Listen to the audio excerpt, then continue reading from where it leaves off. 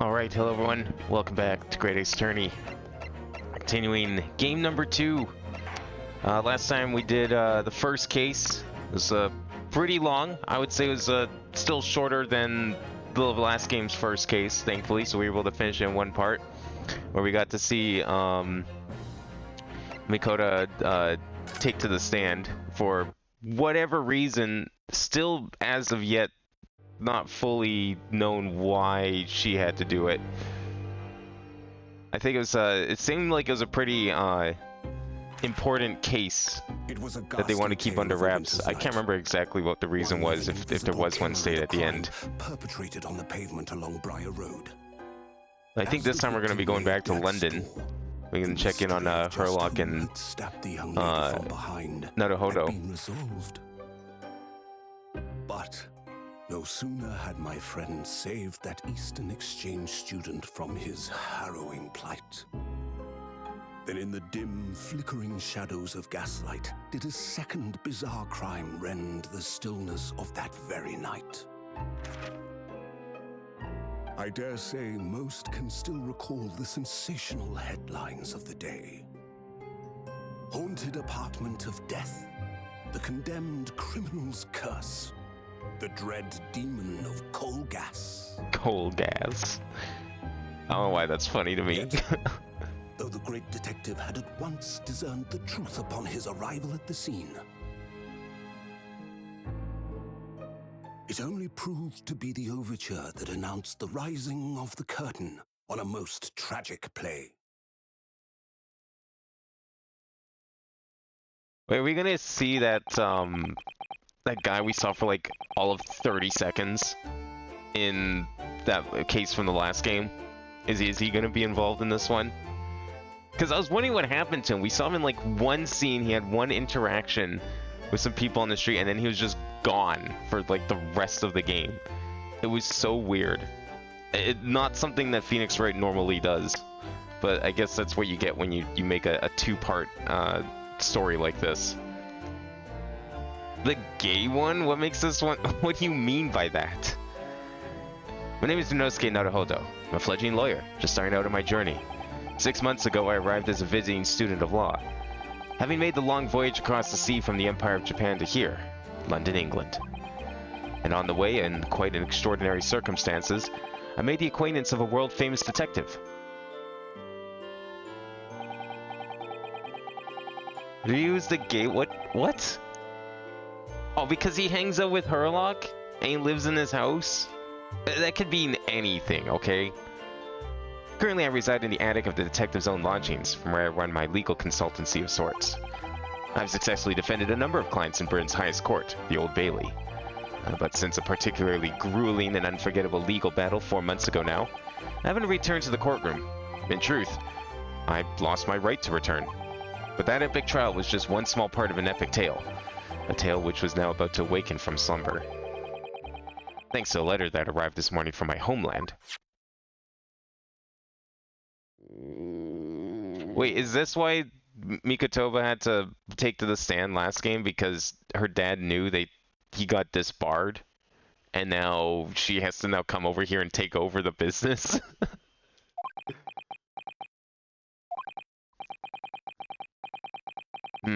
What a delicious smell wafting up the stairs. It must be nearly time for breakfast. I'd better go down to Mr. Sholmes' suite and say good morning to the great detective and his flatmate. So does he live here like rent-free or something then? I mean, if he hasn't had a case in 4 months because he literally banned from being a lawyer, the hell's he been doing this whole time? No, because he had the lawyer boyfriend who died on the ship. Okay, I mean, yeah, that, but like, that was so early in the game. I mean, you don't think you're telling me, are you implying that then Holmes is not his replacement? He hasn't gone over the death of his last lover? Ah, Bruno, good. I was just about to call you. The beacon's ready. Good morning, Iris. It smells delicious as usual. Before we eat though, I have some news. I had a surprise this morning. Shh, not another word, Mr. Naruhodo. This could be just the abstruse thing for my pre-breakfast stagnation repelling mental stimulation, my dear fellow. Morning to you too, Mr. Sholmes. Ah, yes. I see. So that's it. Are we sure about them not, anything? Jack, I don't think you can deny this anymore. I think he found a replacement. You don't just do this to some random guy, okay? It's not how that works. Sholmes isn't... I don't know, I think you might want to rethink that. Are you sure you want your man doing that to some other guy? Is that okay with you? The truth is as clear as day. My faculties of observation have revealed it again. What are you talking about? You, Mr. Naruhodo. You have this very morning met with a surprise. Well, is that not the case? Really, my dear fellow, it barely warrants explanation. Firstly, your hair is particularly unkempt, somewhat reminiscent of a bird's nest. Secondly, you have neglected to fasten the third button on your jacket. Clearly, when considered together, these two facts point to you having been flustered this morning. Can I talk now? But of course. Though I don't look for admiration, you understand. My hair always looks like this. It's been that way since I first met you. Oh, it has? And the button was ripped off last night, if you remember. By you. Have you pulled your button off? Again, pretty sure they're in a relationship. Ah, yes, I recall the incident now. It was after supper, was it not? As the evening advanced, I picked up my violin and began to play the wailing notes of a haunting tune. But then, to my utter dismay, the third string snapped. Why did it have to happen? Why? Little wonder then that in my vexation I grabbed the first button I saw and ripped it from its proper place. You know, as any normal, sane person, it's a reasonable response. Well, I'd like it back now, please. It's troubling me that I can't fasten my jacket. And it's troubling me that you expect me to know where it is. It's somewhere thereabouts on the floor, one presumes. Helpful. What matters at present time, my dear fellow, is simply whether or not my deduction was unerring. But Hurley, Ritter said it when he came in, didn't he? I had a surprise this morning.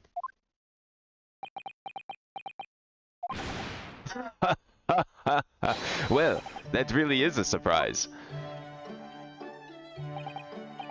Yes, this man is the pride of the British Empire, the famous consulting detective Mr. Herlock Sholmes. There can't be a single person in the world who doesn't know his name. Alright then, enough of this silly conversation. Come and eat this bacon before it goes cold. And I have a new herbal tea for you to try too. My latest special blend. And here we have Iris Wilson, Mr. Sholmes' lodger and companion. A truly exceptional young girl who's the author of a highly successful serialization here in London. Yes, The Adventures of Herlock Sholmes is published in Ron's magazine. So, Mr. Naruhodo, won't you put us out of your misery? What surprised you this fine morning? Well, I received a letter from Japan. Oh, from Susie, you mean? Was it really? Well, that's right, and she had some rather startling news, in fact. Ah, intriguing indeed. You must tell us about it all over breakfast. Oh yes, what fun.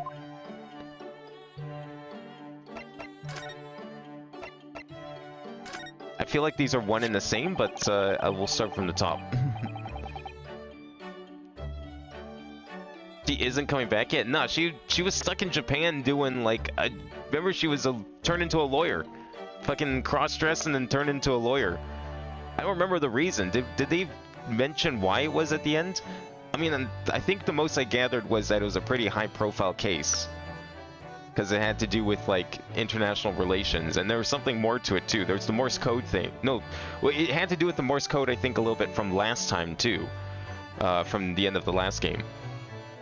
But there was, like, a bunch of shit going on. And I guess she was the only one that could be trusted with it, despite not being a lawyer. This is a letter that arrived from Japan this morning by International Post. Oh, how lovely. Look at Susie's beautiful writing. I wish I could read it. And how is your judicial assistant faring, I may ask? She's very well, thank you. In fact, according to what she's written, she actually appeared as a lawyer in the Japanese Supreme Court and won a case. Oh, really? Oh, isn't she wonderful? A cut above your good self, my dear fellow. I've won cases too, you know. Apparently, Mr. Natsume appeared in the trial as a witness. Natsume. No, I don't recall that name. Of course you do, we helped the man. Twice. You know, in those 2 cases that took place on Briar Road 6 months ago. Ah, the mustached twitchy man with the somewhat feline eyes and the mustache. He didn't have 2 mustaches, Hurley. Yes, who could forget those 2 cases? They made a very deep impression on me. Although, I must confess, the details are a little hazy now. A very deep impression they made on you. Clearly. So, what was this startling news penned by Miss Susato? Do you remember the case of the haunted lodgings, Mr. Sholmes? Ah, yes. It's very interesting, you know. I don't feel entirely uncertain that a case of that nature did not occur. He's totally forgotten then. Anyway, in her letter, Miss Susato asked that we read over her case notes again and investigate further. Though it took place half a year ago, for what purpose? Well, because of something that Mr. Natsume said to her, apparently. He suggested that the real reason why she was called back to Japan so suddenly might have something to do with that case of the haunted lodgings. Oh? On Mr. Natsume's return to Japan, Miss Susato's father questioned him about the case, she says. And something Mr. Natsume said appeared to trouble Professor Mikotoba, prompting him to send that telegram. Oh, that case, yes. It was very strange, wasn't it? Yes. One had to compile the whole story into a nice, neat manuscript ready for publication, too. But then Hurley here was all funny about it, remember? He was very mean. That story must not be published, you said. Very mysteriously as well. Really? I said that. Are you sure? Is that now 2 stories that he was like, no, you can't publish this? Or is this like also about the one that she wrote that we had a whole case about? Do you perhaps know something about it as well, Mr. Sholmes? About why Miss Susato was suddenly told 4 months ago that she had to return to Japan?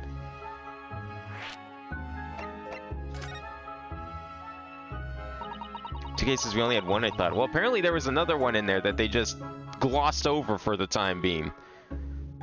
The secret case that you weren't supposed to know about. The one they don't want you to know about. It's like a perfect clickbait title right there. It's been 4 months now since we waved Susie off at Dover. It was such a shock, wasn't it? The way she just suddenly announced that she had to go back to Japan. Indeed it was, due to a telegram she received from her homeland, I believe. That's right, telling her to return urgently. Yes, because her father had passed away. No, it just said he was suffering from a high fever, the cause of which was unknown. He's not dead. But according to this letter, that news about her father's fever was just a ruse. A ruse? So Susie's daddy lied to her so she'd make the voyage back home? Why would he do that? I have to admit, I have absolutely no idea. But she believes it's almost certainly related to the case of the haunted lodgings.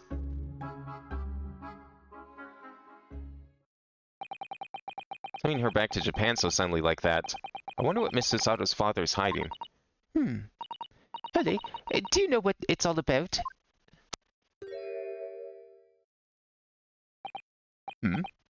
Well, who can say? What? But you said... Please, I have engagements, my dear fellow. My calendar is quite surprisingly full today. And a stringent analysis of the matter would be excessive, I feel, even if I were quite at leisure. So, man the fort in my absence, won't you, Iris? I will, Hurley. Don't worry. See you later.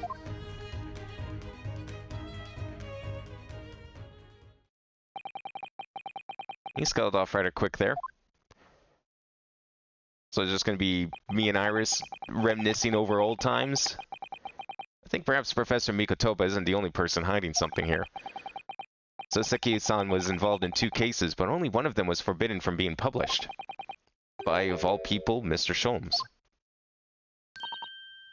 Ah! I found them at last.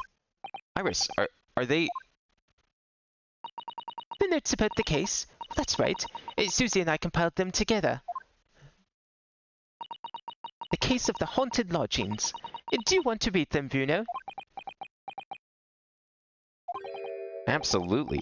Thank you, Iris. I have no idea what secrets could still be hiding in the shadows of this case. But perhaps if I read over the notes again, something might come to light. That's the spirit.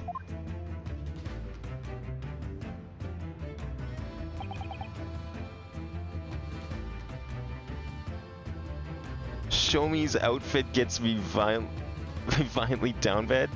Oh yeah, I showed the alternative outfits, I think, on stream, but I didn't actually equip any of them. I forgot to do that. I should do that. Because the outfits were only usable in Game 2 anyways. You couldn't even use them in Game 1. And so Iris and I decided to read over the case notes again together. Everything from what happened to our investigation and that fierce battle in court that followed. Reliving every detail. I just need to find a clue. And I have all the time in the world. Because of course, I'm no longer allowed to practice law in the courts of Great Britain. So does that mean he's gonna go back to Japan? They banned him here, but they can't ban him everywhere. It was 6 months ago. A mysterious incident that unfolded on the wintry streets of London. A young woman was found lying in the snowy pavement of Briar Road with a knife in her back. Fortunately, her life was spared, but she was unconscious for several days following the incident. Well, we failed a flashback case, then time paradox slowly morphs on screen when it says not guilty. The letters just slowly morph into time paradox.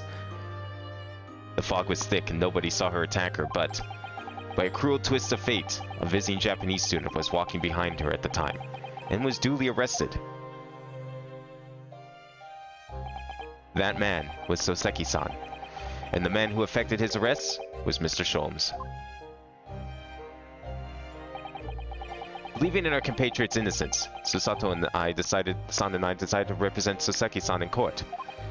And after a grueling trial of many twists and turns, we finally managed to prove his innocence. Joyful, joyous, jubilant, jubilation! Was the man's reaction after the trial, but his jubilant jubilation was short-lived. We received a telegram from Mr. Sholmes the following morning. The victim of the Briar Road stabbing has regained consciousness. Hurry to Bart's at once. Oh, we actually get to interview her now? So Susato and I summoned a handsome and headed immediately to the hospital. Handsome? What the fuck is a handsome? They've already used the word taxi, so I don't know what that can mean.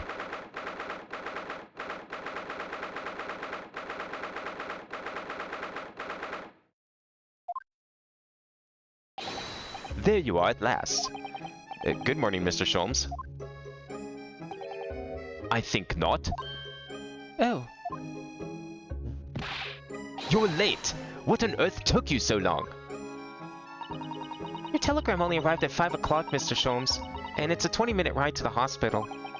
That's right, and it's 5:30 now. I think we made very good time. The time is utterly irrelevant. The fact is, I've been waiting for what has felt like an eternity. In point of fact, I myself was awoken at 4 this morning by a telegram boy, and feeling it was somewhat unjust that I alone had been roused in such an hour, I sent one to you. Well, thanks for that. Anyway, you're here now, so... The victim is over there. She's only just regained consciousness. Wasn't a solution a stabbing case nobody did it? It was an accident was the solution. I mean, if she died, then the person that we technically pointed our fingers at should have been blamed for manslaughter. They should have been found guilty of manslaughter. even though, because it was an accident. But, you know, for his sake, it's a good thing she was alive. They let him off easy. I don't think he actually got accused of anything, technically. You should introduce yourselves, and I shall observe from here. What, you're not gonna come here? Okay. So that's the lady who was found on the snow-covered pavement with a knife in her back. Her name is... Ah, yes, here we are. Miss Green. Wow, it seems like her whole family has a thing with being accused of murder, hey? Or being involved in murders. It's a good thing her husband wasn't around. He's off busy in a party somewhere. With a Mr. Black.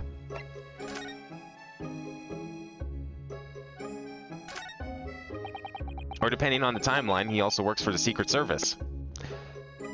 This rounded wooden figure isn't the most charming, is it? I don't think that's a decoration, Mr. Naruhodo. It's an artist's mannequin, I believe. Used when practicing sketching the human form in different poses.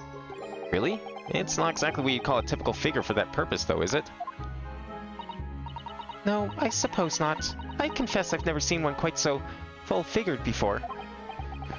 Well, if you want to draw a full-figured person, it's the right tool for the job. I'm seeing someone might be into self-portraits, perhaps, or someone was going to do a portrait of her. Are we going to address those? I hope we do. The ones that, like, were there for, like, 30 seconds and then never saw again. The intro definitely hinted at it. There was, like, a silhouette of someone, I believe, that looked similar to someone we saw. Look, there's a photograph in this frame here. Is that the artist? Oh yes, it's a picture of a young gentleman. Looks to be about the same age as Miss Green, I would say. Perhaps the young woman's special someone, do you think? My mind, Mr. Naruhodo. I didn't know you had a sense for matters of the heart. Not in the least. I sincerely said the first thing I thought of.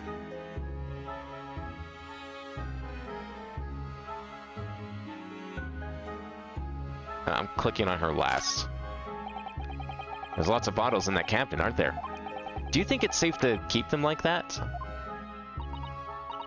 If you were a patient here, I feel sure you'd take some medicine by mistake when you're half asleep. That is a worry, but at least the cabinet has a lock, even if it's only a flimsy-looking one. Oh, I've no doubt you'd manage to unlock that somehow while you were half asleep as well. There are limits even to what I can do when I'm half asleep, you know, Miss Susato.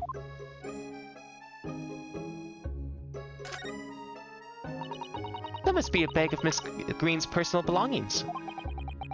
She would have been brought directly here after she was found stabbed on the pavement, though. I expect a friend or family member probably brought some things for her. Alright then, let's see what's inside. A change of clothes, no doubt, and... Why are we just digging through her bag? All of the blue like that, what? No, Mr. Naruhodo. You must never scrutinize a young maiden's personal belongings. Or anyone's, for that matter. But the young maiden might have chocolates or biscuits or It's all the more reason not to. What the fuck? A mouse! Mr. Naruhodo, an enormous mouse! Vermin in a hospital? That doesn't seem the best.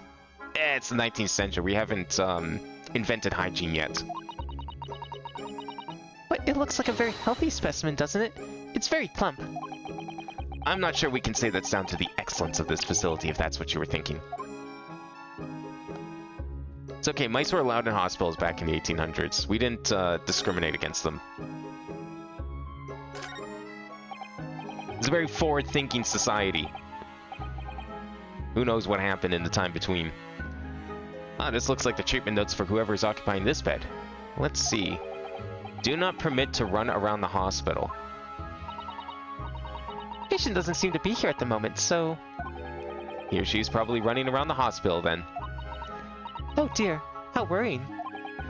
What's worrying is why they haven't discharged the patient yet. I mean, maybe because they're still sick. There's a number of reasons you might be at a hospital able to move around and being told not to move around. All sorts of medicines in this cabinet. Look, I'm not sure if it's safe leaving them in reach of everyone like this.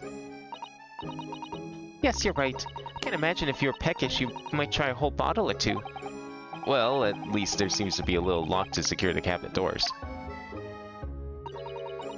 I don't imagine that would stop you if you're hungry. I worried you'd break the lock. Hunger doesn't turn me into a criminal, you know, Mr. Sato. He says as he rummages through a woman's belongings looking for chocolate and snacks. It's a good thing they haven't invented vitamin gummies yet. I would be looting that cabinet the moment I saw it.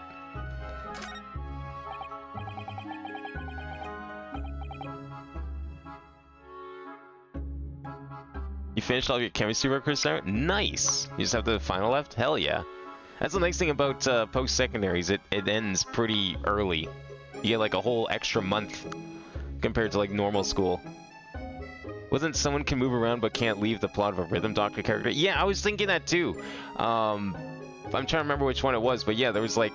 I think there was a number of characters that were like, you shouldn't be walking around.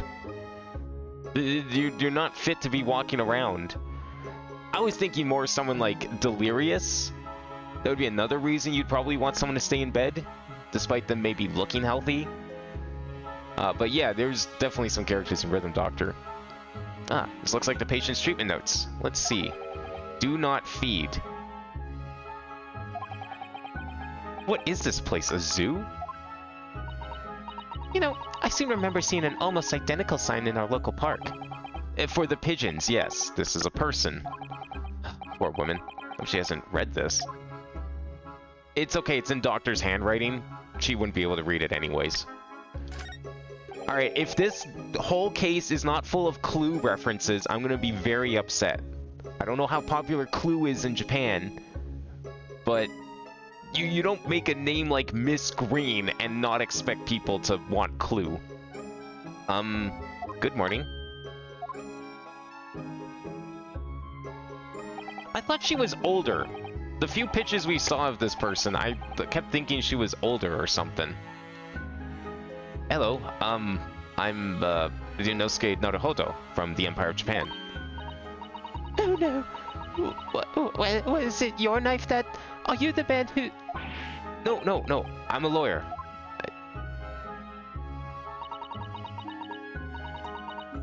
And I'm Susato Mikotoba. Pleased to meet you. No. Oh, was it your knife then? Are you the one? No, I assure you, I'm Mr. Naruhodo's judicial assistant. We heard that you regained consciousness and want to come give your best wishes. Best wishes? For me? Thank you. I'm Olive. Olive Green. Ah, that's the joke. I'm an artist. Well, no, that's not quite right, is it? And what I mean is, I'm trying to be an artist. How much you want to bet that's her in the picture? Well, what I really mean is, I'm desperately want to be an artist. But the truth is, I don't have any talent. I know I don't. What's no wonder I was stabbed in the back.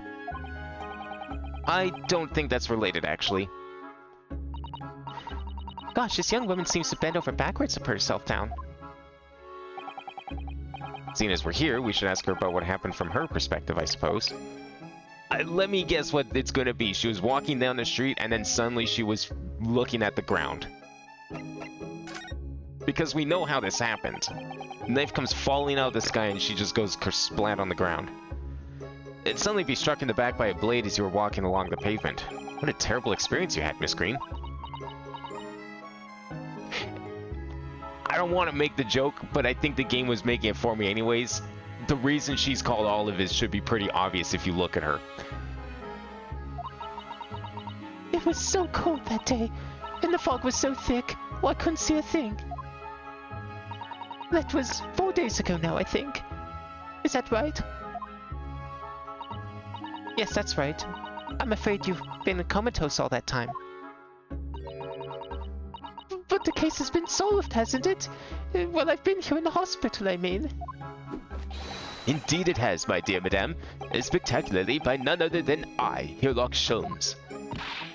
Mr. Sholmes, as you well know, is Mr. Naruhodo's hard work in court that solved the case.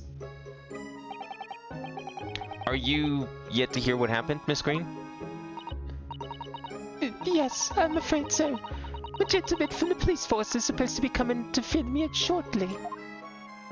I feel like her name would have worked better if they gave her... I mean, I don't know what the Japanese name is for her. But if her hair was red, I think that would have been a little more fitting. Or if she was wearing like a red shirt instead of a white shirt. It'd be like the little pimento filling in the olive. Oh, I see. I guess she has like the bow though, so that kind of counts.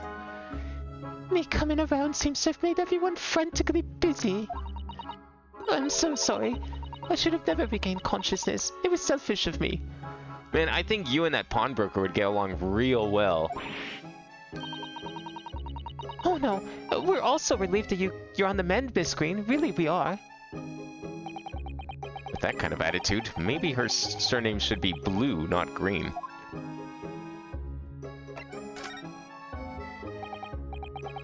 Smash her paths? I don't know, hearing the name Olive just makes me hungry. Must have killed Green in kitchen with the candlestick. No, a knife was involved. There's no candlesticks in the case, okay? You gotta get straight here, okay? It was a knife on the street by Mr. Peacock or whatever you want to call him.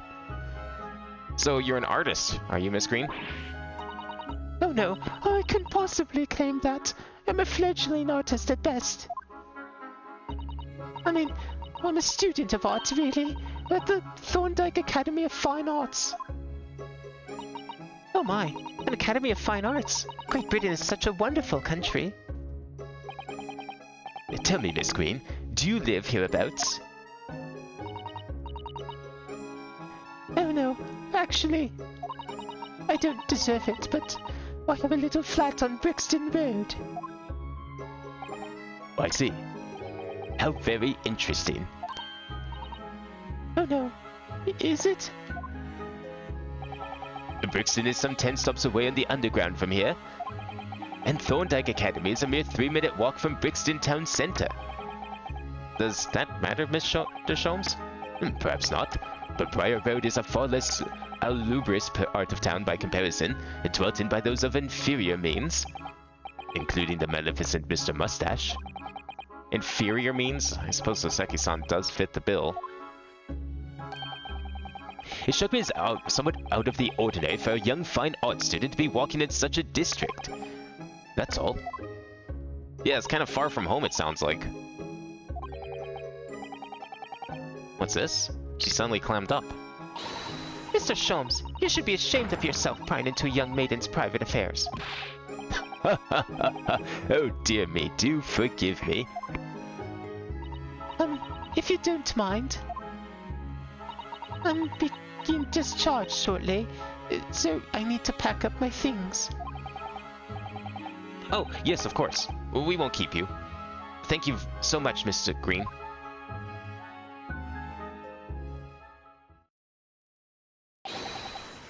Is there a Mr. Nerfodder here? Mr. Nerfodder? Nerfodder now? Well, if you're looking for Naruhodo, the lawyer, that's me, but... Ah, Mr. Nerfodder, good. This is for you. Where's a message for Mr. Saucy Nutmeg? Mr. Natsume sent a message to me? But why would a policeman be delivering a message from Mr. Natsume? Exactly. What's going on? What's a Scotland Yard constable doing playing delivery boy at this time in the morning? What are you waiting for? Let me see that. Oh. Well, this is most unexpected. Is something wrong, Mr. Sholmes? Is something wrong, Mr. Sholmes, he says. Have you not seen this note? No, how could I have? It would seem that London's criminals have no intention of letting the great detective rest. A new case calls. A case of murder, no less. We must depart at once. Wait, did he write the note in English? I mean, fair enough, I guess. Just kind of surprised. It was addressed to Inosuke, so I thought maybe he would have wrote it in Japanese. He was so happy to see another Japanese person in London, after all. Murder? Call a cab. Time is of the essence. But the trouble is, we've yet to read Mr. Natsume's note. I was thinking we ought to pay him a visit in his lodgings once we did. That will be entirely convenient. Convenient? What do you mean? It's all here in the note, my dear fellows. The murder we must investigate took place at Mr. Mustache's lodgings. Wait, what? I'll hail a fiacre at once. A fiacre? Wait, did that say fiacre or fiacre? The fuck are these new words? We calling taxis like 3 different things in the span of like 5 minutes. It's only yesterday that Saseki-san was in court and we were dispelling doubts about his innocence. And now, the very next day, there's a murder at the man's own address? He may very well be the unluckiest man alive. Or so it seemed to us at the time. But we were soon to discover that it was worse than we thought. Why is this left out of the previous game? Have you ever seen a Phoenix Wright game with more than 5 cases? No, you haven't. I rest my case. Damn, someone had a little too much to drink. What on earth? Oh my, the gentleman is deceased without question. He's dead. Locum student Mr. Naruhodo Esquire. Mr. Natsume. Oh, why? Why is this happening? Why to me? I've only just got out of court. Yesterday, I was finally home after 2 days of misery. And then I wake up the next day to this. No early bird should catch a worm like this. Woeful worm without wiggle. I see you're in high spirits again this morning, Mr. Mustache. Ah, not the horrible Herlock Sholmes. Shoot! Shove off! Show yourself the door! I never invited you! Mr. Sholmes came here with us. I'm quite sure he'll be able to help you, Mr. Natsume. I am entirely at your disposal, Mr. Mustache. What can I do for you?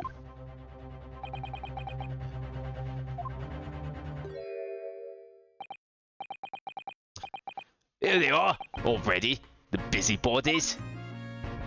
Ah, Inspector Gregson. What a pleasant surprise.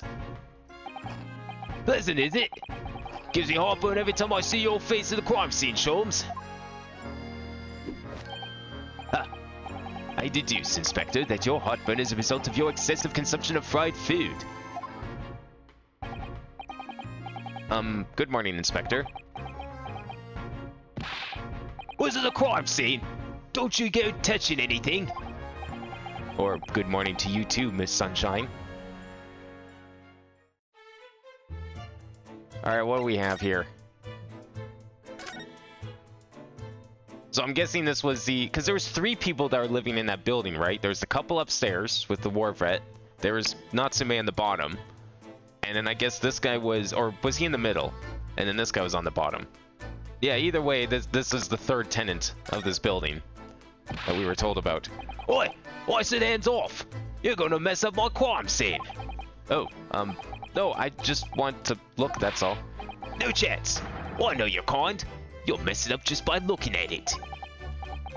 Someone's in a bad mood. There's certainly some bad air in here, isn't there? I don't think there's any air in here, considering the windows are blocked off. Alright, sounds like I better talk to the Inspector first and try to curry some favor.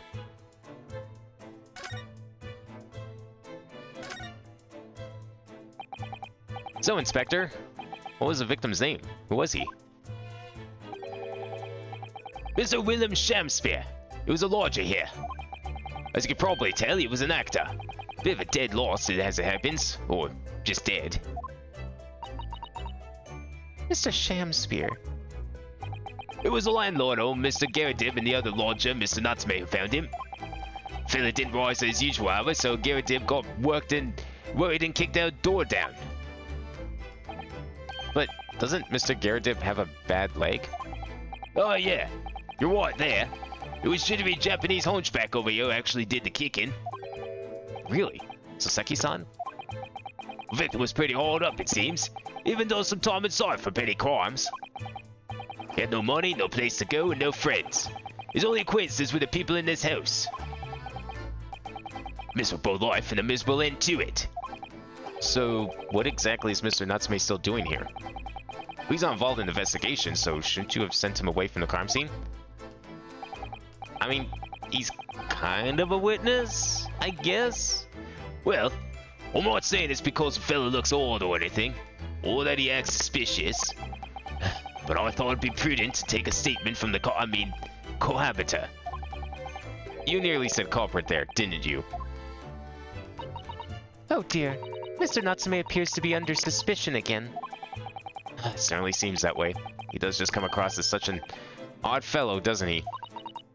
Poor man. How unfortunate. It's Gregson, the man gonna be charged with contempt of court in a few months' time. Yeah, we get to see him in action one more time.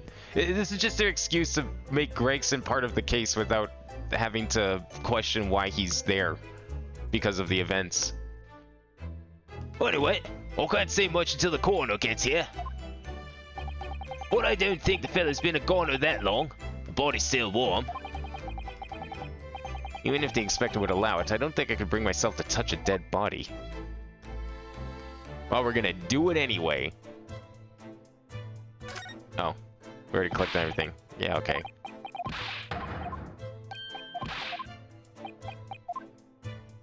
Do I have to talk to him for real? No. I guess we just talk to you then. What a terrible thing to have happened. It's only been 3 days since I was arrested for the incident on the pavement outside. And then, having finally regained my freedom, it starts happening all over again. Endless existence of excruciating experiences. So the victim lived here on the ground floor and your room is just one story up, isn't it? Yes, that's right. In a way, we were neighbors, I suppose. So, did you know the victim? Were you friends?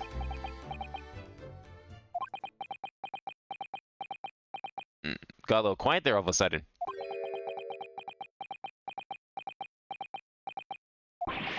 Well, what's the matter, Soseki-san, now? It was an innocent enough question, wasn't it? Why does he seem so shaken by it? Well, I suppose he wasn't a complete stranger. But did he ever invite me to his room? Never! On my honor, I swear it. What an extreme reaction. You're probably wishing you'd never asked now, aren't you, Mr. Naruhodo? When we found him here, I felt wretched, which is why I was sent word asking you to come. Though that inspector over there. What the fuck are you doing now?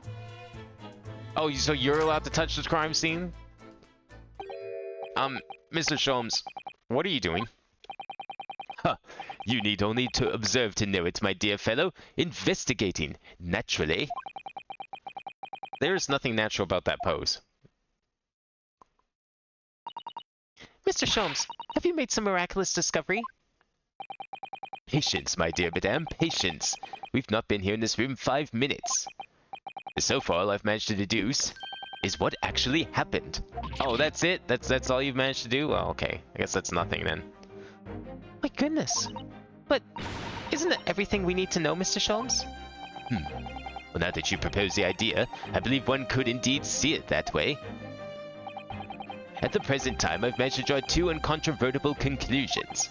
The first, that there was a physical struggle here last night in which the victim fought for his life.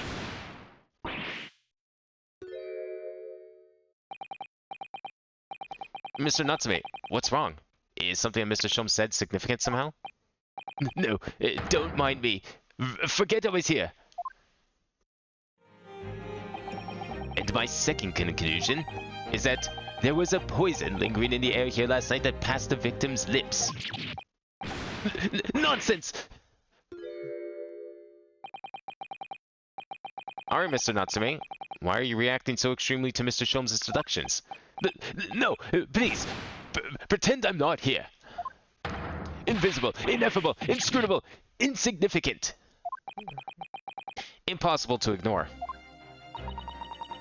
You must tell us everything, Mr. Sholmes. Spare no detail. But of course. Let the theatrical tragedy before us be unraveled by my great deductions, presented for your pleasure in 2 acts. We've heard some truly astounding great deductions from Mr. Sholmes in the past. No doubt this will be no exception. What miracles won forth before our eyes this time? So, my dear fellows, for your delight and wonder, let the curtain rise. For Herlock Sholmes' Logic and Reasoning Spectacular, Act 1.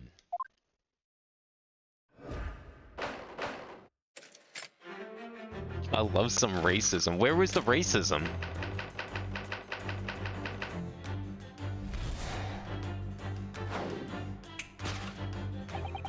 Careful observation of the victim reveals to us the events that transpired in this disconsolate room last night. Foam at the mouth of the deceased clearly indicates the use of poison. Next to the victim, we notice a large dining plate which contains, you will observe, 1/2 of a sizable bar of soap. Meaningful? Indubitably. I thought that was butter. Why is the soap set so purposefully upon the dish? Like the victim's last supper, in fact? Yes. Could it be that the man was about to eat it? Of course, the fork reveals the answer. Man's eating soap, eh? It appears that the young man's appetite was his undoing. Taking up arms in the form of his cutlery, the victim engaged in a deadly battle for his life. Yet the struggle against his hunger was in vain, for in the end he couldn't resist devouring the slippery feast. But London's foul soap is besmirched by foul poison. They're washing their hands with poison?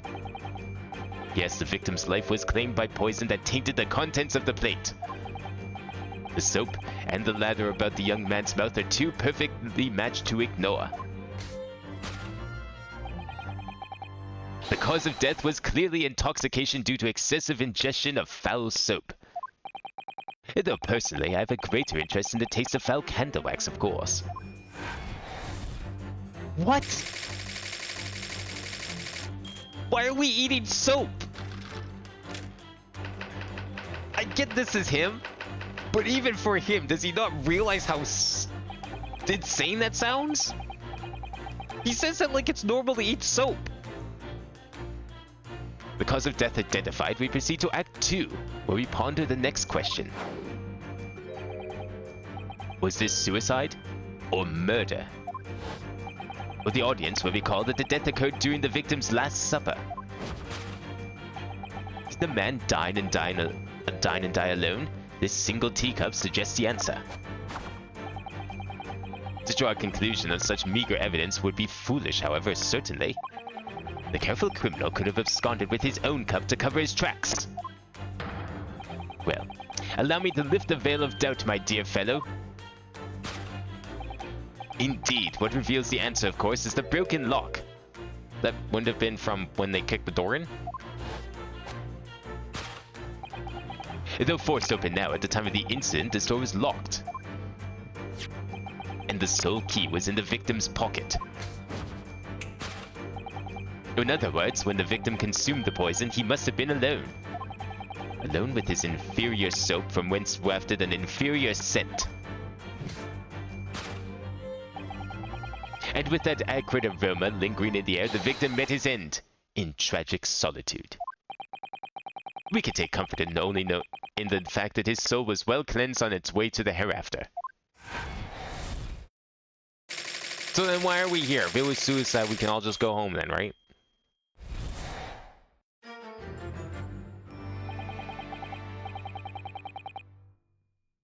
They instantly think it's the non-white guy? No, the way you think about it, they instantly think it's the guy who's shivering in the corner, twitching at every little mention, doing a horrible job at lying about the fact that he wasn't here at the time of the crime, and only came in after the fact. No, they're pointing fingers at the obviously suspicious man. If it was Sholmes twitching in the corner, having a terrible time lying about the fact he wasn't here, they'd be blaming him too. Thus concludes the final act of Herlock Sholmes' great deduction.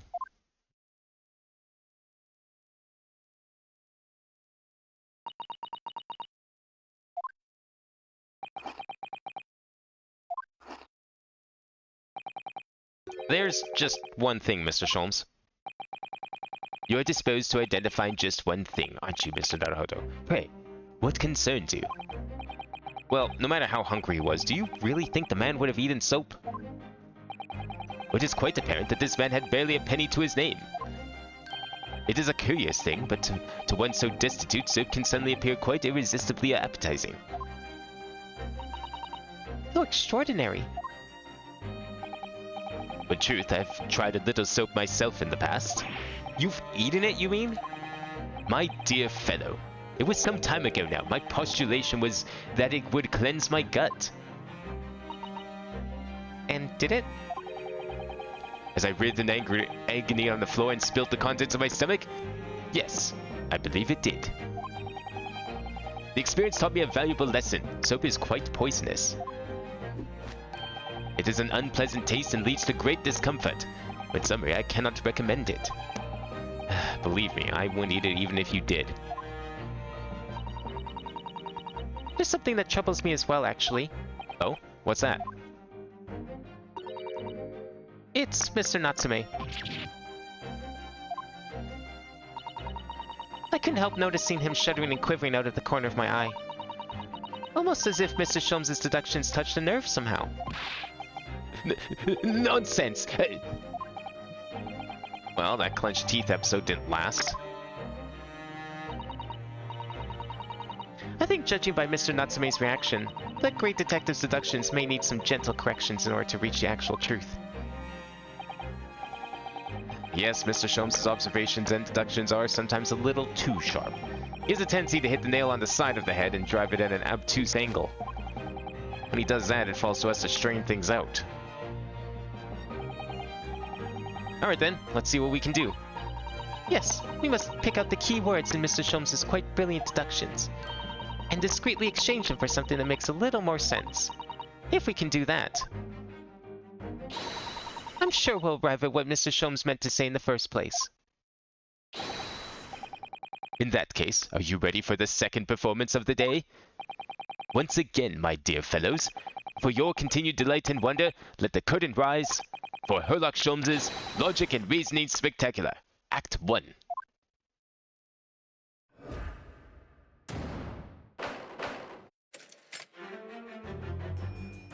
I want the guy doing the question thing during the deduction become a GIF.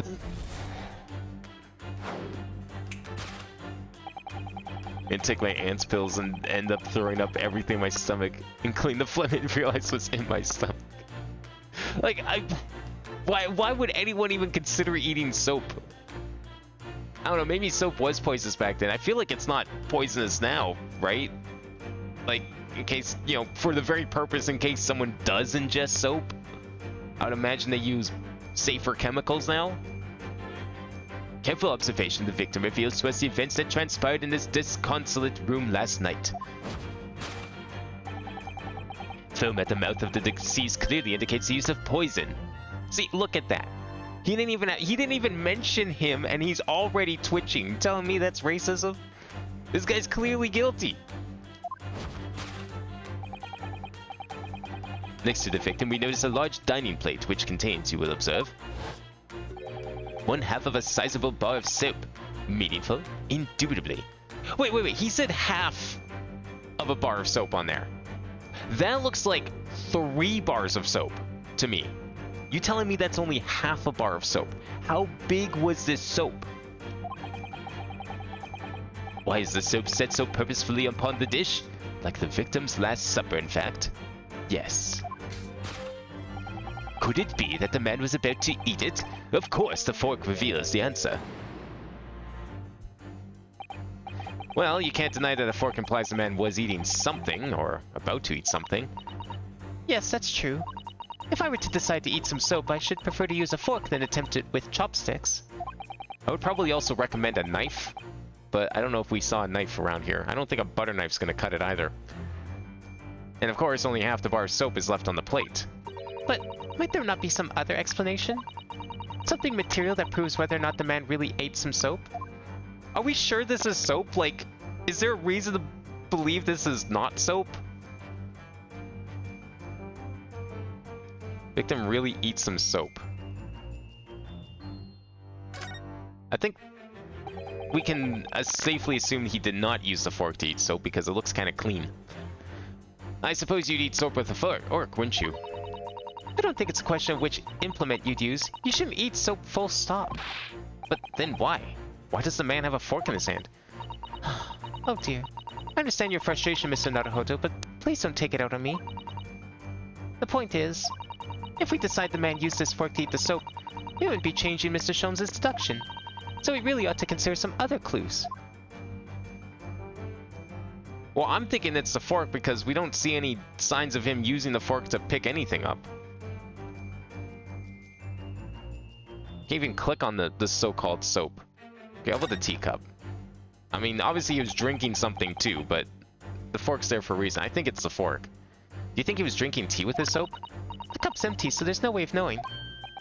Oh, how about this for an idea? Perhaps the cup was full of water, and he was dissolving soap in it so he could gulp it down as much as possible. We're still on the soap thing. Please remember that he may not actually have been the soap lover that he's been made out to be.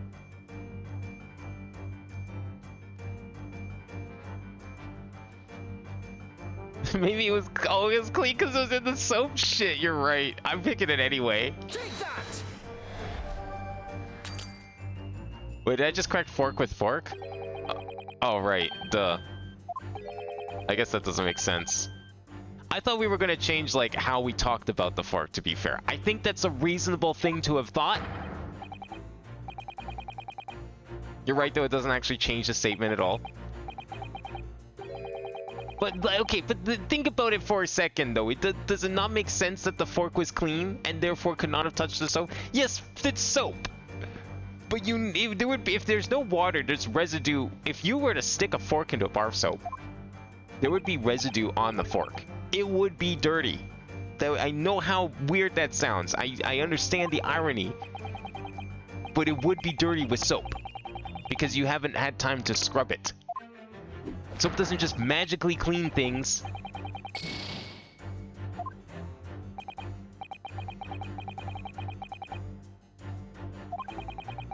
It would not have cleaned it. I think it was a pretty decent observation. It's like if he used the fork to eat soap.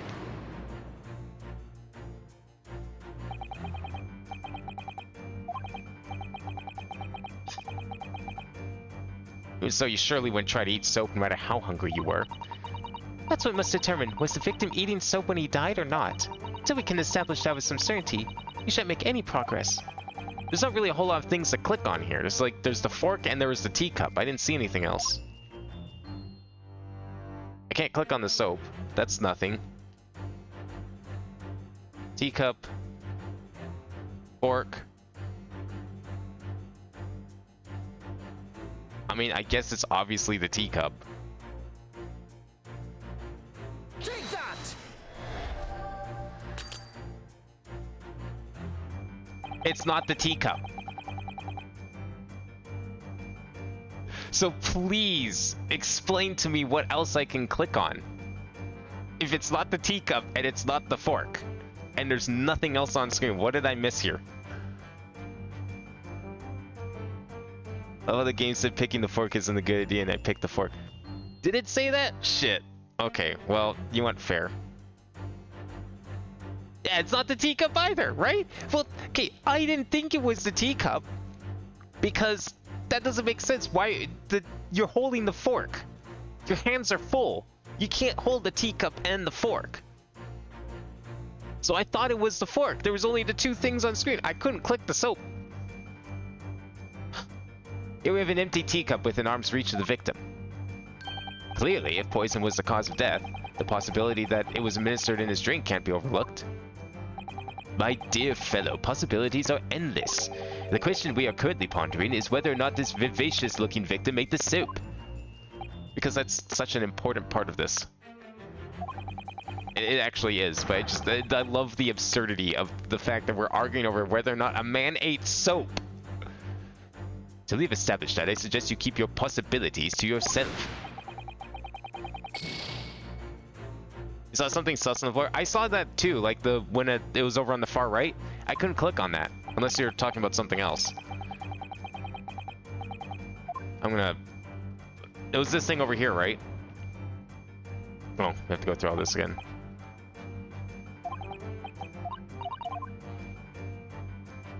This, right? Oh, there it is. Okay, there it is. The other piece of soap. When I was turning the camera, I missed it. Look, there's more soap on the floor here. Mr. Shamspear must really have loved this stuff. Are we sure this is soap? Like, why are we just thinking this is soap? I feel like everyone in this room is currently missing the most obvious thing here, and that this is probably not soap, but we're just thinking it's soap. Like, what if it's like butter or like pound cake or something? Those things kind of can look like soap. So jump to conclusions, Mr. Naruhodo. Look closely at the soap. Do you see that would fit together perfectly with the half bar on the table? What the? How can that be? I think that they are two halves of the same bar that broke apart.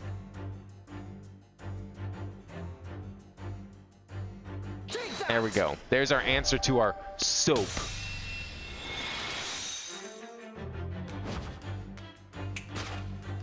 I was thinking as a case, exactly. Like, why? Is this really soap? I'm having such a hard time believing that this is actually soap. I mean, it's Phoenix Wright, so I really can't tell. But, like, surely this isn't soap. Could it be that the man was about to eat it? Of course, the other piece of soap reveals the answer. It being the other half of the soap on the table. In short, the victim was not eating soap at all. So why the fork then? But it's obvious, really, for no depths of hunger could drive any man to attempt to eat soap. Says the man who admitted to eating soap. Even I, with my unquenchable thirst for practical knowledge, took only a single bite. But that begs the question of how the man was poisoned, because there's no sign of any food on the table. The cup? Which we brought up earlier, but we were jumping ahead, so can't do that yet. An excellent observation, Mr. Naruhodo, and one that furnishes us with the answer we seek. For London's foul soap is besmirched by foul poison. Yes, the victim's life was claimed by poison that tainted the contents of the plate.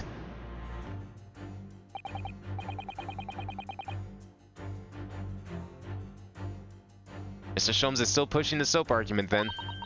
Perhaps he's suggesting the man licked the soap rather than ate it. I don't know how we're going to prove that one. If soap in London is that poisonous, I don't think I want to be washing my hands with it. That's pretty much what I was thinking. There are no signs of any food in this room at all. Of course, food isn't the only thing that passes people's lips, is it? Alright, now is it teacup time? I mean, now we can't even see the floor, so... What was it? Victim's life is claimed by poison that tainted the contents of the plate. So it's gotta be the teacup then. Take that!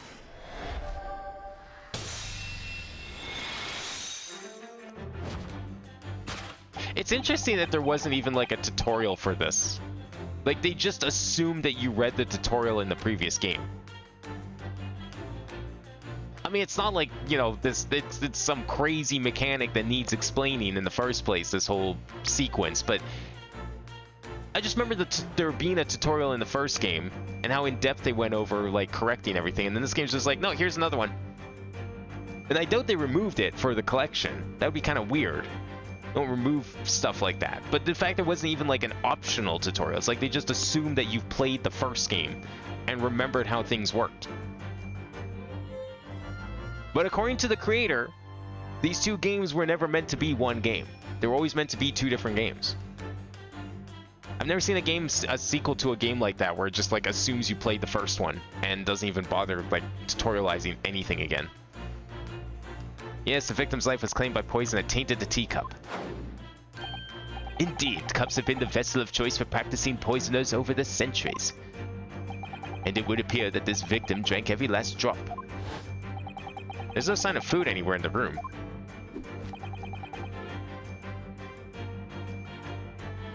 which leads us to the immutable conclusion.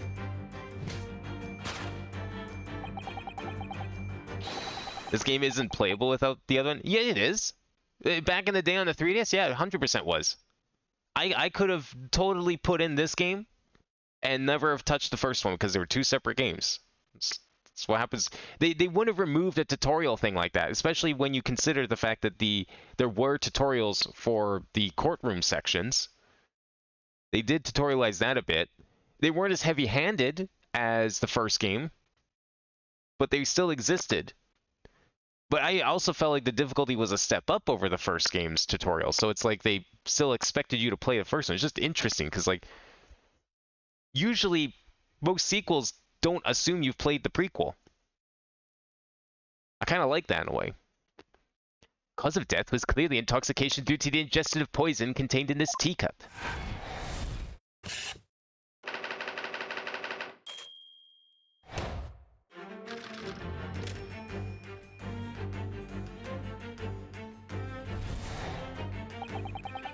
Cause of death identified, we proceed to Act 2, where we ponder the next question. Was this suicide or murder? The audience will recall that the death occurred during the victim's last supper. Did the man dine and die alone? This single teacup suggests the answer. Ah, the Western vessel for infused hot drinks again. It's already featured heavily in our deductions so far. Yes, we can imagine that shortly before his death, Mr. Shamspur is having a drink of tea. There would be nothing remarkable about that, but what troubles me is Mr. Natsume's reaction when he heard Mr. Shom suggest it. There's more to this deduction than it seems. We must examine the scene of the crime again for some more clues. Single teacup suggests the answer. I guess that's just his hat. Oh, hang on. Take that! There was another cup the whole time. Note that he drinks with his left hand. Did the man dine and die alone? This other teacup suggests the answer. Yes, there were two teacups in this room all along. In other words, this is a strong indication that at the victim's last supper, there was a guest present. Why does the guest silhouette look suspiciously like, the guy upstairs? At the very least, we can now say with certainty that somebody else was here in this room last night, taking tea with the victim. What are you talking about? Utterly, unbelievably, unjustly unreasonable. To draw a conclusion on such meager evidence would be foolish, however, certainly. In which case, what more can we deduce about this possible guest at the table? Well, allow me to lift the veil of doubt, my dear fellow. Do you mean to say you know exactly who was in the room at the time of the victim's death? Indeed. What reveals the answers, of course, is the broken lock. Are we even sure he's dead? I mean, he might not be, I guess, but like, if it's poison, then I think he's probably dead. Although they did say the body was still warm, maybe he is just sleeping. I'm not sure I like where this deduction is going now. I'm afraid it's too late to go back to the halcyon days of eating too much soap. But the identity of the guest who was here last night when the victim passed away is something I have a very bad feeling about.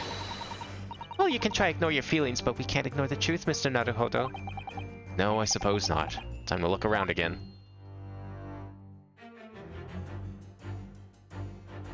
What we have over here? At first glance, it seems that the only things in this room are the makeshift stage and the costumes. I overlooked these 3 books initially. I wonder what they are. Let's see, the titles read The Picture of Monsieur Lecoq, Canterbury Yearnings, and A Meal for Gabrielle. Wait, I'm sure I've heard those titles before.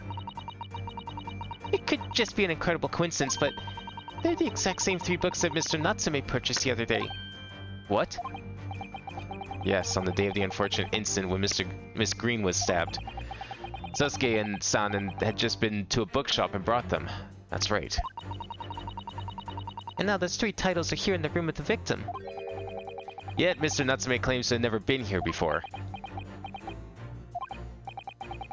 What does this mean, do you think? I really don't know what to make of it. I think that might be what we need to click on here. Candle? I don't think that's relevant. Although it's weird that's still lit. You'd think they would have put it out for safety reasons. I mean, London has a history with terrible fires. Even Mr. Shamspear didn't eat candles, it seems. We've already established that he didn't eat soap either. Do you think perhaps the guest brought this candle here last night? Even if he or she did, does it reveal anything about the guest's identity? Good point. There goes my idea. Snuffed out like that candle will be. If you sigh so deeply, Mr. Naruhodo, you're in danger of blowing out the flame. Yeah, I don't want to mess up the crime scene here, okay? Gotta leave that candle burning. Could also check the pulse like a sane person. I don't know if they did that back then. Did they have stethoscopes and all that? Did they think to like check for pulses? I mean, they said the body was still warm, so I mean, maybe he's alive. Alright, it's probably the books, but let's just check out this bottle too. It's empty. Empty of liquid, but full of air. That makes you think, doesn't it? It makes me think that you're full of hot air. We should be thinking about who else was in the room at the time. Bother. Susato-san's quip in response was cleverer than my original riddle. What riddle? You just made a witty comeback. It's not gonna be the broken log. We Take that!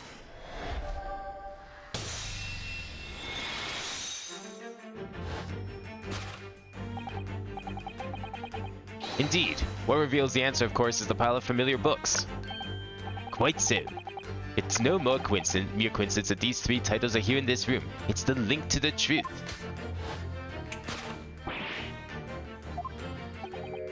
Now who's being racist, huh? Mr. Natsume, you purchased these books 4 days ago at a second-hand bookshop. That's just a coincidence. In that case, you'll be able to bring the same 3 titles from your own room, will you not? This very moment.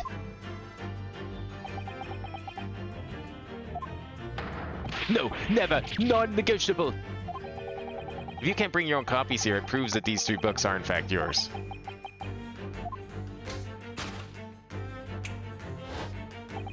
Having purchased the books 4 days ago and returned to your lodgings, you were arrested the very next day.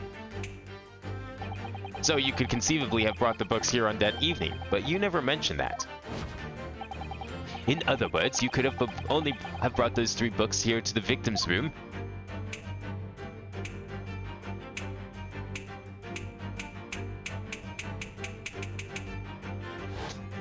I like this sequence. Last night, having returned to your lodgings after the trial concluded at the Old Bailey. Wait! Oh, okay, yeah, no, yeah, after the trial was over, that makes sense, yeah. Alright, I misread it. In short, there's only one possible conclusion. The victim died here in this room last night as a result of poisoning. And that same night, the victim had a visitor. And that visitor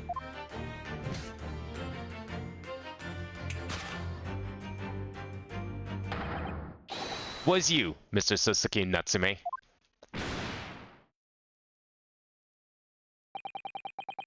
Thus concludes the final act of Herlock Sholmes' great deduction. Man, when even Naruhodo's like blaming you, you know you're fucked.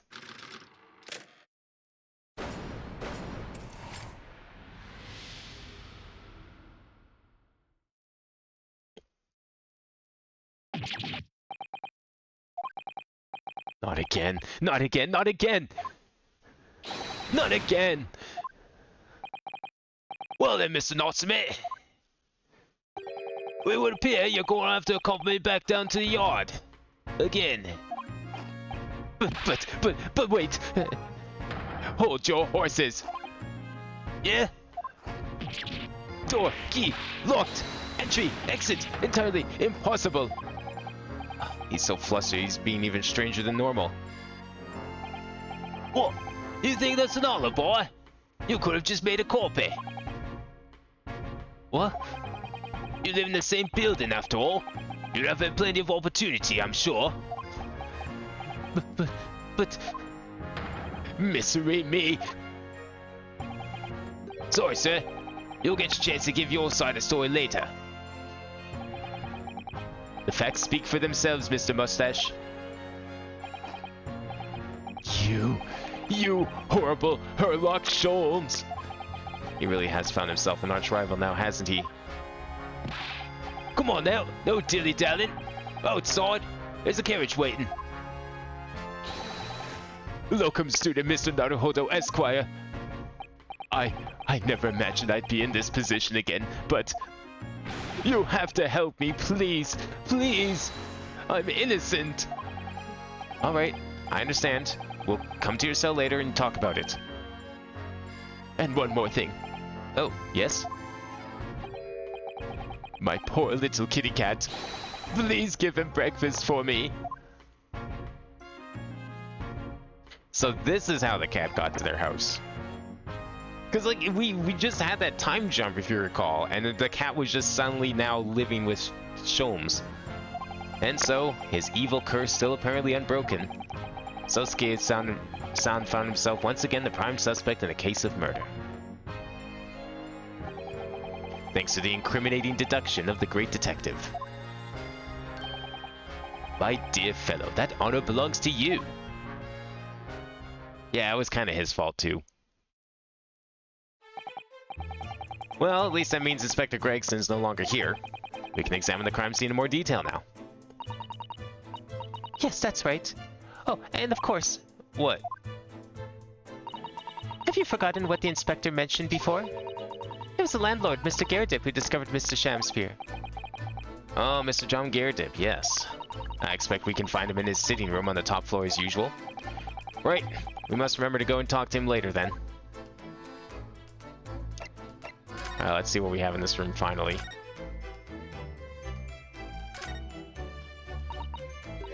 This is some sort of makeshift stage, I think, isn't it? Where does the audience sit, though, for the nightly Shakespeare performances? Actors aspiring to the great stage must practice their art, Mr. Naruhodo, with or without an audience. In fact, on a related note, perhaps you should set up a mock bench for the defense in your office. What? Then you could practice your art every single day. Which art is that? Slamming the desk? Jumping into a wall behind him? I'll think about it, if you promise to don a beard to play the role of the judge. Well, if that would help you achieve your goal. This I have to see. Are we just, like, slowly awakening something in her? Like, is this why she was okay with the disguise in the last case? This is a gas wall light, isn't it? Must be connected to a gas pipe in the wall. Gas lights, a gas stove. London really is a city of gas. But now that I think about it, Mr. and Mrs. Geradip had an open fire on the top floor, didn't they? Oh yes, you're right. I don't recall seeing a gas stove up there. Well, I much prefer a real fire anyway. It's so much cozier. I mean, gas also kind of stinks. Like, literally. It's terrible. And here we have another disproportionately large machine. This looks like a meter of some kind. This is a gas meter, I think. It seems that in this district, residents pay for gas as they use it with coins. Oh, I see. And now that you've pointed it out, I can see that there's a slot just here that looks like it would take a coin. It's like coin op gas. That's funny. I like that. Instead of them sending you a bill, you just like insert coins to continue. So you mean if you put a coin here? That's right. That would buy you about 2 hours of gas for lights and heating. So if you were a poor person with no money, you'd have to sleep in the freezing cold? Yes, or if you were a scatterbrain with no change because you forgot to exchange your money at the bank. Thank goodness there's no meter in our office. I would not be surprised if that's actually real. I could definitely see that. Yeah, Gyarados is Mr. Moonface. He was the war vet from the case that preceded this one in the last game. As we've seen from the outside, the window is completely bricked up. A vestige of the former window tax that Britons had to pay. What strange things they used to tax in Great Britain. I mean, making people pay for the number of windows they had in a property. It's extraordinary. It's heartbreaking to think of the poor having to block up their windows just to avoid an unaffordable tax. Oh, What is it, Mr. Sato? if you look closely, remember the bricks are loose.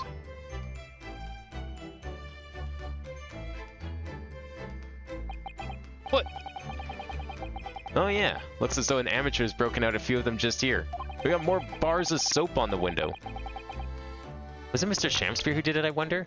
Being the lodge are renting this room. Oh, look at this, Mr. Naruhodo. On the outside, there's a little ledge. And there's something on it. What? Outside?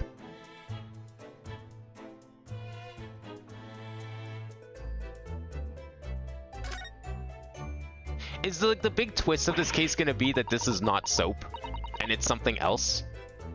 Because like I still can't imagine this is soap. The 3 giant bars of soap. It's so cold outside. You can feel it through this gap. Yeah, maybe because you removed the bricks. It did snow all last night. It would be cold. But more importantly, what is it on the ledge out there? What are those snow-covered lumps? It's more bars of soap. Soap? What are bars of soap doing lined up on a ledge outside the window? Maybe this is how this guy made money. He made soap on the side to sell. I have no idea. But the pair of them look rather charming like that. Still, that's very strange, isn't it? Bars of soap lined up outside the window. I think perhaps we should take one. There are 2 after all. Oh dear. I suppose we could. Oh, what's this? Look here at this soap. Do you see? In the middle here. There's a patch that's a different color. It's sort of transparent, but... Some sort of fancy design, I suppose. Only in Great Britain. Looks like the Hinamato flag of Japan, doesn't it? How wonderful.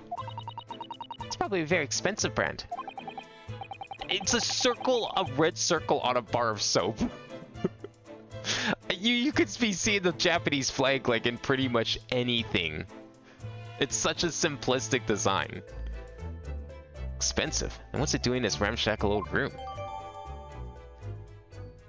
Cheap bar of soap that was discovered just outside Mr. Shamspear's window. It's one of 2 that were found there. It's cooling bread. It's gotta be bread. It's gotta be like a bread or a cake or something like that. Like, this is not soap. It cannot be soap. Has no one thought to like, okay, they just picked it up with their bare hands. Soap has a very distinct feel to it.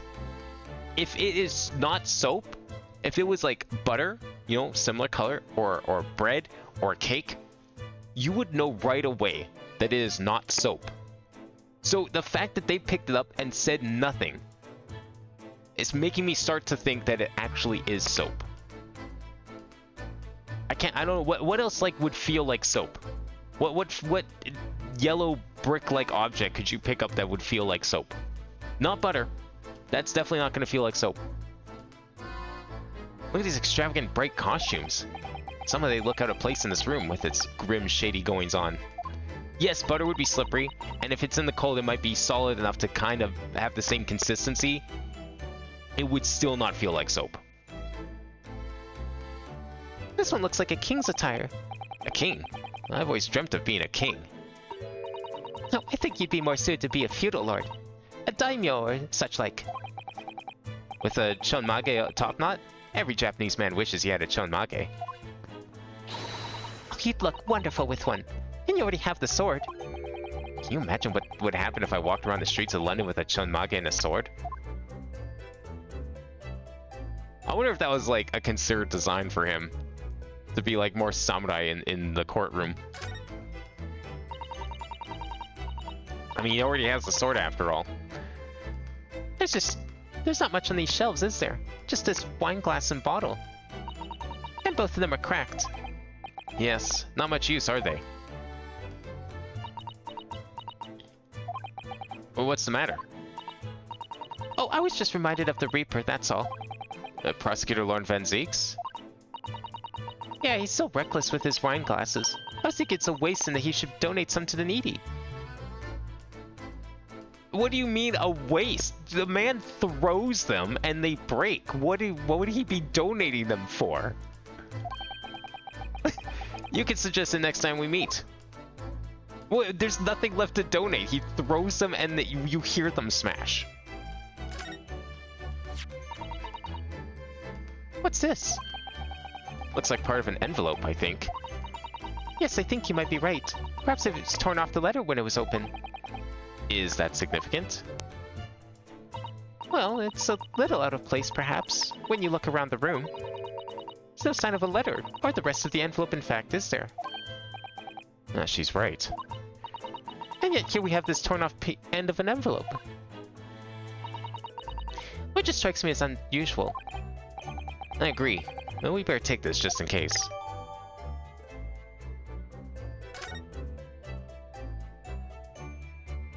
Alright, let's check the body again. See if there's any more signs of soap. Oh, the poor man. So young to die. Do you suppose it was a very painful death, being poisoned as he was? I don't know. All we can do now is hope that he'll be reborn to a better life. Yes, I suppose you're right. I wonder... Do you think that putting our hands together in a Japanese prayer will help a British soul? Sorry? Well, now who's being racist? I made sure I had a reference at the rave for just such an occasion as this, actually. This book is entitled The Beginner's Guide to Praying for the Departed, the British Way. So, the Bible? I'll just reread it now. One moment. There's quite a spine on that book, isn't there? That book seems to have everything after all. I think we're done in here, by the looks of it. There's just a candle on this side, right? Yeah. Donate the ones he hasn't broke yet, but if he donates the ones he hasn't broken, then how is he gonna break more? He won't have any left to break. Oh, we can go lots of places here. Okay, let's go check out the Gyarados first, and we'll work our way back outside to the prison. I see they got a new screen. Carpet, they did not get a new one of. Here we are again, the eccentric landlord's eccentric top floor abode. We're here because Mr. Gyarados is the one who discovered the incident this morning. Don't forget. Ah, you chaps, eh? Yes, good morning, sir. Thank you for your cooperation in court yesterday. It was quite a trial. As much for Mr. Gyarados as anyone, really. Came straight back here after all that business at the Bailey yesterday. Didn't expect to wake up to more bally nonsense this morning. I wonder if you wouldn't mind telling us exactly what happened, Mr. Gyarados? Yes, I suppose you'd like to know about that dead loss of an actor chap on the ground floor room. Those were exactly Inspector Gregson's words, weren't they? Oh, you can see the cup disappear. Did you see that? He took the cup, turned it to his side, let go of it, and then you just see the cup like magically disappear. They didn't cover it properly.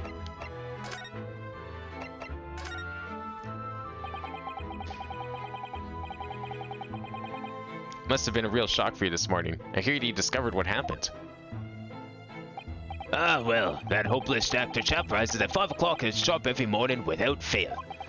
Born at 5:30 this morning, he still hadn't lit the gas. So I went down and knocked on his door, but no bally answer. And that's when you broke into his room by kicking down the door? Well, I called in that rum-looking Japanese chap to do the grunt work, of course. Wasn't it a little premature to kick the door down? The man could have just been overslept by half an hour. That's very true, Mr. Naruhodo. If 30 minutes oversleeping warranted such behavior, I'd have to kick your door down every morning. Well, yeah, you know, better to be safe than sorry and all that. is it just me or is he avoiding our gaze now all of a sudden? Oh yeah, how much you want to bet he's gonna be the perpetrator? And then he just goes and, like, so he can spend jail time with his wife. Except that was a sorry situation indeed that you found on the far side of the door.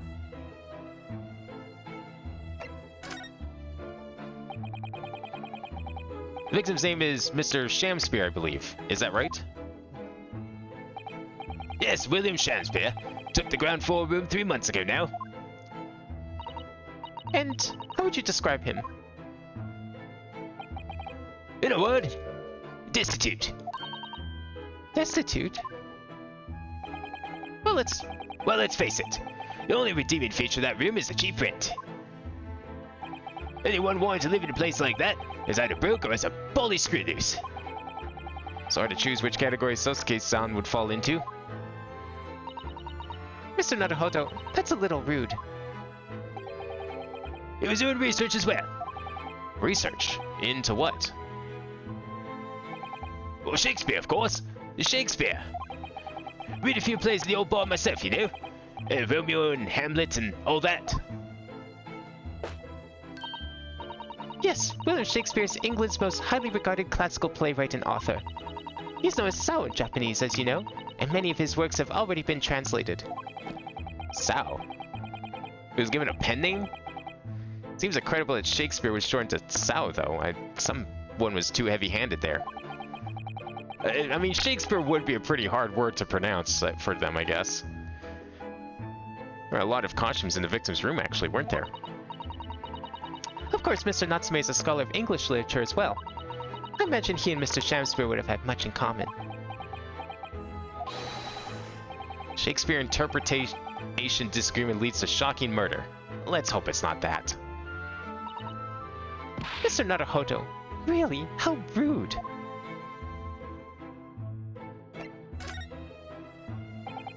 After Mr. Natsume's trial yesterday, you came straight back here, I believe, didn't you? Did you notice anything strange between then and this morning? Well now, must have been about 6 in the evening by the time I got home. Snow was coming down rather heavy as I remember. It was completely dark that day. That failed actor chap was out at the time. Mr. Garrett noticed there was no light from his room or something, I suppose. Couldn't summon the energy for anything that much, so I just sat in front of the fireplace up here. It was after 8 before Shamspear got back. Well, the chap was up until past 1 in the morning, I'll have you know. Suppose he met his end sometime after that. I was asleep by then, so I'm rather in the dark there. Well, thank you. That was very illuminating. Is everything alright, Miss Susato? Well, I was just thinking it's a little strange, that's all. Mr. Garrett, you were up here in your room all evening, if I understood correctly. Not a big fan of stairs. Not with this blasted leg. Then, how is it that you seem to know? The precise movements of your tenant on the ground floor, I mean. Well, that's a very good point. Well, I can't imagine that you could hear noises from the ground floor all the way up here. Does this man like to spy on his tenants? Is that it? Oh, I say! I know what you're thinking, it's a bully outrage. I'm ex-military, don't you know? I don't go around spying on my tenants. Why would I? Then how do you know, Mr. Garrett? It's the gas, woman. The gas tells me everything. The gas?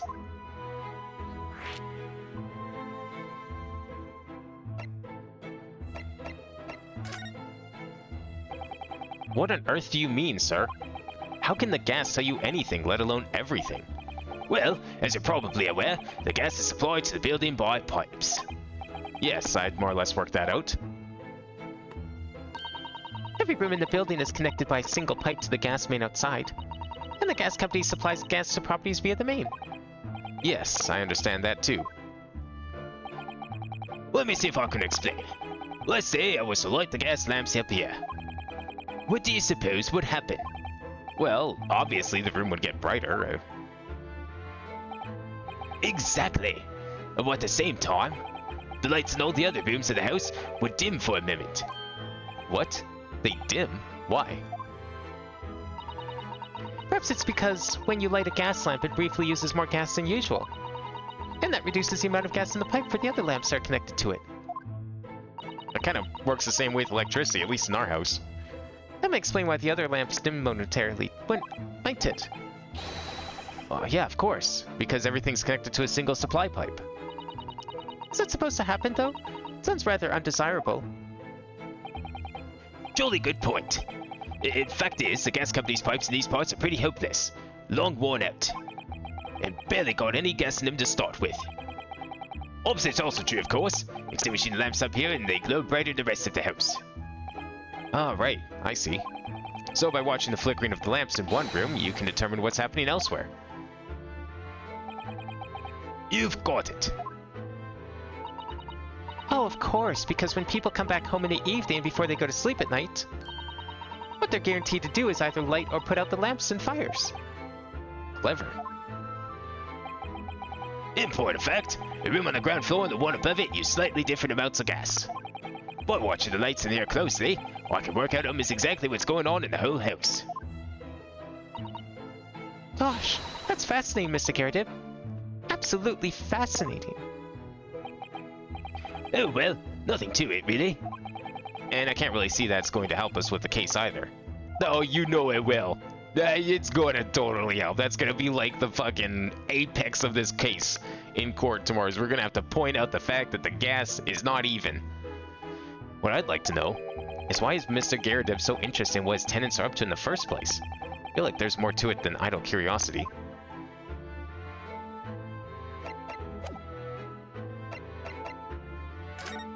Is anything even like worth examining here? I mean, we were here last case. Everything's still a mess.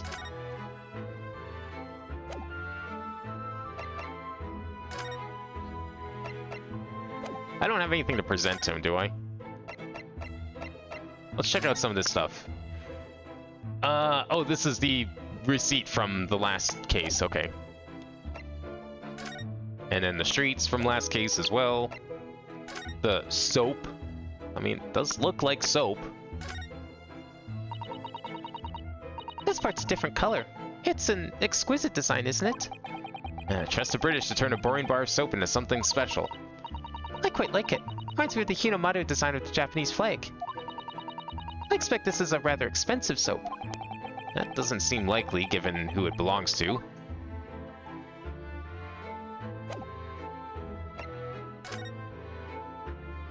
That's a very... Oh, okay, it is hollow. I thought it was, like, solid all the way through for the model purposes. Whoever opened this envelope didn't bother with a letter opener or scissors, did they? Yes, whoever opened it was clearly someone with an unrefined temperament. And judging from the angle of the rip here, the person in question must have been right-handed. Mr. Sato, I think perhaps someone's been reading too much of the adventures of Herlock Sholmes. And how can you tell it's right-handed? Couldn't they have just opened the letter the other way? Like, what if the letter was, like, backwards or something? You can never read too much of it, Mr. Naruhodo. Never. I don't think you can tell someone's right-handed from this. I'm calling bullshit on that one. Alright, let's head outside. There's probably nothing for us out there. If we're stuck, I'll go and explore his room, but I mean, it's gonna be the same as last time, I think.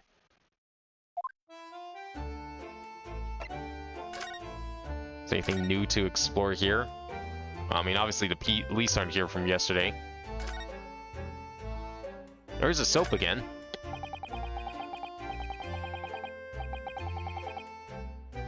Like Imperial Japan? What do you mean, like for the soap thing? Yeah, I'm trying to remember. I don't remember if they had, because there was a time in the 20th century they had like the one with like the lines coming out of it too. It wasn't just a red circle like it is now. I don't remember if that was the way it always was before the modern flag, or if it like changed back and forth a bit.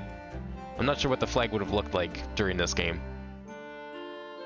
With the exception of the top floor where Mr. and Mrs. Garrett live, all the windows are bricked up. Yes, that's because of an old window tax that was charged on the number of windows the property had. In order to pay less tax, the poor members of society filled in many of their windows. But the tax has since been abolished, hasn't it? so the windows could all be opened up again, surely. Unfortunately, it would appear that the residents of this district can't afford to pay to have the work done. Yes, that is a sad state of affairs. Especially for people like poor Mr. Natsume, who have to live all cooped up in a windowless room. Well, I suppose that's the price you pay for living in very cheap accommodation. It all seems rather pointless when you put it like that. I mean, hey, I'm living in a pretty much a windowless room and I'm fine. Oops. I guess we're going back to the prison then.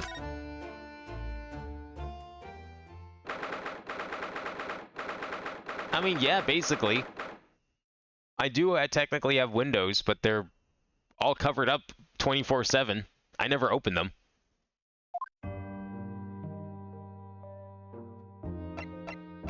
He's not even here. What the fuck?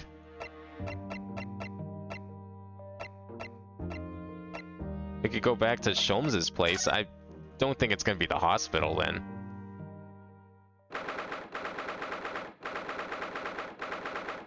Guess he's still in questioning. No, everyone's gone. Well, might as well check this. Nothing. Okay, so maybe I did need to examine the room.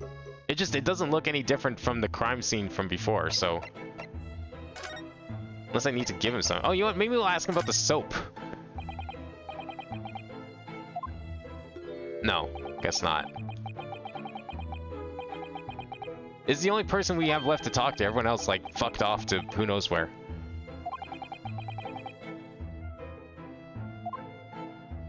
You want to drag me into an ultimate one day? I wouldn't mind trying some, like, harder content, maybe with the new combat system. I'm definitely not playing with the old combat system. I'm sick and tired of that shit. I don't think he's gonna know about the envelope, and this is like old case news. But something I was considering is like I wouldn't mind trying some harder stuff.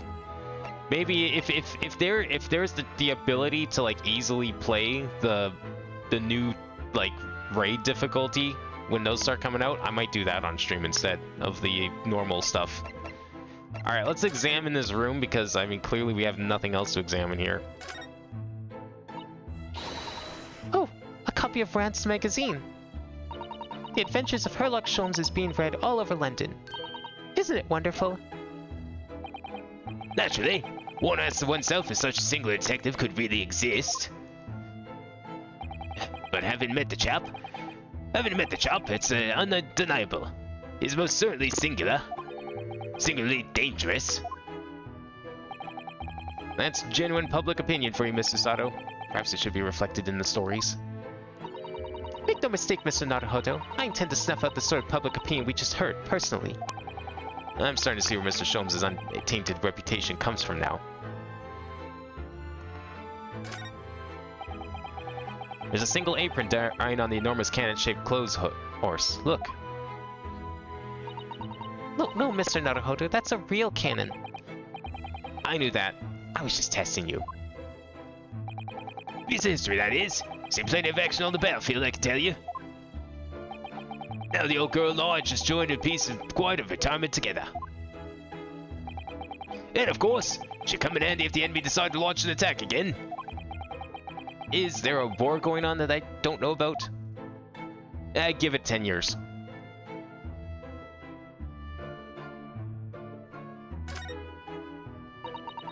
That's your military uniform, isn't it, Mr. Garrett? Well, ceremonial garb, yes. Been hanging on the wall ever since my retirement, Bosch. Not in active service now, you know. Doesn't mean much to me anymore. You could have the old thing if you wanted it. Well, it might suit Lord Van Ziggs, perhaps. An overly ostentatious outfit like this could be just what he needs. Very tactful, Mr. Sato. Very tactful indeed. What job am I planning to play on an 8? I mean, you know how I usually stream them. I usually play both jobs, although since we did DPS in both jobs this time, I'll most likely start with the tank. Just at least have like a different role. It's been a very long time since I've done that, but it would be also beneficial because then I can, if we want to, it would be much more convenient to do like the story, do it with like the AI companion so we can see all the dialogue. One of the reasons I don't usually do the AI party members is because the tanking is so slow. But I figure if I'm doing the tanking, I can, you know, speed run the whole thing. Because if you're doing the tank and everyone has to follow you, they keep up. They know what to do. But their tanking is terribly slow. You can't ask them to speed up. So that's why I don't usually do the AI. Because I want to see the dialogue. I like the couple of times I've done it. But it's just like, I also don't want to like spend, you know, half an hour in the dungeon if I can help it. Good to see Mr. Garrett's Medal of Honor still proudly displayed on the wall. Inscription reads for distinguished participation, if you remember. Yes, I remember, because I remember thinking even I might stand a chance of picking up honors like that. Wouldn't know it's looking at me now, perhaps. Why, I had my devil-may-care days, you know? Devil-may-care? What'd you get up to?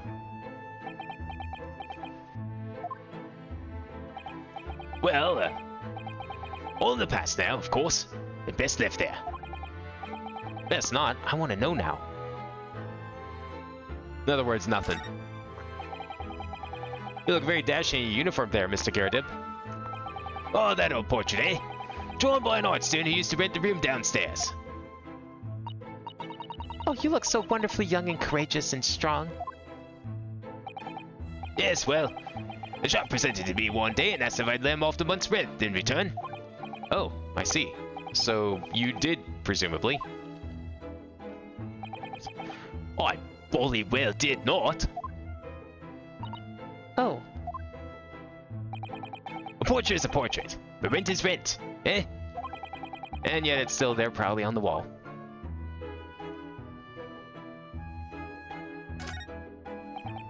Ah yes, those enormous mortar shells. It's quite something seeing them up close. Didn't you say something about firing them into the barracks, Mr. Garrett? Ah, you remember, did you? It was just a little mishap that occurred during training one day. What are you doing firing your men? The captain bellowed at me. I'm not surprised. A little mishap doesn't really do it justice, does it? Well, one of these little incidents when one's an odd-headed young private. Perhaps I should put some evidence that resulted from one of my little mishaps on display. Oh, does the great lawyer, like the great detective, want to exhibit some trophies of his finest moments? Not really enough moments to consider fine yet. Not gonna be many more if you're disbarred. You know what that screen is hiding now? The aftermath of the fiery altercation the other day. Don't suppose I'll be able to clear that mess up for some time now. Oh dear, this must be a very difficult situation for you. I'll say. People talk about the twist of fate and whatnot. This is a twist and a half. A rotten show all round. It's clearly struggling with everything that's happened. That's an impressive collection of cakes on that fancy silver cake stand there. I feel sure that it was full of cakes when we first investigated in here as well. Yes, quite right. Haven't touched it since. Haven't done much at all, really, since it happened. I'm rather stood still for me, you know. Oh. Time has stood still. Now that's an interesting phrase. I might be able to use that excuse when I'm next supposed to be tidying the office. You could just tidy up, Mr. Naruhodo. Yeah, you don't have a bad leg like he does. At least he has an excuse. These shelves look like they've been completely torn apart by a wild beast. Reminds me of the Battle of Maiwan, don't you know? Ah, the experiences of a seasoned veteran. Enemy had us surrounded on all sides. We really thought we were done for, the whole Bali company. We were taking a real pounding from their cannons, so all we could do was run for our lives. Oh, I thought that story was going in a different direction, actually. Well, your experience told me one thing. I can tell you, when you're done for, you're really done for. Ugh, that's not what a lawyer who often finds himself under fire wants to hear. Alright, well I think everything is been checked here. So you figure out where we're going next then. I don't think I have anything to present him. I probably missed something at the crime scene. Wasn't really a whole lot of places to look though.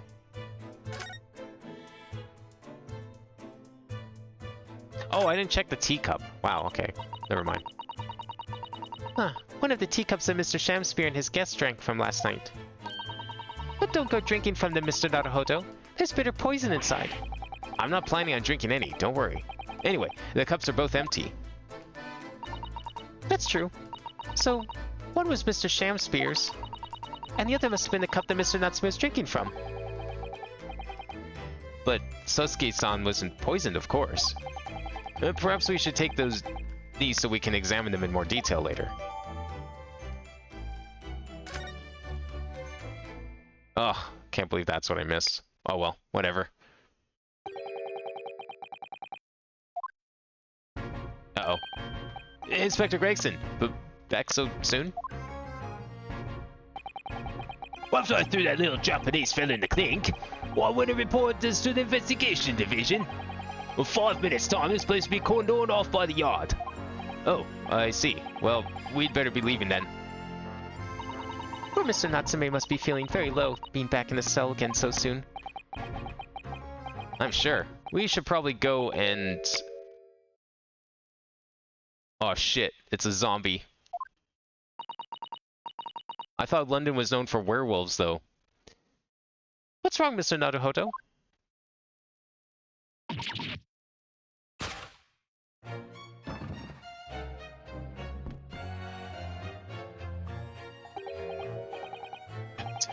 Out, breathe candor. Life's but a walking shadow. A poor player.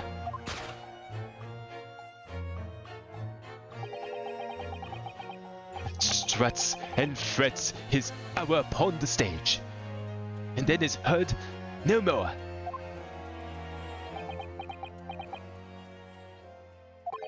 Now, how soundeth the next part?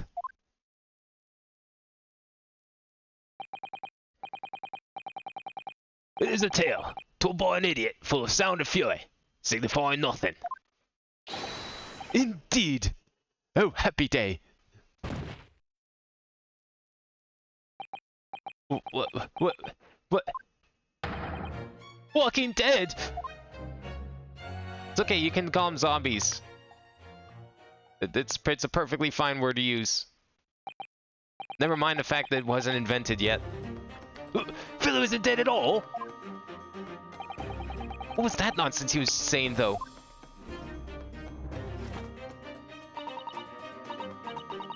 I think, yes, it was from William Shakespeare's Macbeth. A soliloquy from Act 5, Scene 5. Shakespeare?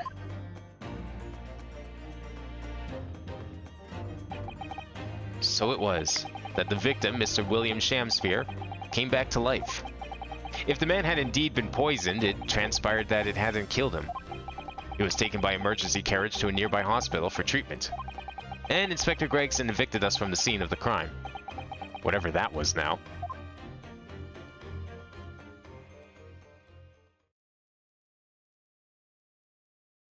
They learned nothing from Sherlock Holmes. Did they learn nothing from the last case? Whatever do you think will happen now? Good question. What a strange situation for Mr. Natsume. Arrested for murder, but then the victim comes back to life. Again. Well, I mean, I guess they weren't... They weren't pronounced dead. Or presumed dead in the last case. It's not quite the same. I think perhaps the victim was never dead in the first place. Seems very likely that Mr. Shamspear did consume poison as we deduced. But was it an accident, attempted suicide, or attempted murder? Maybe he got a little too into practicing for his plays. I mean, he was practicing Shakespeare after all. Like, pretty much every one of them ends in suicide. Till the truth can be established, I imagine the police will keep Mr. Natsume in custody. I suppose so. Let's hope it doesn't come to anything more than a night in the cells.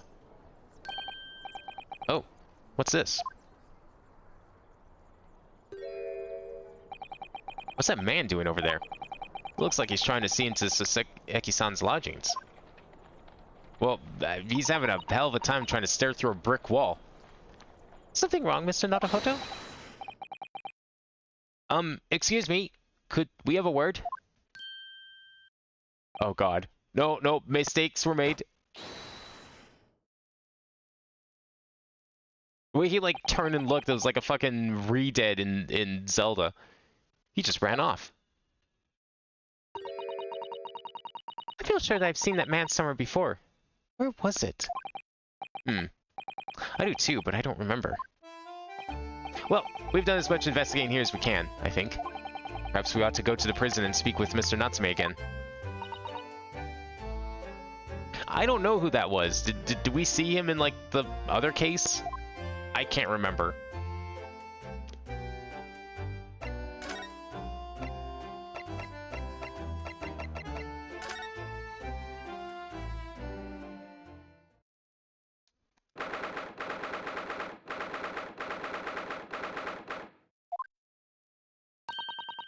Look, Mr. Naruhodo. Mr. Natsume, have the police finished questioning you now? Welcome, student Mr. Naruhodo Esquire. Oh, yes? What is he? Tell me! Is he a ghost? Is he here to haunt me? Let me guess, you're talking about Mr. Sholmes? He actually calls himself a great detective, Mr. Natsume, not a ghost. But his diabolic deductions, they're not of this world. They've left me. Cursed! I'm cursed, I tell you. Well, that sort of hurts. Credit where credit's due, Mr. Naruhodo. You were heavily involved in the deduction, too. Yes, moving on. We have some wonderful news. Oh? The victim we all thought was dead has come back to life again. Now, in the absolutely worst case, you can only be tried for attempted murder. That's great, isn't it, Mr. Natsume? It's terrible! Oh. I'm stuck in this cell, suffering for some silly, wrong end of the stick. You did it, didn't you? Confess, you're a killer. Why the mustache? Constant questions. I'm sorry to hear that. Oh, that selfish shyster! Make up your mind. Are you dead or alive? If you were going to come back to life, why bother dying? Wickedly wishy-washy William. Well, it seems like Mr. Shamsphere was never actually dead in the first place. Yes, that might make sense. And I'm pleased that he's alive, of course. Our lively debate last night was much fun. I'd be sad to think it was our last. But you said you never went there. Oops. Mr. Natsume, does this mean that you did see the victim last night? You met with Mr. Shamsphere, didn't you? I'm not saying another word. I demand to have a lawyer present.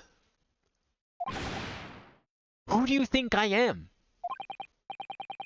Please, Mr. Natsume, we need to hear your side of the story.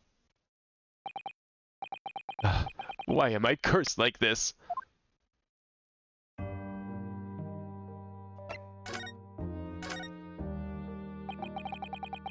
Can you tell us exactly what happened last night then, Mr. Natsume? There's nothing to tell. But, Mr. Naruhodo Esquire, I'm eternally grateful for you for helping me with that accursed case yesterday. The case that saw poor Miss Green hospitalized after she ended up with a knife in her back. It's hard to believe that was only yesterday. After the trial was over, I trudged my way back to my lowly lodgings. And that evening, at past 9, it must have been, I visited Mr. Shamsphere. So you did go to the victim's room then? As we feared. I didn't do anything wrong. I'd never been to his room before. It was the first time. Then what made you decide to go? I bumped into him when we arrived back at the house. We got chatting and it developed into a discussion. But he had to go out, so I bade him farewell. That ties in with Mr. Gyarados said, that the victim went out and came back after 8. We met again later that evening, at around 9 or just after, when I took him some nice tea I brewed as a gift. So it was you who brought the tea, had clearly been drunk at the scene then. And I suppose you were discussing the works of Shakespeare, weren't you? Yes, that's right. That's exactly right. Romeo and Juliet, who was the stronger? It was a delightful debate. They were battle-boarding Shakespeare characters? What a couple of nerds. I'm sure. Such a stimulating subject, Shakespeare. And the debate became very heated, so you slipped poison into Mr. Shamspeare's tea? No, never. Not at all. Team Juliet won. That was me, when I left the room. That flamboyant fellow was fighting fit. I swear it, categorically. Oh my god.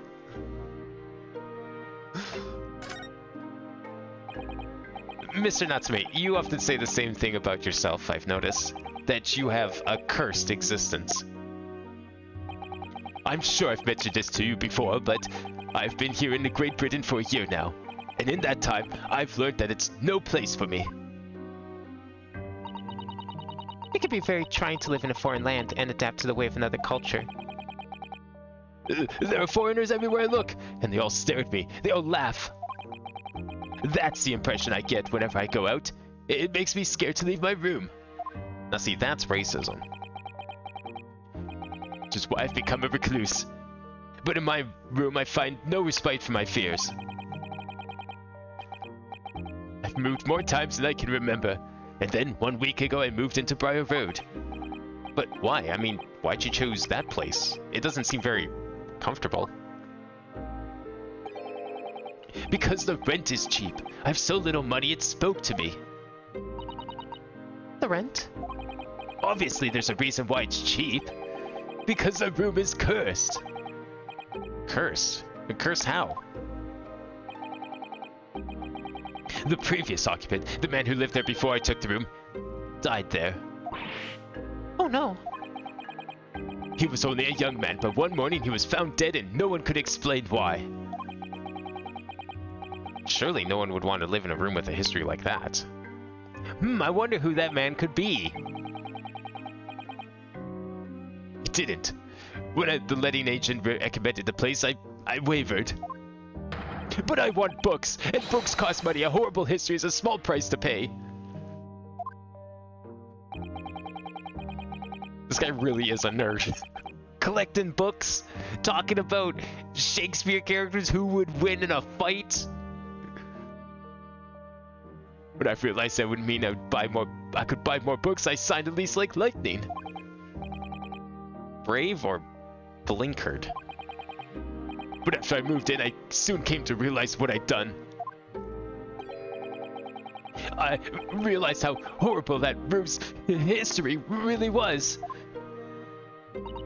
Gosh, was it really so awful?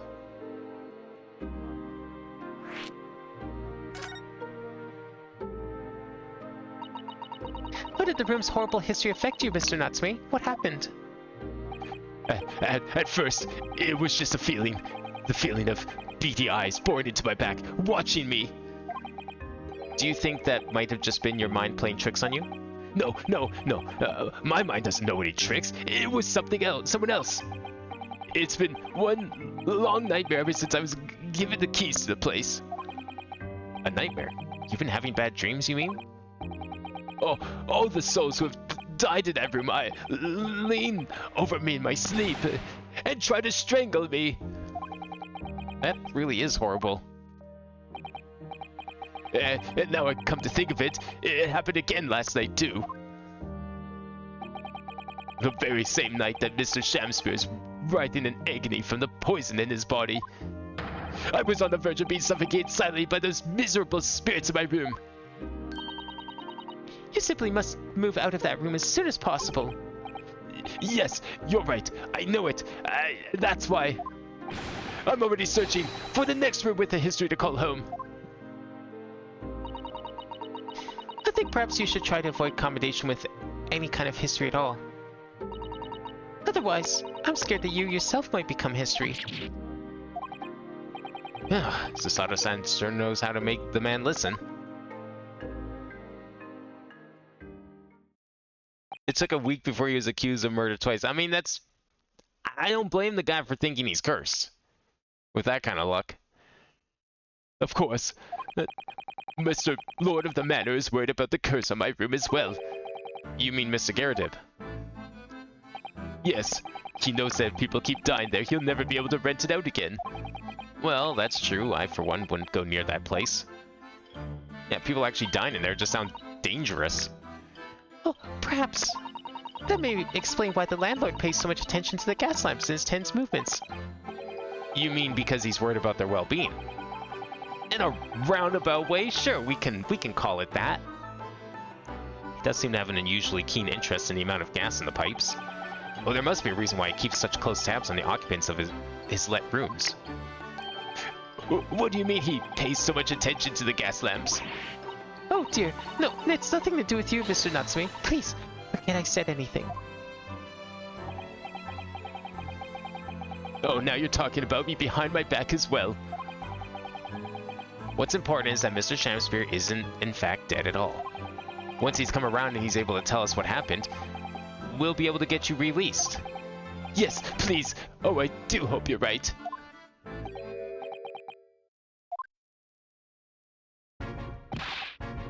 Inspector Gregson. Why couldn't I overhear what you just said? And on that note, I have some good news and some bad news. What you want to hear first? Always, every time, the bad news comes first. When hope is all you have, hold on to it. That's my guiding principle. What? Well, in that case, the good news it is. Huh? Sorry, but it's just a lot easier to explain everything that way. Then why'd you ask my preferences? Or as you might have heard, the victim, Mr. Shamspear, was just unconscious. Well, he's come around now. Yes, we saw it happen in all its terrifying glory. Well, he's still being treated by doctors, but we've managed to get a written statement from him already. Oh, isn't that wonderful, Mr. Natsume? Oh, thank goodness. It's all over then. I can leave this somber cell. Sorry, no, that's not on the cards. What? Why ever not, Inspector? Mr. Shamspear has implicated someone as being responsible for what happened last night. Implicated someone? Oh dear. You don't mean... Oh, I'm sorry to say I do, yes. He's pointed the finger at you, Mr. Natsume. By sweet poison did he seek and thin more life. Where wicked is Castif, Sosuke Natsume. No. So, I'm afraid you'll be appearing in court as planned. You'll be warned to make the necessary preparations. No! It's okay, remember, attempted murder. It's fine. You won't get the gallows or anything like that. And so, once again, Sosuke-san found himself having to take the dock in the Old Bailey. Whether his room was haunted or whether he was just terribly unlucky, I knew I had no choice. The following day, I would represent him in court and do my utmost to break the curse that blighted him.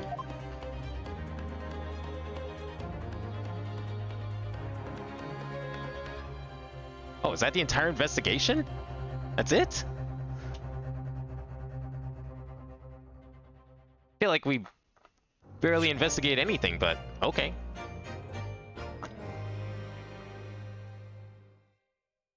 We're not going to talk to the victim in the hospital or anything like that.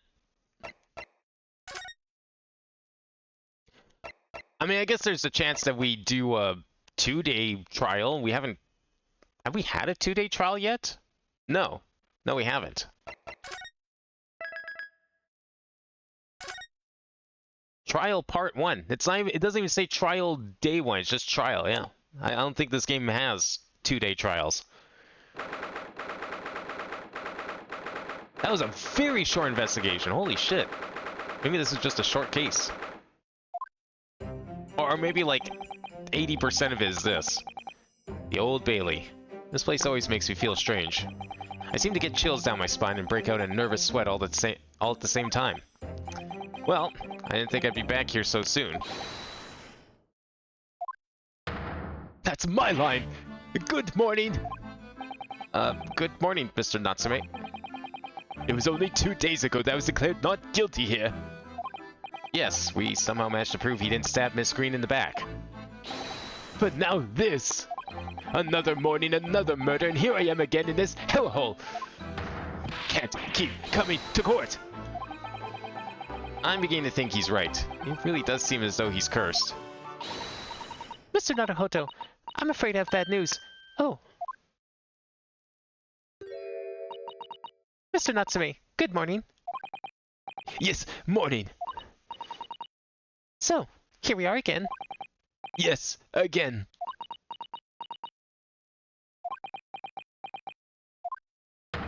Judicial Assistant Miss Mikotoba Esquires. What's the bad news? Oh dear, you heard, didn't you? If you come in shouting at the top of your voice, people can't help hearing what you say. Oh, I'm sorry.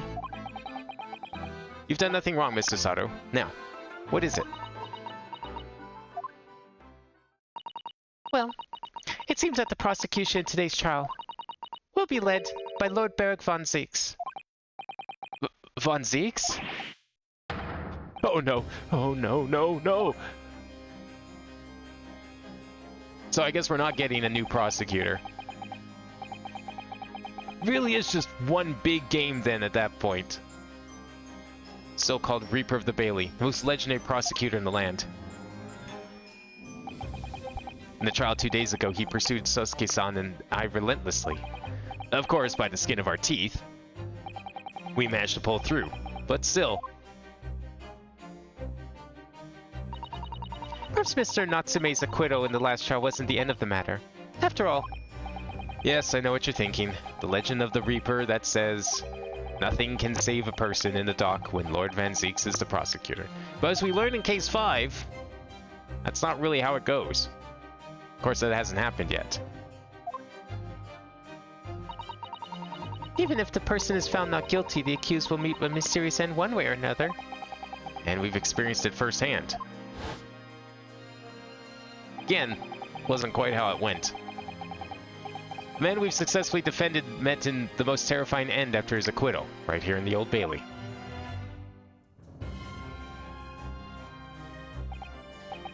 Do I have to put up with those ice-cold eyes bored into my soul again? Cursed by evil spirits and now the Reaper! Pair of petrifying perils, potentially! Well, if it's potentially... At least you appear to have hope, Mr. Natsume. Locum student Mr. Naruhodo Esquire. Yes? I'm innocent. You have to believe me. You more than anyone now. Don't worry. I'll be your steadfast ally every step of the way in this battle. I promise. And this promises to be a hard battle, I fear.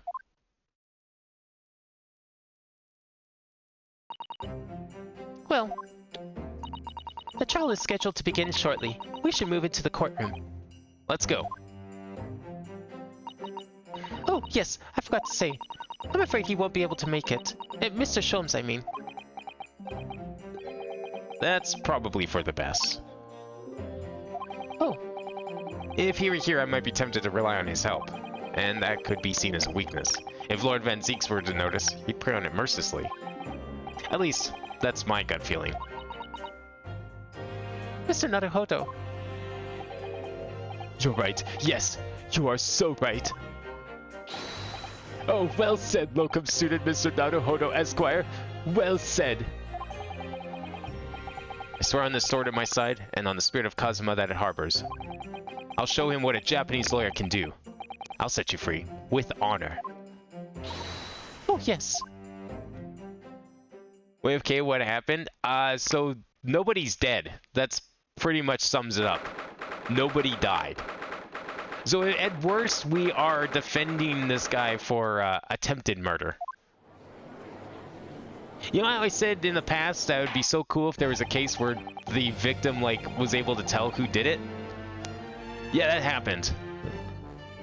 In the name of Her Majesty the Queen, I hereby declare this court to be in session.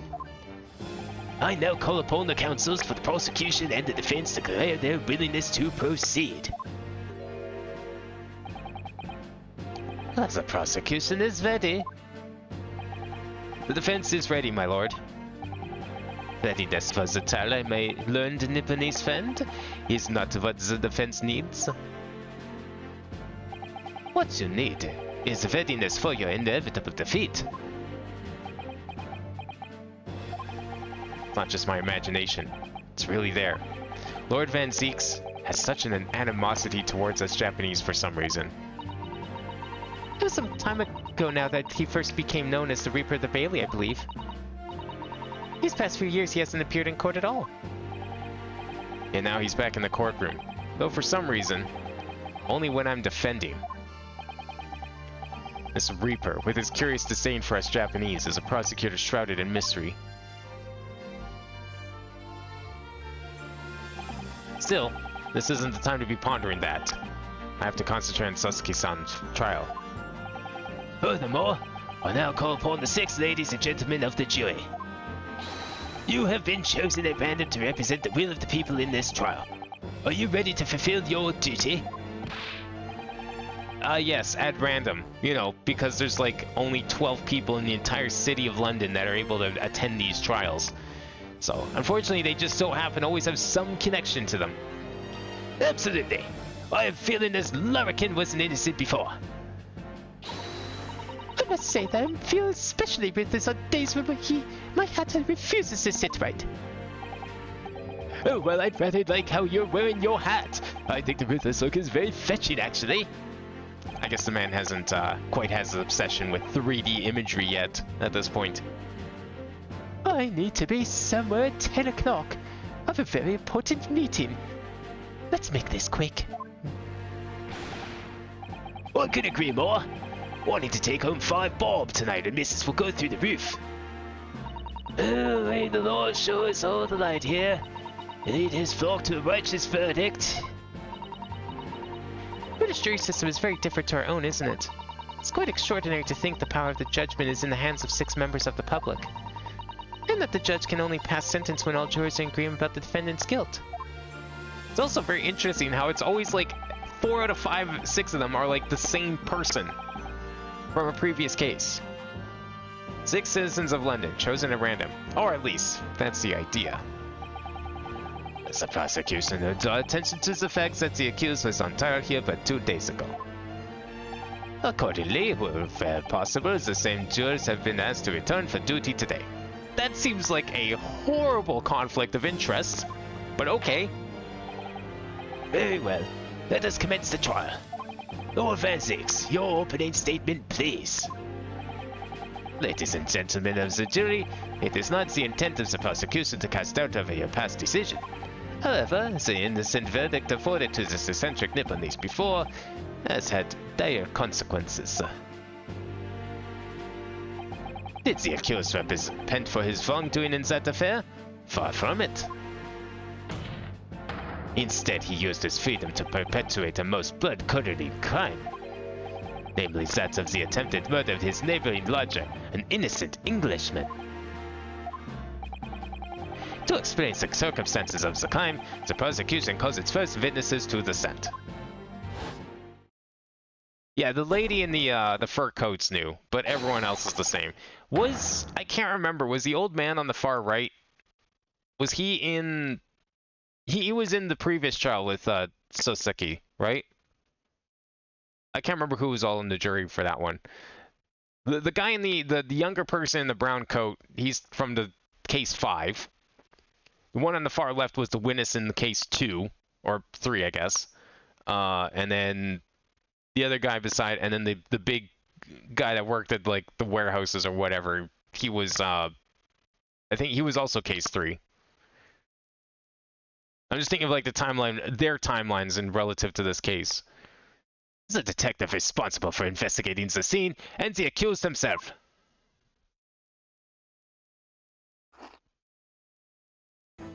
Oh, we gotta cross-examine Suzuki? Okay. Witnesses, your names and occupations, please. Yes, sir. Tobias Gregson, Detective Inspector at Scotland Yard's Homicide Division. Suzuki Natsume, from the Empire of Japan. My government ordered me to come here as a student to study your language and culture. Mr. Natsume. Yes, my lord, sir. I'm quite sure I'm not mistaken that you swore on oath never to set foot in my courtroom again. I remember it as if it were yesterday. Actually, it was 2 days ago, but close enough. As the day before, in fact, my lord, but close enough. Believe me, this is the last place I want to be. Inspector, let's hear from you first. Explains the case for the court. What you are, sir? We're in the court at the Garrett household where the defendant has lodgings. In the ground floor of the room of the victim, Mr. William Shakespeare. The defendant is already admitted to visiting the victim on the night in question. Mr. Shakespeare collapsed in this room as a result of poisoning by Sturgeon. It was found the following morning when the landlord, suspecting something was wrong, broke the door down.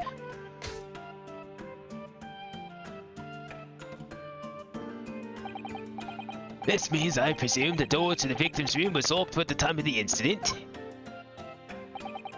Correct, my lord. It was locked from the inside, making entry to or exit from the room impossible. Although the victim, Mr. Shakespeare, lives to tell the tale, he very nearly did it. Man was halfway to heaven when he first found him. I was the first officer on the scene, my lord. Well, I have a photographic print here that I took at the time to show how it looked.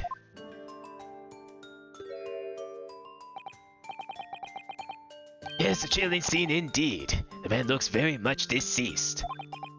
That's right. Everyone present believed that's exactly what it was. Very well, I shall accept this photographic print as evidence for the court.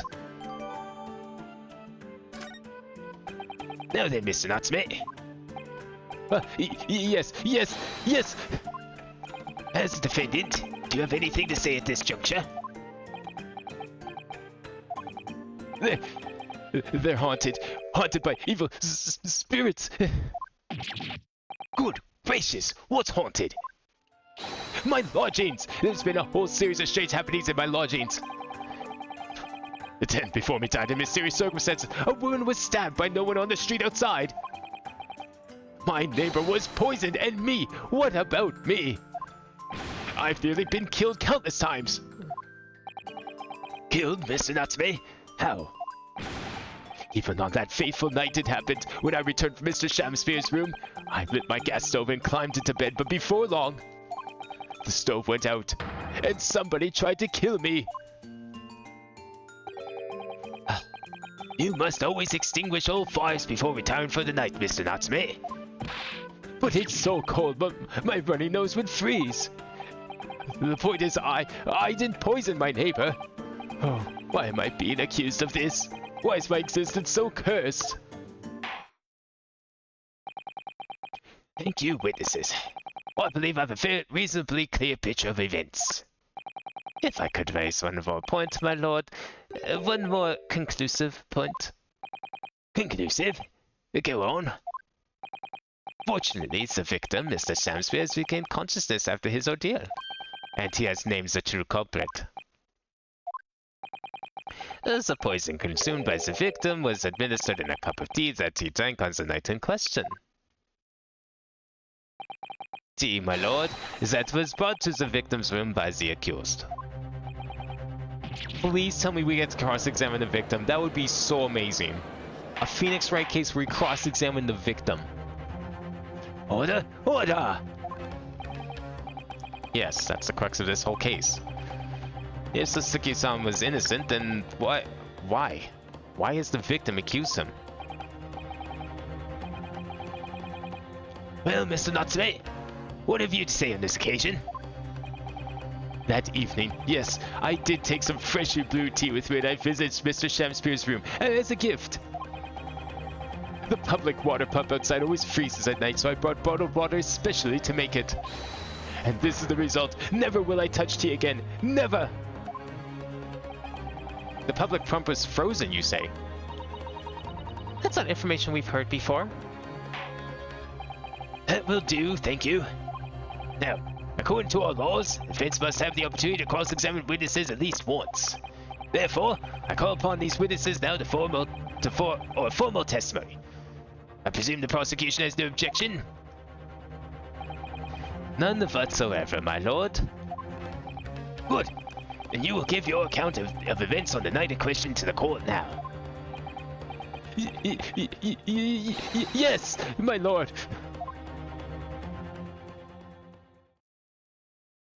I don't think it's soap. Like, come the fuck on. It's not soap. I don't care if it feels like soap. I don't care if they keep thinking it's soap.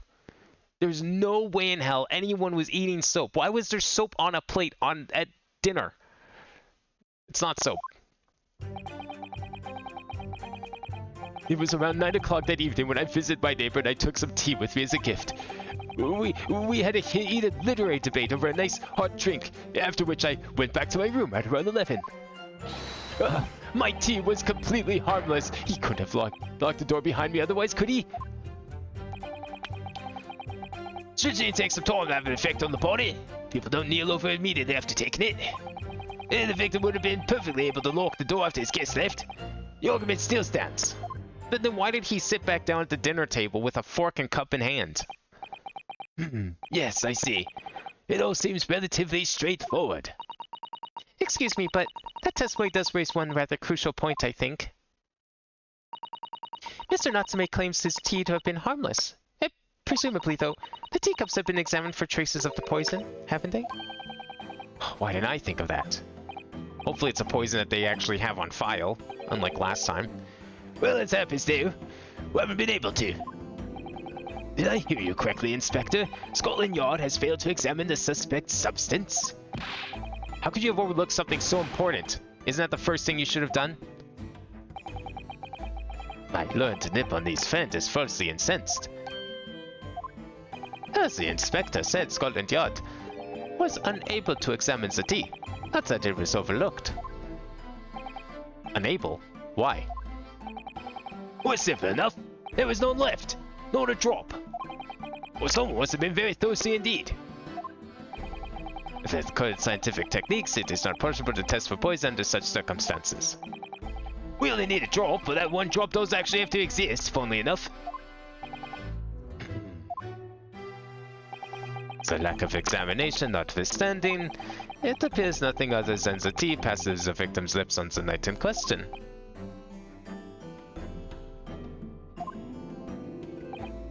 I see. Thank you. The matter is clear.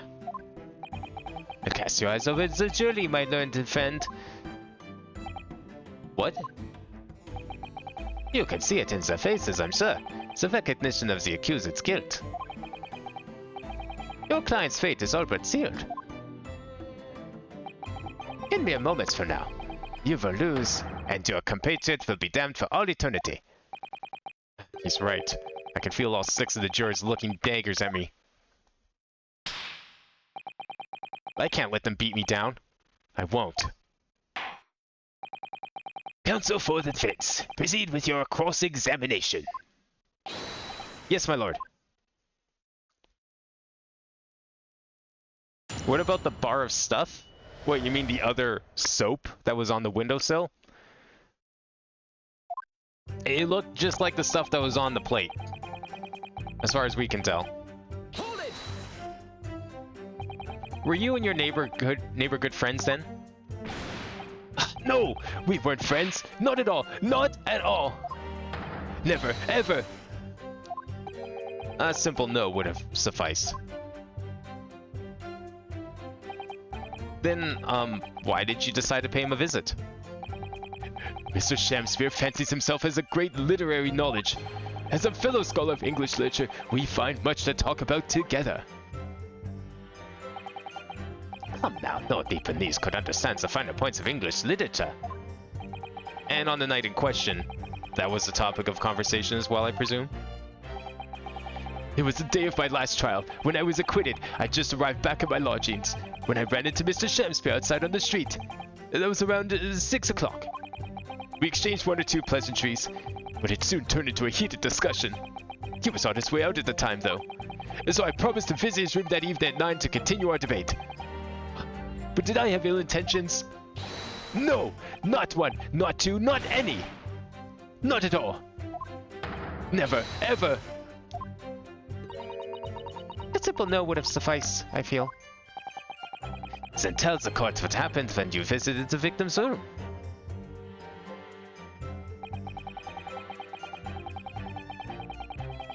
Hold it!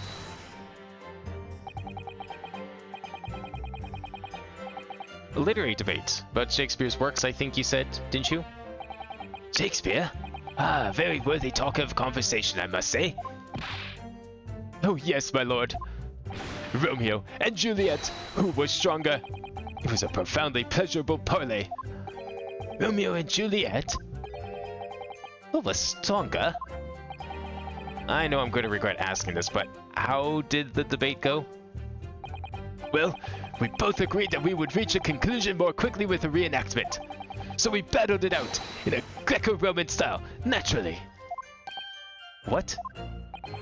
Mr. Shamspeare had all sorts of costumes in his room for just such a contest. So when you say a reenactment, you mean you were actually in costume? They were LARPing! He as Romeo, I as Juliet, and after a vigorous, wild tussle, oh, I wish I got to see this. I as Juliet came out on top, a victory I'll cherish forever.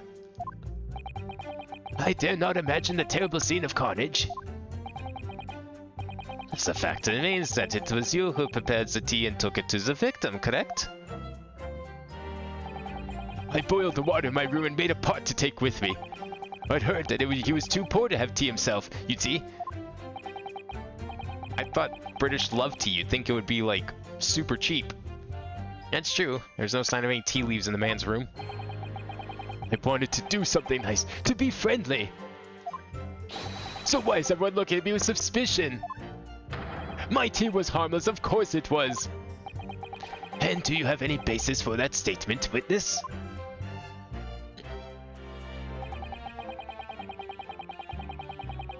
Hold it! Yes, there was not a drop of tea left in the victim's room anywhere, was there? That's correct. Anyone would think the fella never had a pot of tea before. He must have licked it dry. Which is a pity, because one drop is all we would have needed to analyze it for poison. And you say that you returned home to your room at 11 o'clock, Mr. Natsume. Yes, definitely. By heaven and earth, I swear it.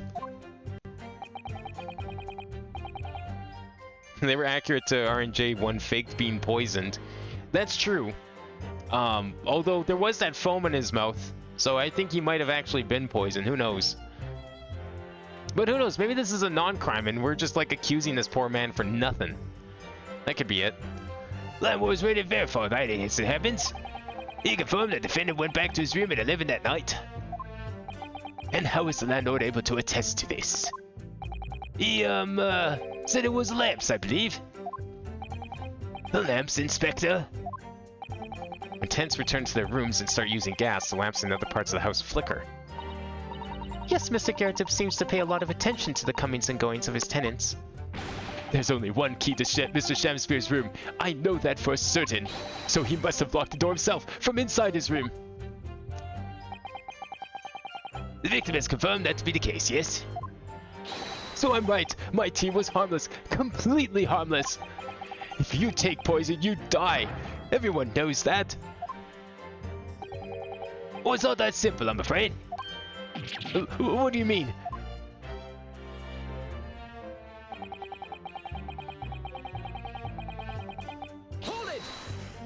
God, could you imagine if, like, the guy poisoned himself just because they were LARPing about Romeo and Juliet?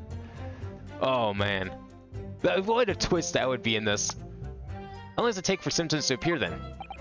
According to the coroner I was speaking to at the yard, about 30 minutes after poison's consumed. Then the victim suffers violent convulsions, cramping, and stiffness, and eventually dies from asphyxiation. So there's a 3-minute interval between when the poison is ingested and the onset of symptoms.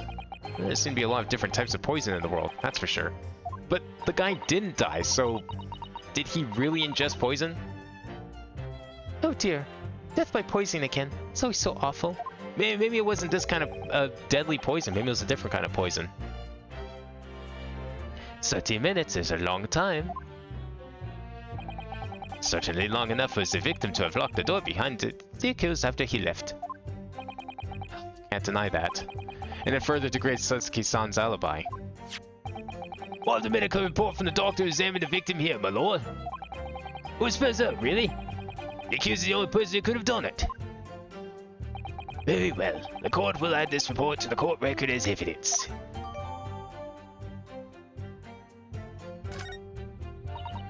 Oh yes, I see it here. Delayed onset of symptoms. Great.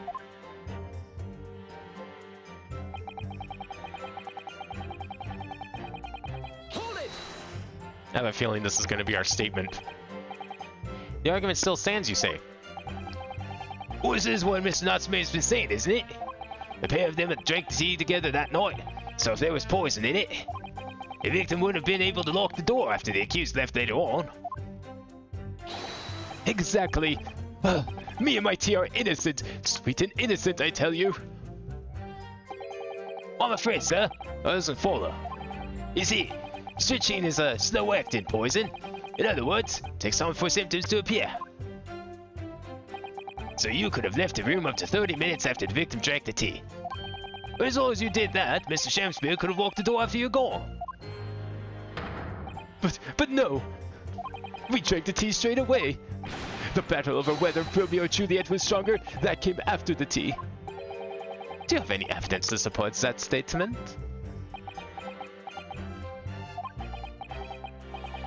In my great homeland, the Empire of Japan, we have a saying. Drink tea while it's hot. Sure, a proverb will satisfy the prosecution. I'm afraid there's no conclusive proof to support the defendant's assertion.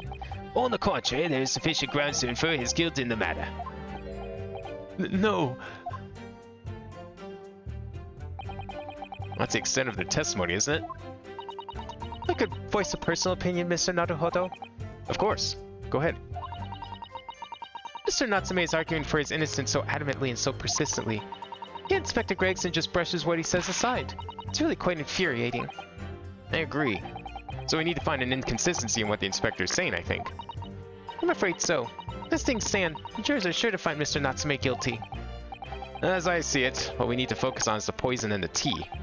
Let's listen carefully to his testimony again. Also check that evidence.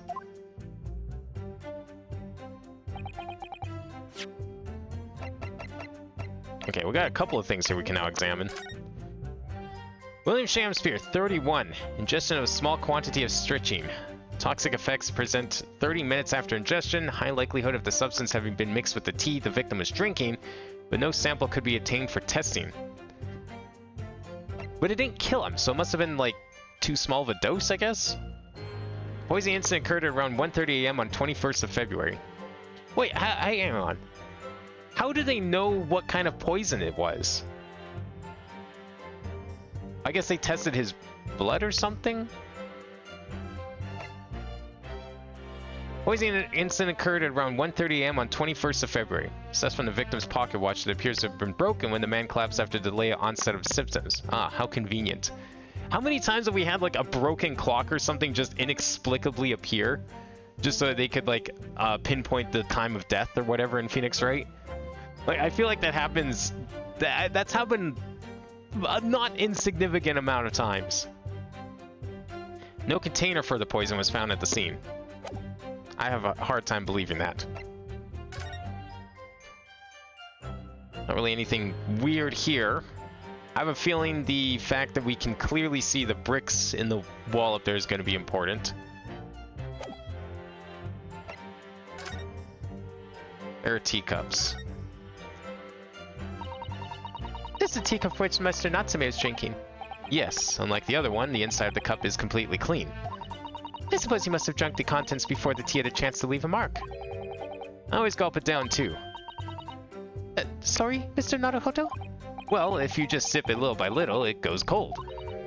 Clearly, I should have to instruct you the proper way to take tea. There's no tea ring on the inside of Mr. Natsume's cup. Interesting. That's not gonna help his case then, because that means he didn't drink it, and therefore he knew there was poison in it, you know? Especially the cup Mr. Shamsphere is drinking from then. It's stained on the inside. Tea does that, I'm afraid. Even green tea. Oh really? I've never noticed before. You've never noticed? Well, I never leave it in the cup long enough to leave a mark. I like to gulp it down. Drink tea while it's hot. That's the Japanese way, isn't it? Oh dear. So many people seem to have the wrong idea about our culture. And most of them are Japanese. Also, that's a red mark. I don't recall green tea being quite so red, but we don't know what kind of tea it was, so who knows. Okay, it's gonna be one of these last two statements then. Takes time to have an effect on the body. People don't keel over immediately after taking it. True. That's what the paper said. The victim would have been perfectly able to lock the door after his guests left. The argument still stands.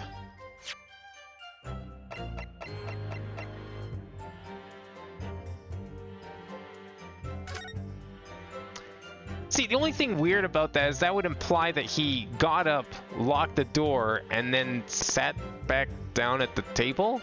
I mean, I guess that's not impossible, but really? Natsume left at 11? He passed out at 1:30. Oh shit, yeah, the time on the report. Let's see. 1:30 a.m. So he would have gone poison at 1. But if Natsume, you're right, yeah, Natsume left at 11. This is like way later. Poisoning incident occurred at 1:30. So was he poisoned at 1:30 and he went unconscious at 2, or was he poisoned at 1 o'clock and then went unconscious at 1:30? I'm assuming he was poisoned at 1:30. Oh no, he suffered from the symptoms at 1:30, so he was probably poisoned at 1 o'clock. Okay, then that's definitely what we need to present.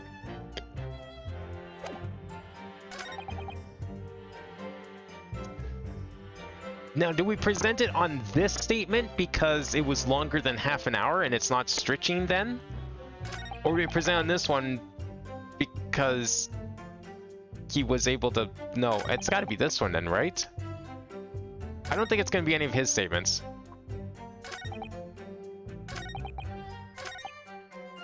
He went back to his room around 11. It's got to be this one then, number 4.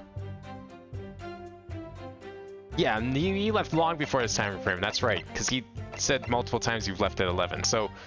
Objection! Okay, it's probably the 5th statement then. It's gotta be this.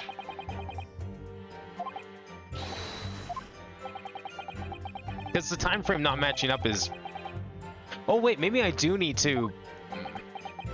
That seems a little dirty to be having to, like, present on one of Sosuke's statements. When the game like heavily implied that I should be looking at Gregson's statements.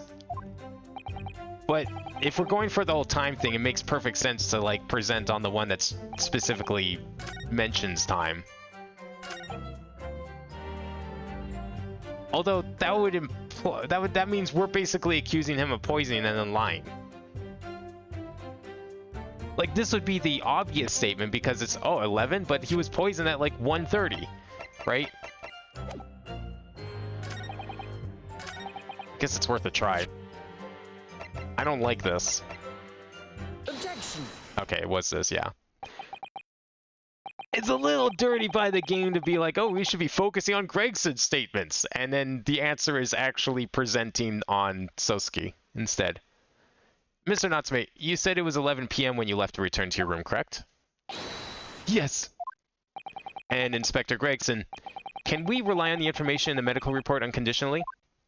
Of course we can. There's no problem with that report, Sunshine.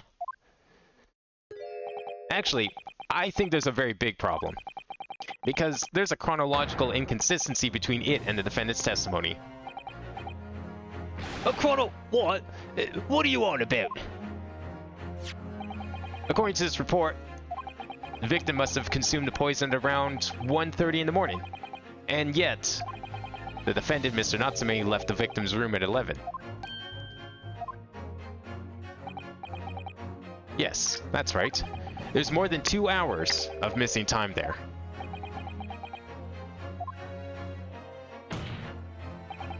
In other words, if there was a poison in the tea that Mr. Natsume brought to the victim's room, how could the victim have fallen ill to it 2.5 full hours after the defendant left? What are the chances that the victim did poison himself and he did it to frame Natsume because he was upset that he lost their fucking nerd spat over Romeo and Juliet? Like, because he kept going on about how Juliet won, which means that Natsume won the argument. So what if he got really upset that Romeo lost? And now he's like, I'm gonna frame this guy for murder. Fuck him. I'm gonna frame him for murder. And so he poisons himself, and then somehow, in hopes that it somehow, like, reflects back on Natsume and he gets accused. Fence's argument is entirely reasonable. How do you respond, Lord Van Zieks? They better not be poisoned.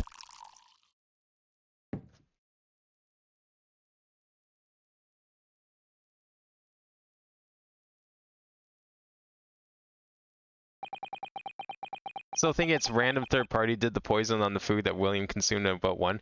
It probably is. I think it's going to be much more straightforward that someone else has it out for this guy. We barely know anything here. Life forgives her the courtesy of my mind has wandered. I was considering what was seen would be best complement of contents of my Hello Chalice this luncheon. Have you tried soap? How could it have happened, you ask? I do hate to shatter illusions, but my Nipponese friend appears to be chasing a phantom idea. A phantom? Is it so hard to imagine that the victim drank his tea after the accused had left? Yeah, 2 hours later. Okay. When it's freezing cold. Got it. For example, the time stated in the medical reports. Yes, at around 1:30. Mr. Natsume brought the tea with him to drink together with his neighbor. And in Japan, there's a well-known saying. Drink tea while it's hot. Objection!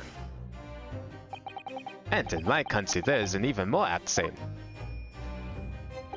There is nothing more refreshing than cold tea. I've never heard that in my life. The point is, if there was such a long gap, there may be other ways to explain how the victim came to be poisoned. Other possibilities. What sort of possibilities, Counsel? Well, for example, the man could have another visitor. Another visitor? That's a very bold assertion, my learned friend. From someone who has nothing to substantiate it. Or the victim could have taken the poison of his own volition. You suggest this may have been a suicide, Counsel? Objection! It's definitely the food behind the bricks. I think you mean soap? The soap behind the bricks? Mr. Samsphere has categorically denied suicide. The idea can and must be discounted. Objection! But he could be lying. Why would he lie about something like that? Actually, never mind. That's a dumb question.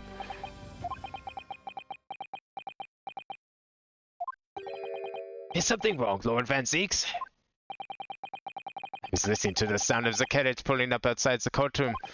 Pray forgive the discourtesy. Carriage? What carriage? It would seem that the key player in this case has just arrived.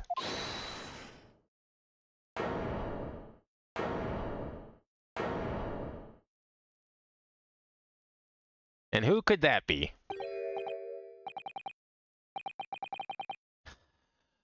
Out! Out, brief candle. Life is but a walking shadow. A poor player that struts and frets his hour upon the stage, and then is heard no more.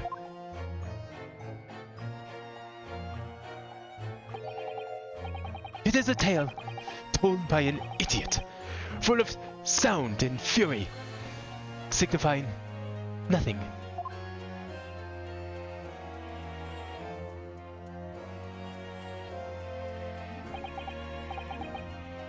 Who, sir, are you? William Shamsphere, my lord. Alas, 'twas I, undone by these bitter events. I am the victim. What's he doing here?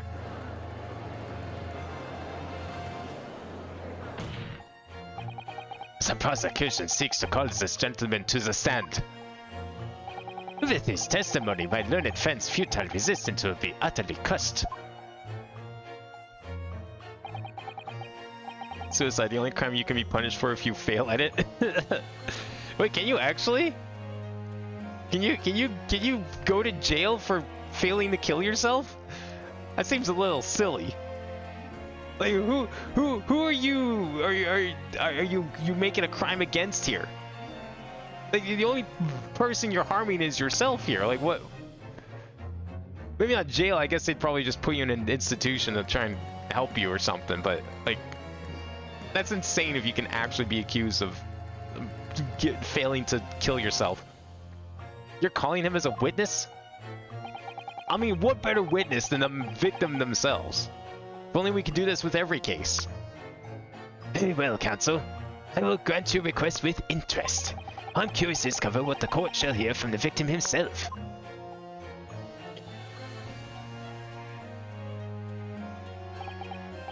Happy am I, Shamsphere, to regale thee with tale of my woe, my lord.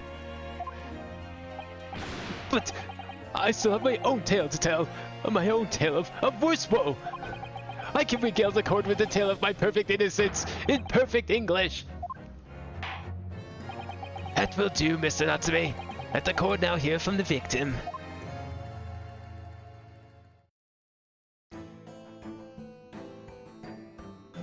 Who the fuck is this? Fucking Popeye over here. Alright, so that's Mr. Shamsphere. Who's the other man beside him? Yes, I think I feel sure we've caught a glimpse of that man before. State your names and occupations for the court, please, witnesses. A writer of words so sweet, they do scent the breeze. An inventor of ideas so profound, they compose the earth. The unrivaled poet, the unmatched scribe, William Shakespeare. With a great bard to be recalled to life anew. Oh, what a magnificent man. Good fellows, I am he who ponders such a miracle. William Shamsphere. Oh, Waves Meterman. Agent B. Meterman. I work for the Oldman Gas Company. East End branch office. I remember now. It was yesterday on Briar Road. Oh yeah, she's right. It's him. What was he trying to do? Like inspect the meter from outside the window? Is that how he normally does it? Oh, what's this? What's that man doing over there? Looks like he's trying to see in Sasuke-san's lodgings. Something wrong, Mr. Naruhodo? Excuse me. Can we have a word? I hate the way he like shakes his face when he looks at them.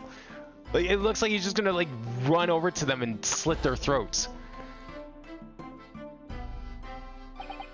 Yeah, he's a meter man, but like, I don't know. I wasn't sure how they did it back then with the meters are inside the house. Like, I figured they'd knock on your door and be like, hey, I need to see your meter. You gotta show it to me, or you're gonna be in trouble. Like, yeah, nowadays they just go around the side of the house and they check it anyways. Like, because it's outside, it makes sense. But like, spying through people's windows, hoping to make sure that they try and read the mirror seems weird. Yeah, we spotted him outside Mr. Garadeb's house that morning. And he's a gas company employee. What does he have to do with this case? So, Mr. William Shamsphere, you are the victim in this miserable affair, correct? Oh, heaven! Oh, hell! Do you command me to remember? that sweet poison that didst cross me and cross mine innocent lips. I subpoenaed him for his attire, with his doctor's permission, naturally. Hearing the testimony of the aggrieved will remove any room for doubt from the jurors' minds, I'm sure. Behold, you have only to rearrange the letters of my name to see that me's a seraph, an angel indeed. Thus be I of noble of mind, sweet of nature, and verily honest of heart, as all heavenly angels be. What about that one angel that fell? I heard he, like, turned into a snake or something and convinced some people to eat some fruit. Because there is isn't a less contrived meaning in your name. Nope, not at all. You seem to be very moved by this man, I'm afraid. I'm sure they all love a good performance. Actually taking this seraph anagram idea seriously? Thank you, witnesses, for your illuminating introductions. But, my lord, what's the man next to Mr. Shamspear doing here? The gas man, I mean. Me? What, me? Well now. Allow me to enlighten my learned friend. You recall, I presume, your earlier impertinence? Then you suggested that the victim had another visitor to his room on the night in question, and moreover, that the victim is a compulsive liar. What? No, I didn't quite say that. This young chin-stoker here is to controvert your wild claims conclusively. Yes, that's not snow, Mr. Meter Man. Hang on. Oh no, I'm just here. Maybe he's here to check the gas meters of the courtroom. He just got roped into this whole thing. I hereby call for your formal testimonies. You will tell the court as lucidly as possible what happened on the night in question. One may smile and be a villain. Yes, it doth pain me, but let the truth be spoken. The truth of that wintry night of my discontent. Okay, if this guy's not like hamming on the foreshadowing, I don't know what is.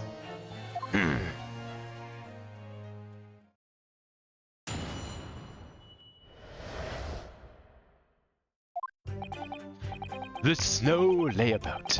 My neighbor did cometh in evening, bearing a gift of tea. But merry, bitter was his drink. And when he left, I did fall prostrate on my table. 'Twas the tea alone that did pass my lips this late hour, naught else. I was outside this bloke's window in that freezer cold all night, keeping an eye on his room. No one else visited the room but that short little round-backed eastern fella. Wait, you were standing out there all night? Wait, what did you say? You were keeping an eye on Mr. Shamspear's room all night? That's right. Course, the bloke's window's all but blocked up, isn't it? But there's this little gap in the bricks where you can see into the room. So, I spent the night trying to keep my teeth from chatter as I peered through in that.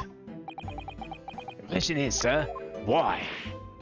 Well, now, that's because he's on my list. What a piece of work is a man! Wherefore wouldst thou not stare in wonderment? What are you talking about? This buzzing busybody hath not part in this play. I pray thee, pay him no heed. Make no more ado about his tedious words. What did you say about me? Calm yourself. This court is concerned with what happened on the night in question. Nothing more. Indeed, that is so. And as the testimony we have just heard clearly reveals, there was no one else than the accused present at the time who would have carried out this crime.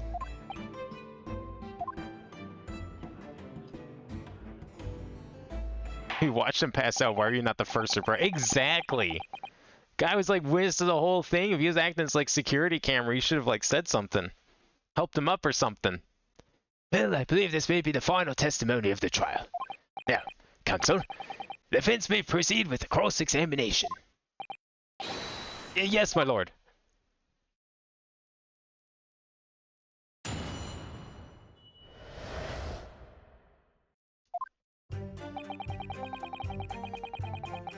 Hold it! These two are either in cahoots with each other, something's up here, or the meter man just like straight up tried to murder him. But like, I don't know, you would he have seen him? I guess if even if it was dark, he probably just didn't get a good view. Possible. To be clear, by neighbor, you are referring to the defendant, Mr. Natsume? Oh, indeed, sire. Perchance thou wouldst that I call him the man from upstairs? At what time did the Mustachio the Nipponese visit you in her room? Our meeting was promised for the hour of 9. And lo, did he come to tender a gift of fragrant tea. Details which are in accordance with the defense's own testimony, yes. And we were broiled in such a literary debate as history hath not seen before. We've definitely seen many times after, especially given another 100 years or so. By which I presume he means The discussion about who is stronger, Romeo or Juliet.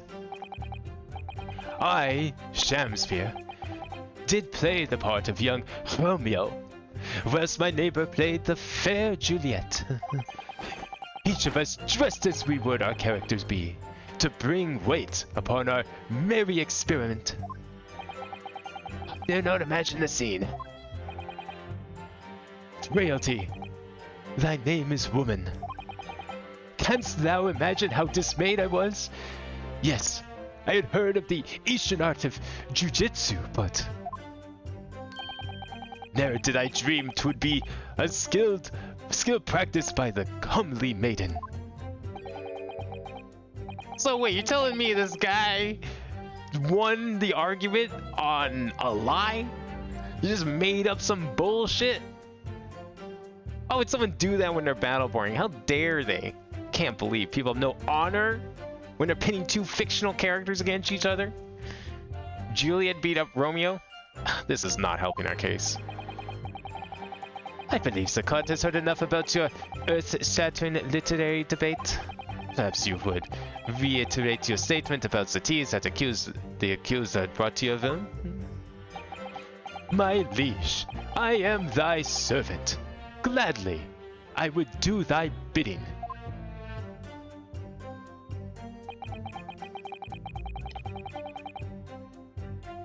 They had to break it down. Well, yeah, but like, are you telling me the meter man guy over here didn't have the capability to break down a door if he needed to? Hold it! You're telling me the only one in this whole group of people was Natsume, who could break down a door? Let me stop you there. Mr. Natsume left your room at 11 o'clock, but it wasn't until after 2 that the poison made you collapse. That amounts to more than 3 hours of missing time.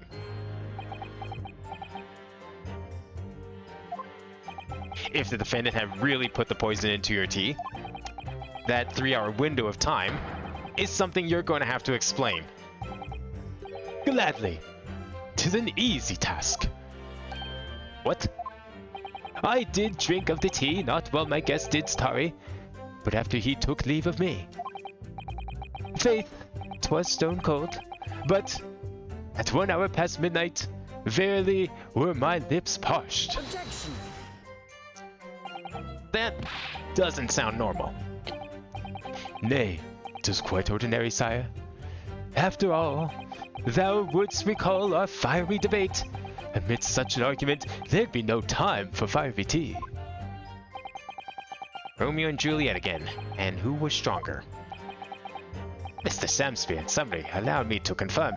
Did you not come here with the intention of naming your attacker? But of course, my liege. 'Twas the stooped lover of words did attempt to shuffle me off this mortal coil. We all know what that means. Hold it! So, You didn't have any kind of evening meal. Dinner, supper? Fee on luxury, fee on gluttony. To eat thrice daily is but a waste of time. Sorry? I would that my belly were full, no more oft than the sun doth rise. Well, that's more than me. Most heroic eating habits, I must say. Night and day do I fill my hours with learned study of the great bard and playwright. Hence it is that there doth not be in my chamber be then the costumes of mine art. That would appear to be the case, as even a rodent was found starved to death in your room. Now that I think of it, such as food that was conspicuously missing from that room. I don't recall seeing a single player script anywhere. For I have devoured them all. Literally or figuratively? Or figuratively literally? You've eaten them? Every word be within my skull. Didst thou imagine otherwise? Right, that wasn't misleading at all. Now, could you turn around, do you think? Which brings us to the conclusion that the only way the poison could have passed the victim's lips is in the tea. What if it was on his pages? Maybe the ink on the pages was poisoned. I was outside his book's window, freezing cold night, keeping on his room. No one else could have visit his room but that short little round-backed Eastern fella.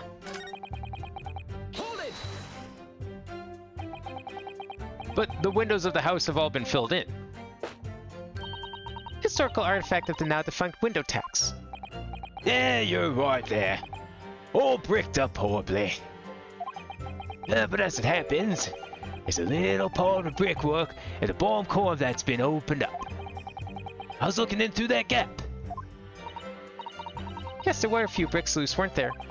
And for some strange reason, a couple bars of soap lined up on the ledge outside as well. Oh, I didn't go like going around poking my chin in other people's business, especially on freezing cold nights. But there's my orders. So, that's what I'll keep doing, as long as there's breath in my body.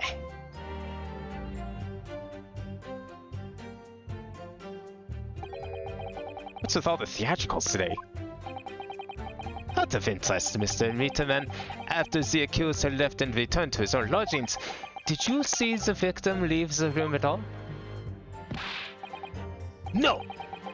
He never left. He was in that room the whole time as far as I was concerned. And we can therefore discount the possibility of suicide. How can you be sure of that?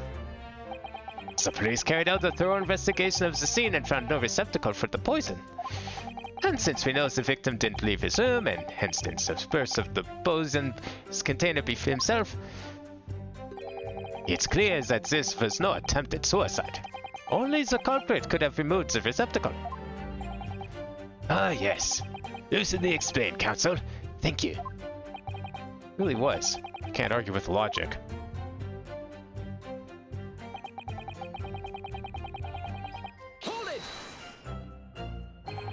You say a short little round-backed Eastern fella. So you can't be sure who's the defendant then. Objection! How many other short round-backed Nipponese with a mustache do you think there are in London? Well, of course, it's only a narrow gap and was quite dark. So I didn't notice the mustache. But he showed up around 9, so I'm pretty sure of it myself. And when the person you saw arrived, did he and Mr. Shamspear drink tea together? Sorry. I couldn't say. Why not? Well, because I couldn't see who into the room at all that well, could I? But what I did see was still that little round-back fella wearing a pretty dress. When the pair of them started some kind of wrestling match. I tell you, I don't know what to make of it. That seemed like an important clue there. I suppose that was the Romeo and Juliet championship battle getting underway. Mr. Meter Man, allow me to confirm one final time. Apart from the accused, can you state with certainty that no one else visited the victim on the night in question? No question. Gasman's honor. Oh no. Now what?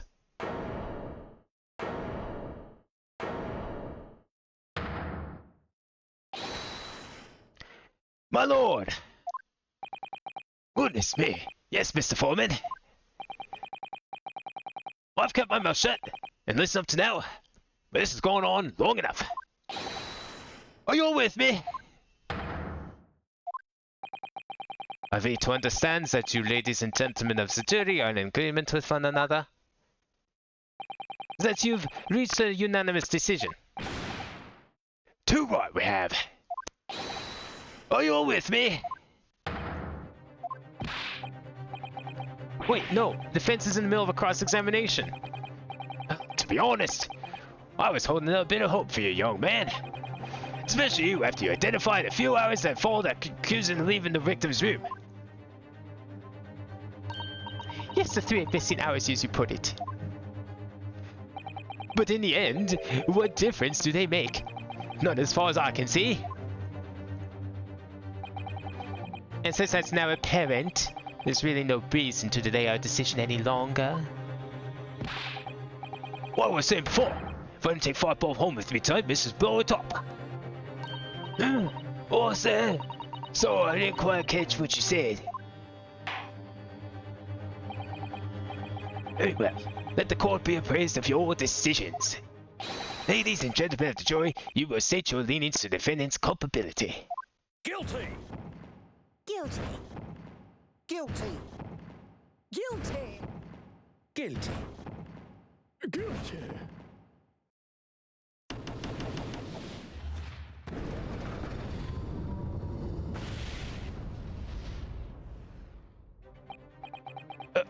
Are all of you...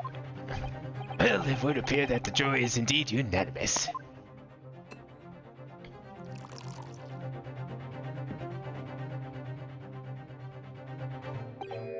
So, this time at least, it seems justice will be done.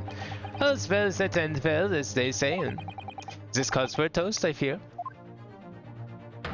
To the guilty being punished.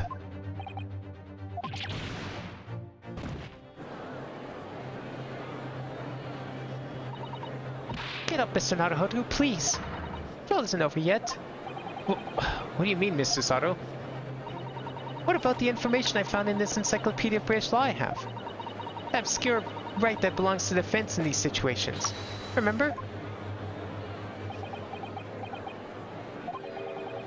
Summation examination. Yes, that's right. We don't have a jury in Japanese courts, of course. But here in British Court of Law, if we can reverse the decisions of the majority of the jurors, we can force the trial to continue.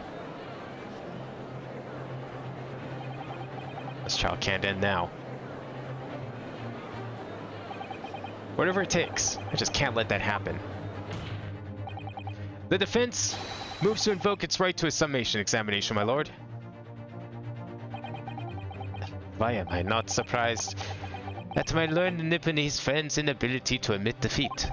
You chose to cling desperately to some archaic rule you barely comprehend instead of accepting the truth. Certainly no other defense counsel in recent times has exercised the right to a summation examination. Because all they know that once the jury's mind is set, it cannot be altered. Nevertheless, the right remains and must be upheld. The defense counsel's request is granted. This court will now proceed with the summation examination as outlined in the Encyclopedia of British Law. Thank you, my lord. And you and your fellows prepared, Mr. Foreman? Believe me, my lord, we know all about this young lad's tenacity, and we're ready for it. Very well. In that case, ladies and gentlemen of the jury, I hereby call upon each of you to state the grounds upon which you find the defendant guilty of the crime for which he stands accused.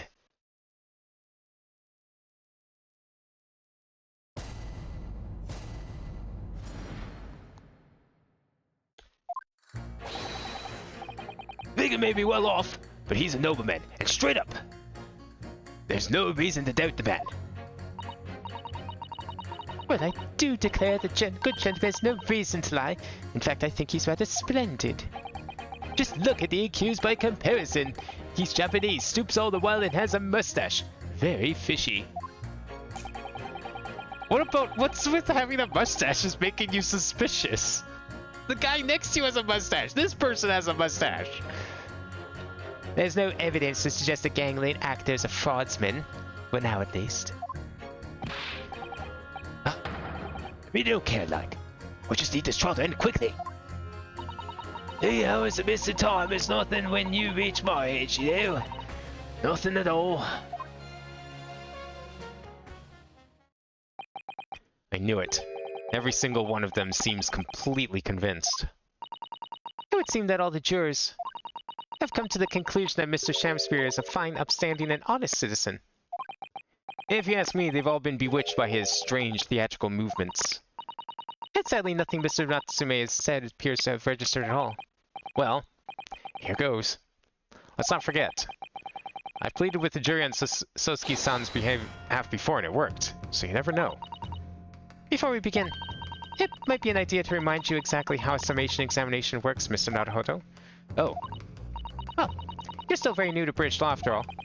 That's true, I suppose. And Sosuke-san's fate is entirely in my hands now too.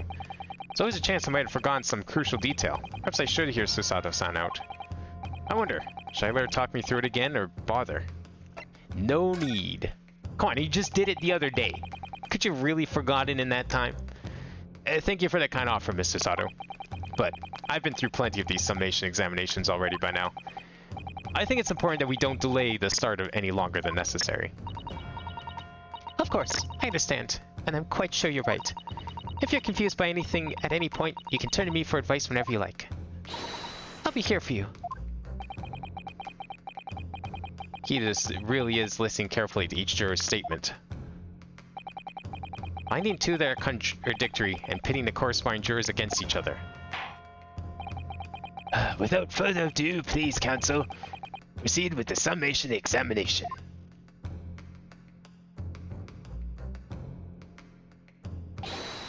Yes, my lord.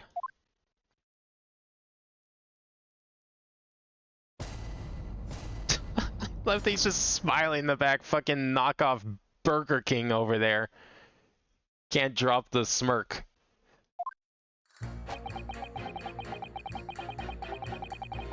Hold it! Well, there are plenty of people in London who seem noble but poor. Could some of them also be liars? I don't know about it. Like that shaky client of yours, for example. Absolutely not. Mr. Natsume is no liar. Look, the point is, the only thing that's past the victim's lips that night was a Japanese man's tea. We take the gas man's testimony to account as well, the truth couldn't be any clearer. That's alarmingly logical. Well, let me be frank here. I'm a gentleman with a gentleman's values. If it turns out the old Shakespearean chum is a raw liar after all, I'd gladly change my decision about the defendant. And I'm sure my fellow gentlemen of the jury would do the same. Isn't that right? Well, yes, perhaps, though I don't see it happening. What's that? There's a gent on the end here, you know, you'll have to speak up. Look, I really don't care about all that nonsense. I just need this trial to be over. How many gentlemen do we actually have on the jury, then? Alright, sir. I may hold you to that. Don't forget what you said.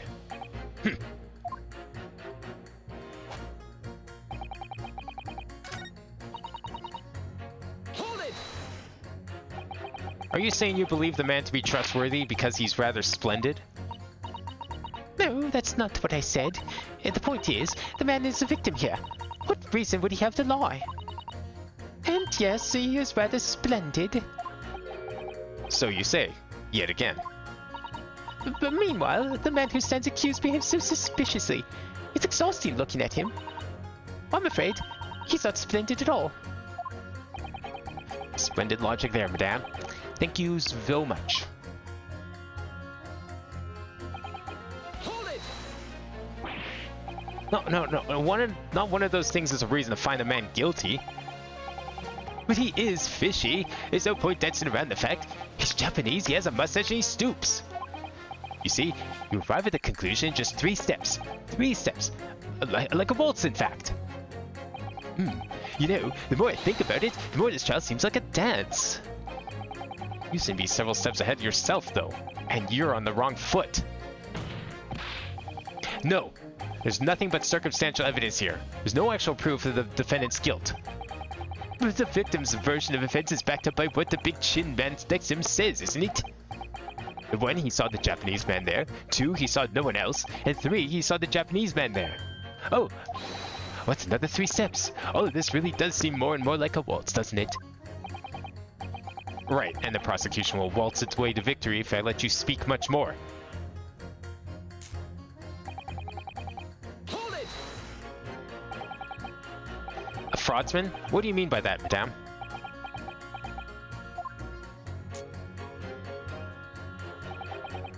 It really is the most tiresome problem for the company.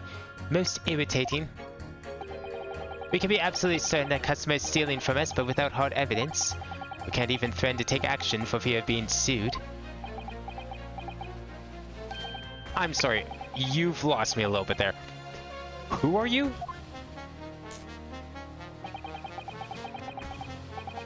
I'm the wife of Augustus Altamont, owner of the Altamont Gas Company.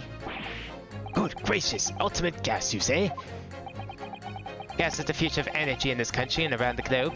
Proper handling is essential. Was I'm sure an employee from the East End branch office would be the first to agree. Absolutely, Lady Quimby. Gotta be used properly.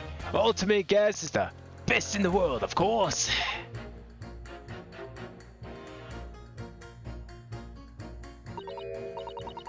I think we may have solved the mystery of the bow from earlier, Mr. Naruhodo.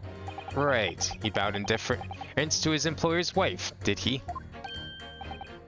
So, would I be right in assuming that the reason Mr. Meterman was watching what Mr. Shamspear is up to in his room? I'm afraid there's no end to the links to the population the East End will go to in order to steal our gas. So I really have no choice when the company identifies somebody as a possible fraudsman. But to dispatch a worker to watch the suspect day and night? We're very thorough in our investigations. So you mean Mr. Shamspear is... I wouldn't come out and say it in public, but you can finish that sentence with a grubby little gas thief.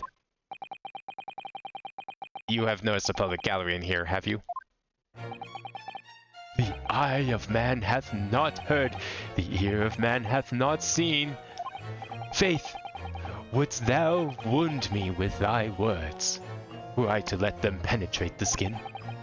But seraphs hear not insults, only choirs of angel in song. We may not have evidence yet, but my workers won't stop buzzing around you until they find out. And when they do, you'll find yourself blasted back to your angelic heights in an ultimate gas explosion. So, Mr. Shamspear's been stealing gas. I wonder, juror number 4, if you wouldn't mind adding that information to your statement. Why does he need to steal gas when he has his own farts to smell instead? My pleasure. Was it the bit about ripping that thief apart you enjoyed? A little before the part about object violence, if it's not so much trouble. Yes, of course. This could be it. This could be the shift in balance.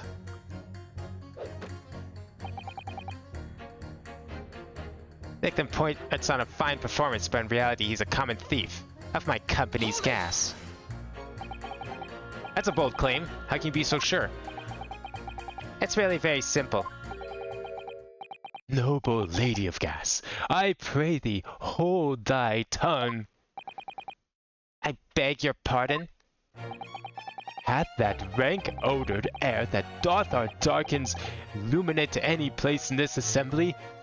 Nay, 'tis of sole import here that someone wouldst extinguish the light of mine own life. Verily, I ne'er recall stealing thy gas, but pray, let the matter rest till anon. Why, you little... Begging your pardon, my lady, but I might suggest you don't say any more at this stage. We need hard evidence first. If I keep secretly watching this bloke, I'll get him in the end. He'll slip up. Do you think that maybe that secret's out of the bag? Huh. Oh, this is so frustrating. Hold it! You keep talking about needing to take home some money. What's that all about, sir? Finish, lass. That's what it's about. What's that?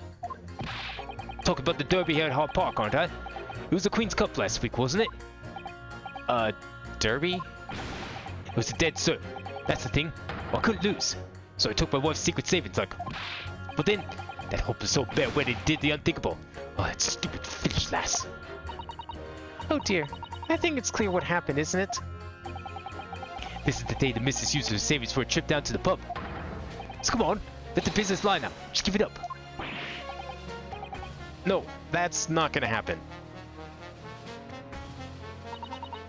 Hold it! What do you really mean by that, sir? Well, I'm not one to boast, for I get up at 5 every morning, I do. At 5? You're a really early riser then, aren't you? Huh? What's that now? I said you're an early riser. Oh, well, I wouldn't say that, but I work to while late hours in the evening reading books as well. But about 2 in the morning, I'm usually too tired to go on. Damn, early riser, only 3 hours of sleep. My man. He sleeps at 2 in the morning and gets up at 5? Oh my, that means he only has 3 hours of sleep each night. Huh? What's that, you? Only 3 hours of sleep each night. That's right. You see, 3 hours of missing time, like I said. It's not much, is it? This really isn't helping. Actually, I think that helped a lot. If you'll recall, that guy was very helpful in every other case he's been in. Key to summation examinations is identifying contradictions between jurors' statements, Mr. Naruhodo.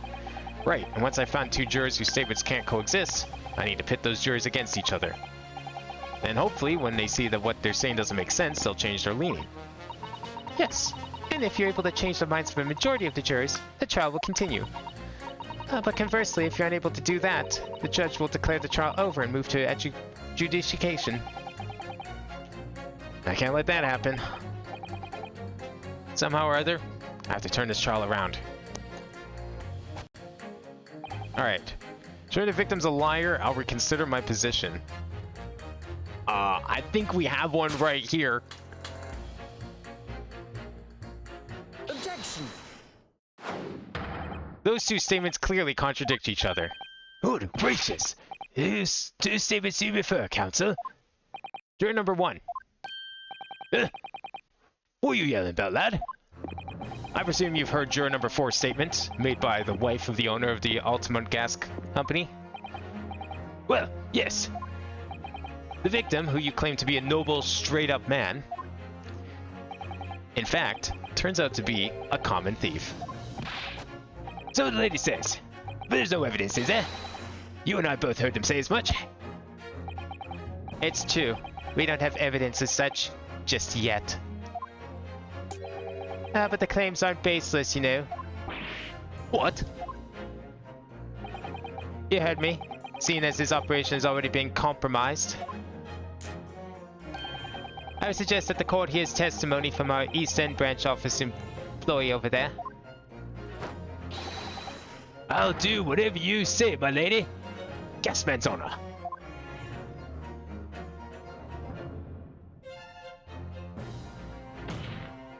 Juror number 1, you say you're a man of your word.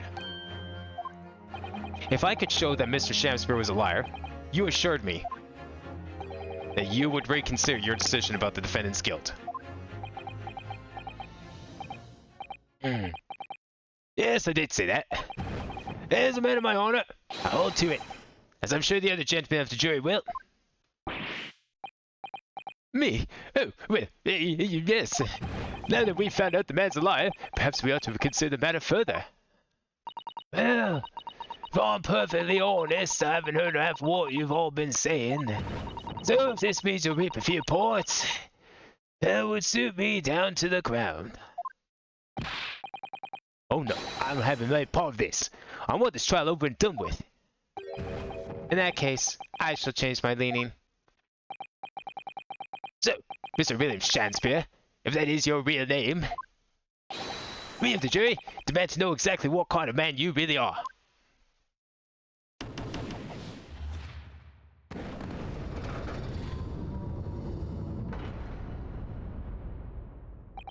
That's 4 jurors. 4 for not guilty. Yes, Mr. Naruhodo. Victory! Wow, that was pretty easy. Call him out for stealing gas and now everyone's changed their mind. Order! Order! Well, this is quite extraordinary, I must say. As a result of the defendant's summation examination, the jury's leaning has changed. Now only 2 jurors say guilty, whereas 4 say not guilty. I therefore declare this court to be in a state of disaccord, and order the trial to continue.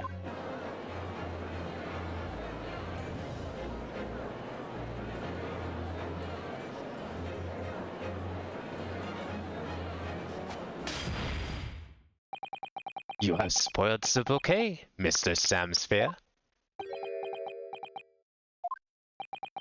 The ladies and gentlemen of the jury now find they are unable to trust you as a victim.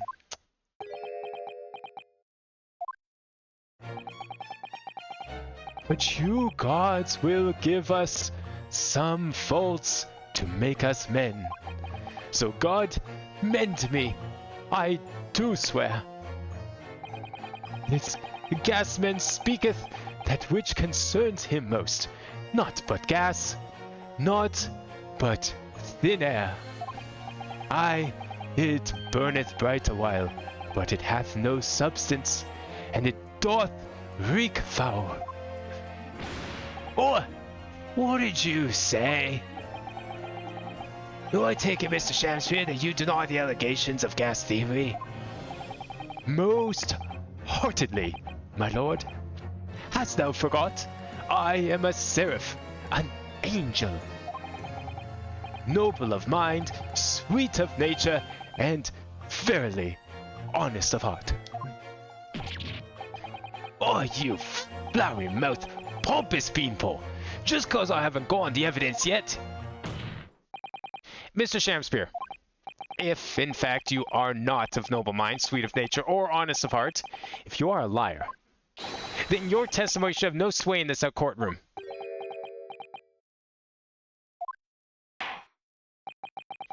It is my considered opinion that at the present time, no other possible culprit of this crime has been identified. All testimony heard by the court thus far heavily implicates the defendant. In short, it would not be unreasonable at this stage for me to rule on the case. Oh no. However, in light of the fact the jury has expressed concern about the fidelity of this witness, I believe it would be inappropriate for this court not to pursue the point further. Objection! I assure you, my lord, that would be a waste of the court's time. The gas in this case are unrelated. Juror number 4. Yes. Didn't you say before that although you had no hard evidence to prove this man has been stealing gas, you had strong grounds for suspecting him? That's right, we do. Don't we, worker? Absolutely, Lady Quimby. Gasman's honor. Very well then, we will hear your testimony now. You will tell the court precisely why you believe the victim, Mr. William Shamspeare, has been stealing gas. Yes, my lord. It'll be my pleasure. If I may, my lord. Go ahead, madame. This worker's testimony may have significant bearing on the good name of my husband's company. Therefore, I should like to take the stand alongside him in a supervisory role if you don't mind. Oh yeah, sweet as honey. Yeah. Very well. As an exception, I shall honor your request. I feel like that should abscond her of jury duty now that she's actually being involved in the case. I hope they address this. This is like, they brought it up multiple times how supposedly everyone shows it at random, and yet coincidentally everyone is relevant to the case. Except maybe big orange guy over there. Thank you, my lord. You wait till the boss gives you the info. Ooh, it's gonna sting, you mark my words. So, will you both testify before the court on the subject of the illegal consumption of the Ultimate Gas Company's fuel? Yes. Is that clear, my good man? Clear as Ultimate Gas, my lady, which is the clearest in the world.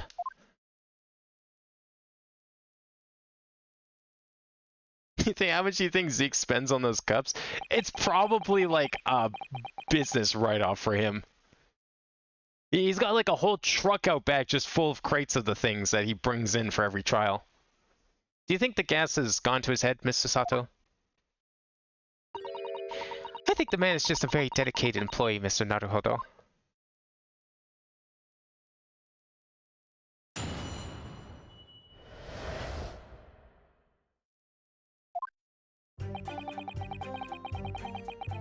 I'm proud to be the company's East End branch investigator and meter money collection agent. Ultimate gas meters are threepenny bits. Each coin gives customers about 2 hours of gorgeous gas. And yet the meter in Mr. Shamsphere's room didn't have a single coin in it. Meter doesn't appear to have been tampered with, though. And the collection agent only has the only key. Somehow, he's using all the flaming gas he wants without paying a penny. Oh, that's not thieving. What is?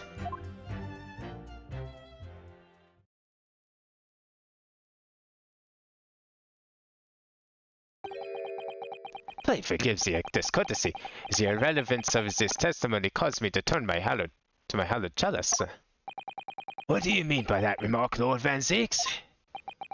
Did the mustachioed Nipponese poison the gangling excuse for an actor, or did he? That is all that should be concerned this court. And yet, now we must listen to this appearance.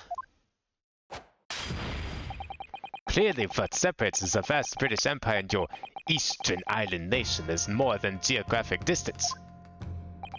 But this could turn out to be a crucial testimony. Cross-examination must go ahead. Do what you will. Lord Van Zix appears to be in a violent mood. Yes, he does. Attempted poisoning, and an instance of gas theft with no supporting evidence. Now, that's true, they would appear completely unrelated at first glance. But I wonder, the truth tends to be buried in the most unusual places. And the first step in uncovering it will be to establish just who and what this man really is.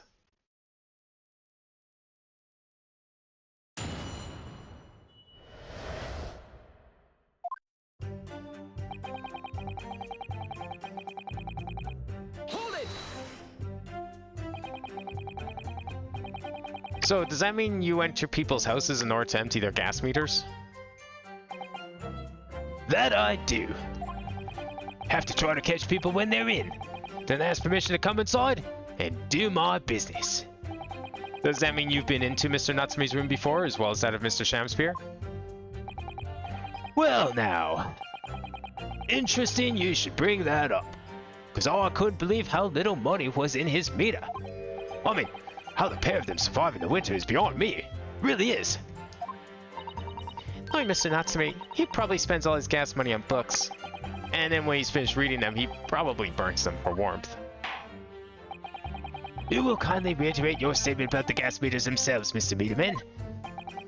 Oh, not much to say, really. But as you wish.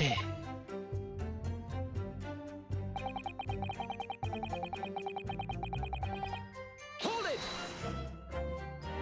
So all London houses that have a gas supply are fitted with these gas meters, are they? They're the latest model, the height of technology, developed by our gas company, Ultimate Gas. And anyone who uses our gas will have one of these meters in their property, yes. So if a 3-pence coin gives 2 hours of gas, most people would use about 3 coins in a night? Oh, a bit more than that usually. We'll have to have both gas lights and a gas stove, that is. Thinking about it, Sosuke-san doesn't have a fireplace in that room of his, does he? Some people still choose to use candles, of course, and only have gas for heating. Oh yeah, I remember seeing candles in Mr. Natsume's room, actually.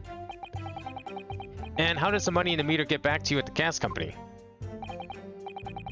Every 3 days, gasmen like me visit properties on the gas supply and then empty the meters of coins. I must say, the design and manufacture of the new meter cost the company an awful lot of money. Oh, but happily, it did put a stop to people not paying their dues. For the most part. Because they have to pay in advance, you mean? Yes, exactly right.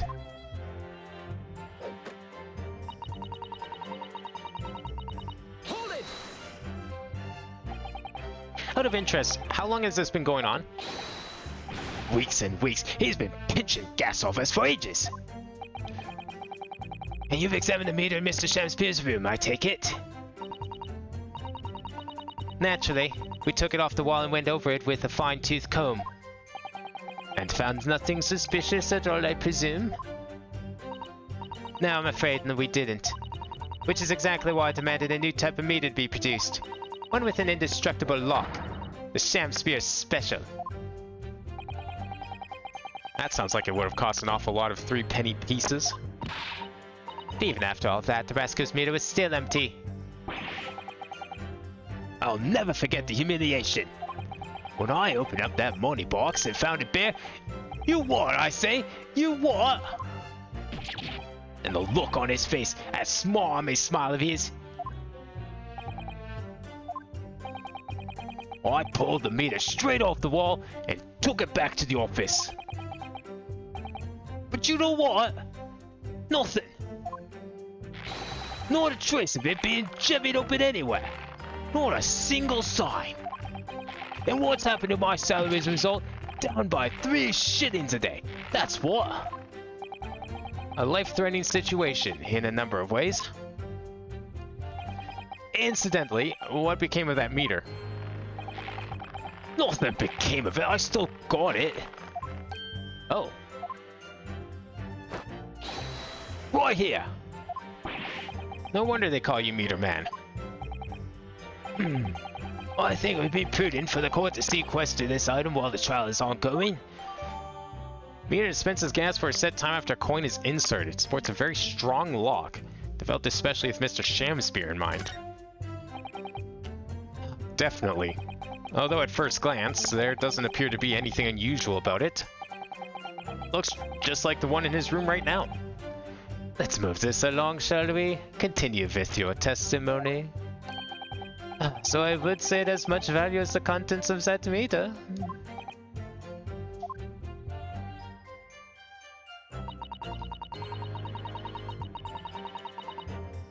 Hold it! There's only one key for all your meters? Well, in truth, there's another key in the company vault at our main office. But even if someone had somehow managed to get hold of a key, we'd know it if the coin box had been opened. Oh? How? I came up with a rather clever way to expose any little shenanigans as it happens. Would you care to explain? Well now, in order to empty a meter, you have to unlock the padlock and remove the cover. But when I close the cover again, I stick a little beeswax seal on it, you see? A seal? Like the sort of thing you'd put on an envelope, you mean? Something like that, yeah. Basically, you can't remove the cover again without breaking the seal. Now, in the case of Mr. Shamspeare's meter, there were no coins inside at all, as I said. Well, that seal hadn't been broken either. So that would mean Mr. Shamspeare somehow managed to steal coins from inside the meter without opening it. It would seem so, but that would be impossible. Well, if you just like cut a little hole in the bottom, away from the seal. Hold it! How do you know that he's been using gas, though? Well, now, since I started investigating this bloke, I've been to his room more than a few times. And on every occasion, his lamps have been blazing, his stove pounding. It's in the middle of winter, and he still turns to me, sweat dripping down his cheeks, and says, Get thee to a nunnery. "Lit indeed." Oh, I could wring the bloke's neck. I get all hard under the cover, but still, every time I open up that flaming meter, it's empty. He's robbing me of my salary too. What's wrong with the world? Where's the justice? But how can Mr. Shamsphere possibly be stealing the money? I don't understand. The simple explanation is right before your eyes. What? It's the old tie a string to the coin trick. Just put a string on it, you put it down the slot, activate the trigger, and then you pull it back up. A toast to you eventually realizing that the gasman could be an accomplice. Oh, you know, that too. That's possible too. You what? Good lord, eminently plausible indeed.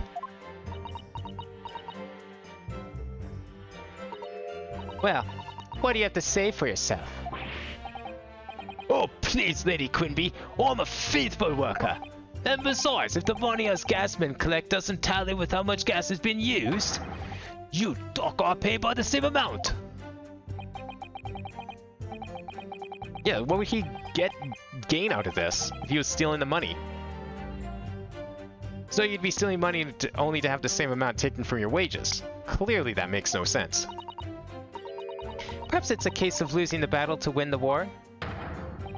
No, I'm not going to stir up that hornet's nest. If I went stealing from the company, I'd be finished. It seems there is no evidence to support the claims of thievery made against the victim. Because Mr. William Shamsphere is innocent. Pray, And forgive me if that is some illusion my learned Nibelfriend's friend was clearly under.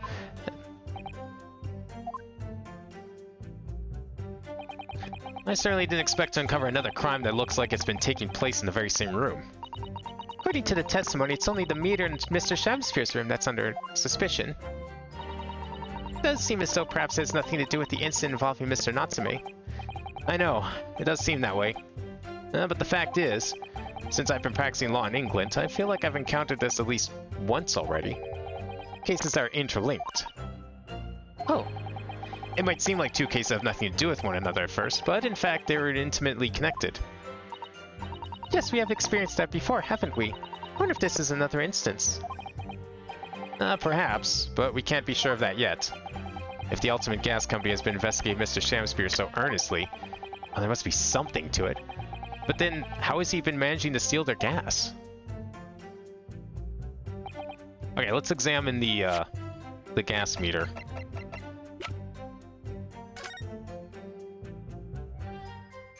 Aha! I was right! There is a hole on the bottom, although that doesn't look anywhere close to big enough to pull coins through. Oh, what's this? Have you spotted something, Mr. Naruhodo? Well, just here. There's a little hole. Do you see it? Oh, goodness, you're right. I wouldn't have noticed. Well, it's not a very neat hole, is it? Not professionally made, I'd say.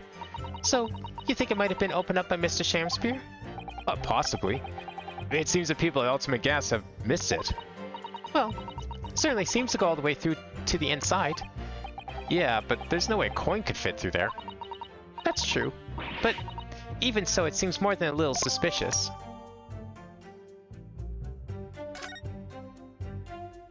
That might be what we needed then. That's a very sturdy looking padlock, isn't it? And the money box is sealed with beeswax, too. So if Mr. Sholmes were to get up to mischief, he'd be found out immediately. Mr. Naruhodo, mischief of that kind is not the sort of thing that Mr. Sholmes would... You know you didn't finish that sentence, don't you? Well, anyway... It's understandable that gas company would want to safeguard the money that's rightfully theirs. But it does feel a little over the top, perhaps, doesn't it?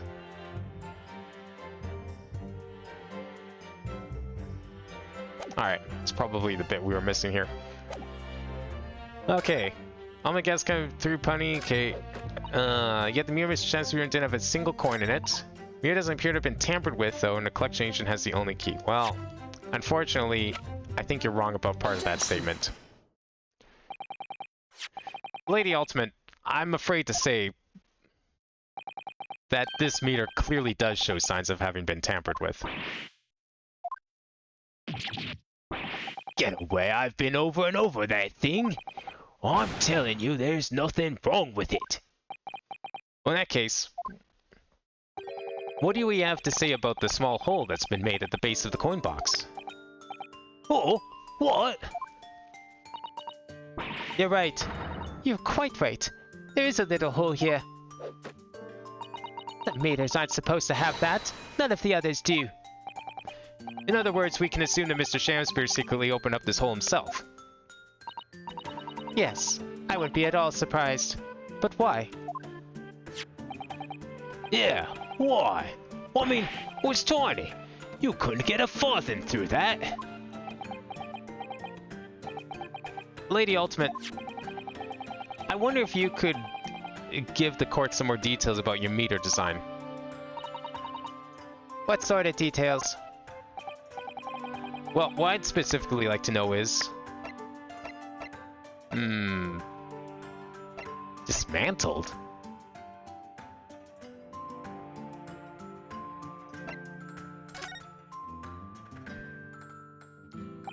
How does the meter tell the difference between different coins?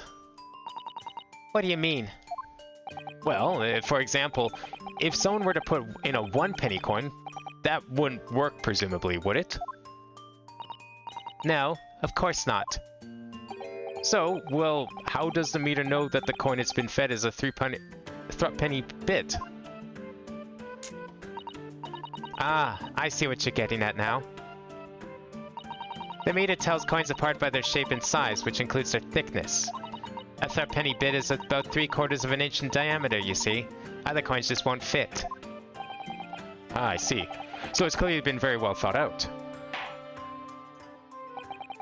Witness will now amend her formal testimony with that information in case it is pertinent. As you wish, my lord. Oh, do I have to like pick and choose which one we want here? Or maybe did I pick the right one? Hold it!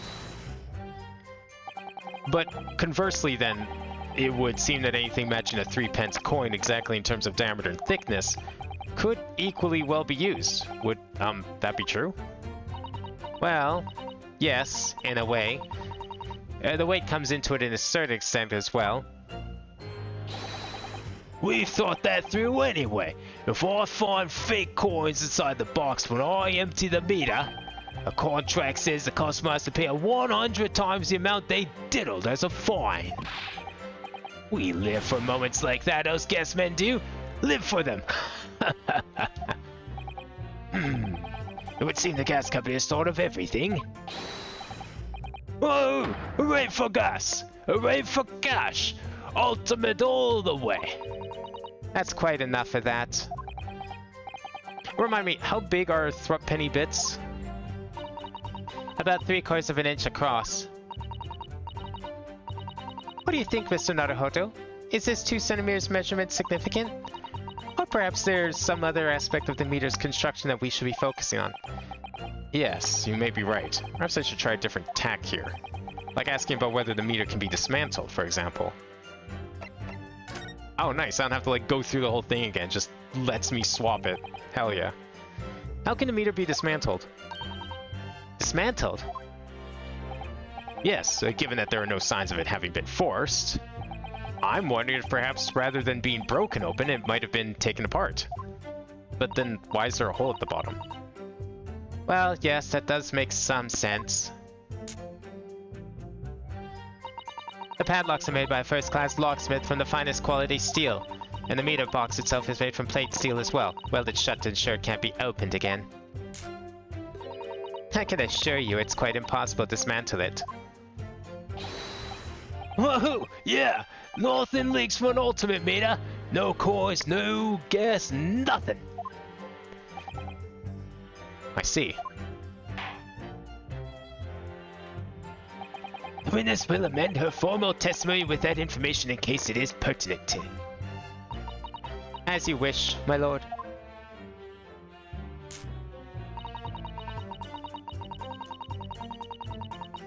Okay, I think that one is a little more relevant given the wording of it. Has anyone ever tried?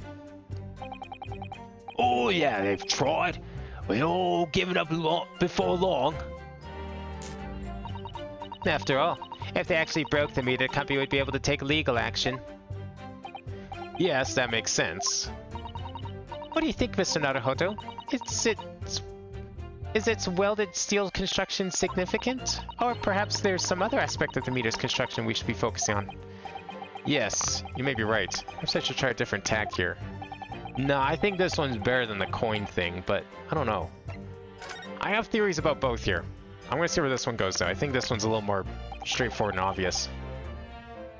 We'll come back to that statement once we're done pressing.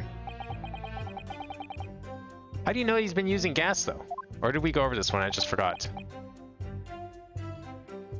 Well now, so I've started investigating this bloke. I've been to his room more than a few times.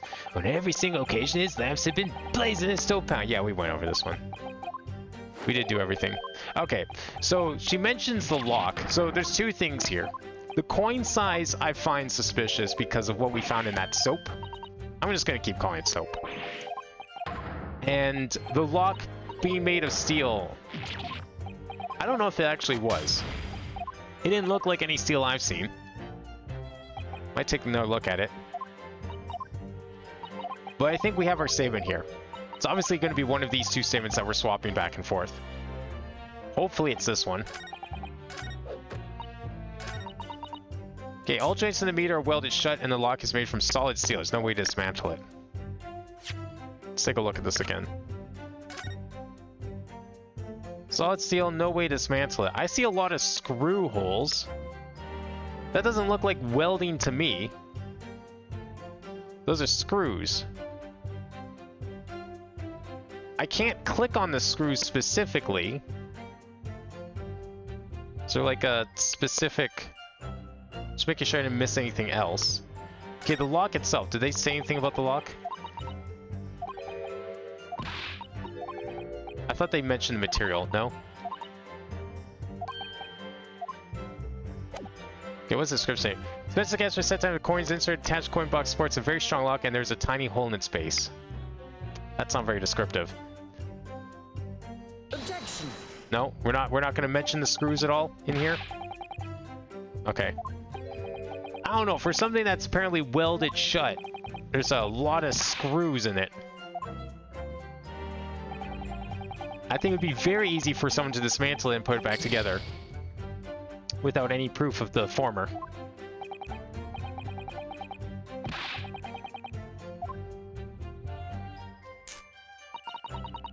All joints on the mirror are welded shut and the lock is made from solid steel. There's no way to dismantle it. Do we have... When we looked at this before and I... Wait, what? Oh?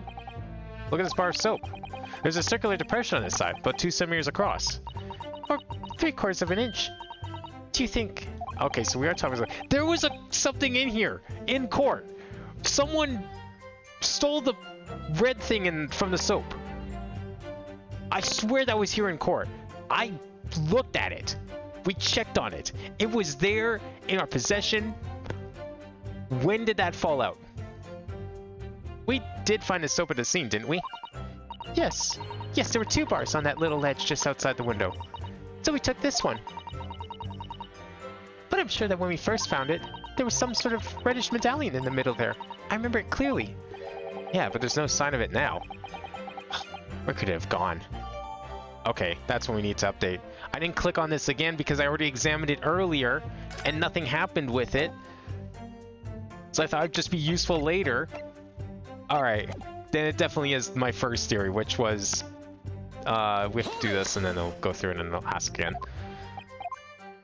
I'm going to back my first theory that I had. So I was right. Yeah, delve deeper. We need the coin statement. I'm reminded of, what was it, Apollo Justice? Or was it Game 5? That had like tons and tons of testimonies where it's like constantly swapping out statements over and over again. I think it was Apollo Justice. I was like a really big fan of doing that. Okay. Objection. There we go. I'm hoping we're going to get to talk about the coin that was previously in here, which isn't really going to help our case because we have no proof it exists, but let me just confirm something here.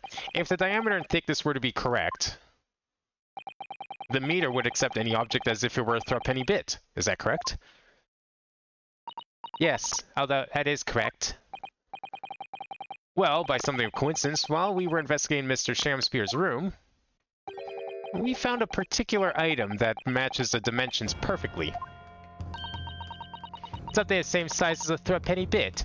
What was it? Well, the item in question is this. What? Have you been inhaling gas? What's a bar of soup? Okay, they're also calling it bar soap. I still can't believe this is soap. I really can't believe this is soap. Certainly looks nothing like a threepenny bit, I must say. Looks like I'm going to have to point out exactly what I mean here. What's so important about the soap is this part here. Got it. You have to turn over the soap to see what I mean. Are you referring to that round depression in the middle of the soap there? That's right. A depression that's approximately 3/4 of an inch in diameter. Or in other words, almost exactly the same size as a threepenny bit. Get away. Does anyone here present have in their possession a threepenny bit? Quickly now, hand over your coins, ladies and gentlemen. Sounds rather like a highway robbery, doesn't it? He's a judge, he can do whatever he wants. Thanks to a kind member of the public in the gallery, I have here a threepenny bit. Isn't it like a lot of money? I hope he gives the coin back. It's not like just handing over a penny in like today's date. Now, see if it fits. My word, it couldn't be more snug. Yes, as I suspected. This, without a doubt, is a vital clue to explain how the Ultimate Gas Company is being defrauded. Well, I don't believe it.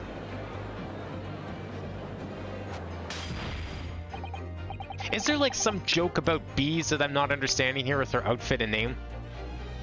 Like I'm thinking like altimeter, that's why they're called Altamount. But like the whole bee costume here. So, your assertion amounts to what? Is that some inferior bar of soap has a tentative connection to the theft of gas? Yes. The depression in the soap was clearly made by a threepenny bit. I must concur at least that pushing a coin with some force into a poor quality bar of soap, such as this, is a remarkably simple way of replicating the coin's shape. But then you could use, well, some kind of melted wax or something to pour into the mold. You could make fake coins in no time.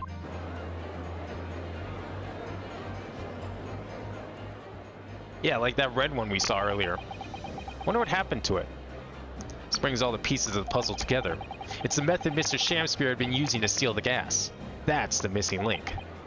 And now if I follow the chains of thought, it's going to bring me to a new explanation for what happened that nobody's considered yet. But this is all nonsense. If the man had been making fake coins, my worker would have found them when he emptied the meter. Quite true, Lady Ultimate. In the absence of some black magic that could make him disappear. I see.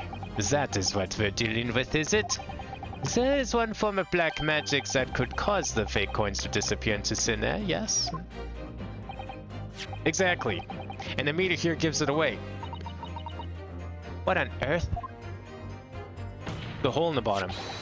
Melt the coins through the hole.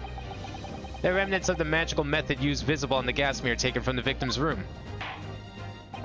If that is your assertion, Counsel, defense will identify those remnants with the court at once. Where on the meter can the remnants of the method used to make the fake coins disappear be seen? Got it. We found this bar of soap at the scene of the crime, just outside the victim's window. Outside? Yes, outside, where you yourself, Mr. Meterman, were loitering in the freezing winter air. That's where we found this soap. Oh, I get it. That's right. The answer, of course, is ice. Did you say ice? And Mr. Shamspear had been leaving soaps like this outside his window each evening filled with water. After a night outside in the bitter cold, the water is completely frozen solid the next morning. Then he takes the fake coins of ice and feeds them into the gas meter, giving him light and warmth in spades. As his room becomes very comfortably warm, the ice now inside the meter's box, coin box, melts, turning back into water, and draining harmlessly away through the small hole made in the underside of the meter. That is how, without leaving any evidence of his wrongdoing, this man has been stealing Altamount gas. I'm surprised their ice coins are heavy enough. Just like that. So simply. Is he trying to make us look like idiots? He's been fooling us all with some bars of soap and some water. That's right, madame.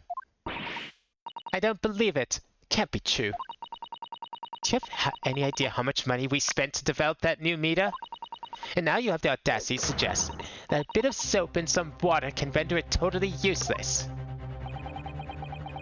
I'm fairly sure I didn't design it. Evidence. Sorry? I want evidence. If you're gonna stand there and tell me our meters are rubbish, I want to see proof. She's very good at enforcing accountability, isn't she?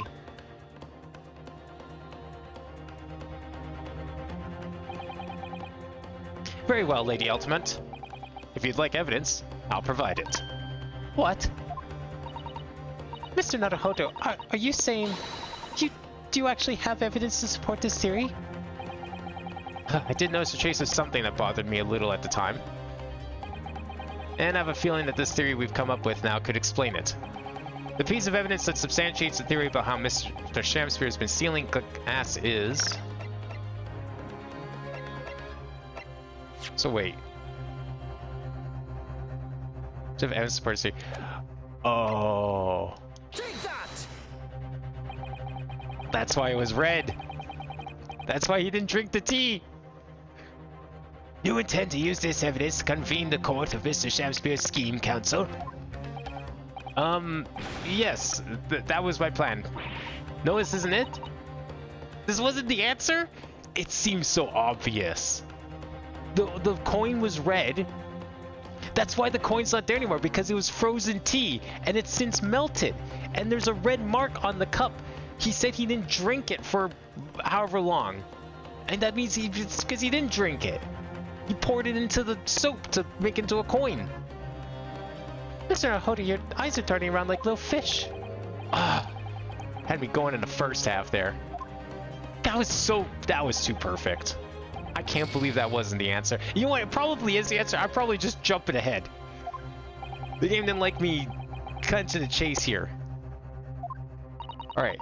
Mr. Shamspear made coins out of ice. Wouldn't there be perhaps some trace of that at the scene? In his room, I mean? At the scene. Yeah, that's true. Oh, okay. Alright, yeah, no. I probably have it. I'm probably right on the mark. Note this. Clip this. Call me out on this next stream, because I guarantee that's going to be the answer here. The real answer. It's going to have... This and this are going to be related in terms of, like, the night of the crime. But I think just in general, what we want is this. That's why there's a giant wet spot right below the meter. I did briefly forget about that. Take that. But that would be the more obvious thing. For the time being, I don't think I'm wrong, though. This is a photograph of the scene at the point when the victim was discovered, taken by Inspector Gregson, and it clearly shows the remnants of the crime carried out by Mr. Shamspear. This is the more direct evidence that explains the situation in general, and not something that is probably more relevant to something specific that happened that last night. What remnants?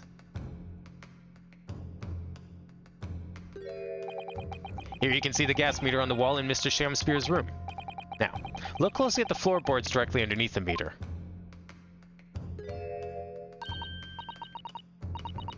What is that? Some kind of grubby stain?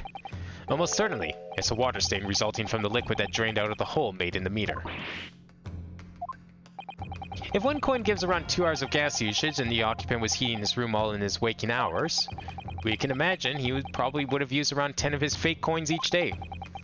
The melting ice inside the meter's coin box would have been dripping out almost constantly, leaving a stain on the floor. This is awful. And there's further evidence too. Mr. Shamspear slumped over his table, apparently having consumed stitching. And right there next to him is a bar of soap, broken in half. You're right. It would appear to me then, Counsel, that the man that was eating the soap, was he? Not you too! Pardon for disagreeing with your lordship, but certainly not. He didn't beat around the bush there, did he? In truth, Mr. Shamspear is found with a fork in his hand. A meal of soap is sounding increasingly likely. You mean to say he was using that fork to... Yes. To extract a frozen coin from the bar of soap. That makes so much sense now. Oh my god. I'm glad that this guy on the witness stand was like smart enough to catch on to that. But the bar broke in half. So perhaps it didn't go very well. Good gracious! I can't believe it actually was soap.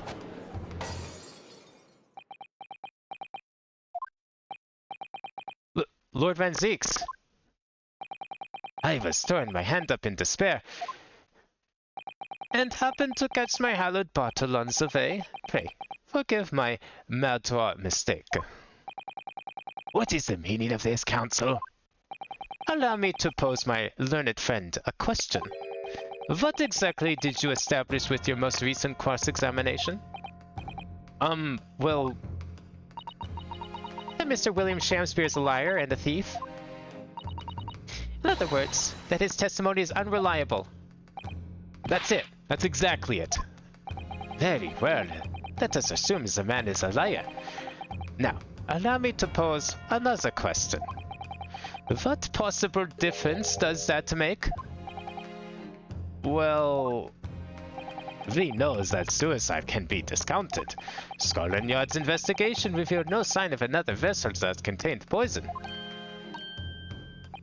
And on the night in question, there were no visitors to the room except the accused.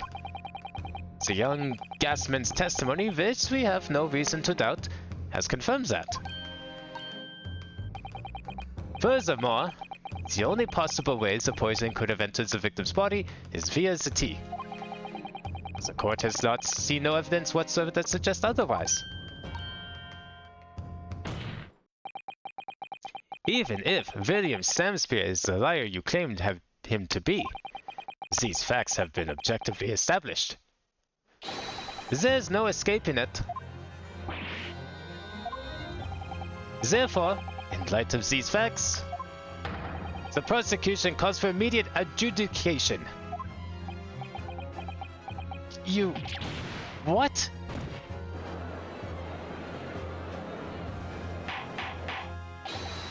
Order! Order! Well, Counsel, how does the defense respond? Mr. Naruhodo. What was the point of that last cross-examination? Did it actually get us anywhere? Or did it make no difference at all, like Lord Van Zieks is saying?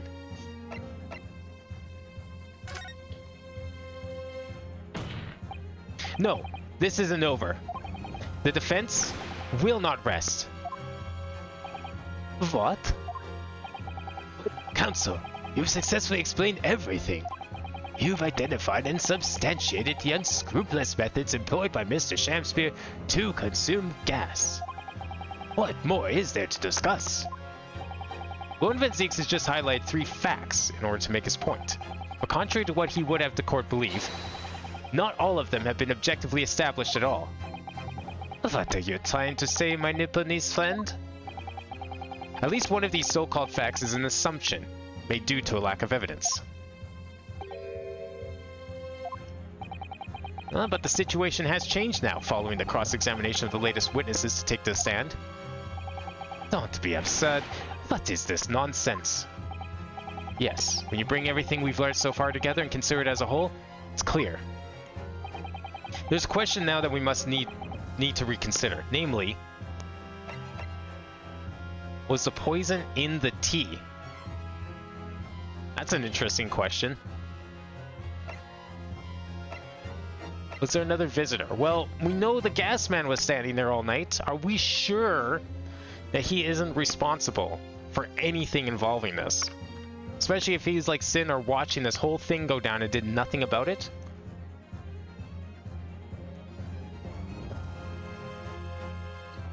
So it's probably the top one, if I had to take a guess. Let me check the history quickly.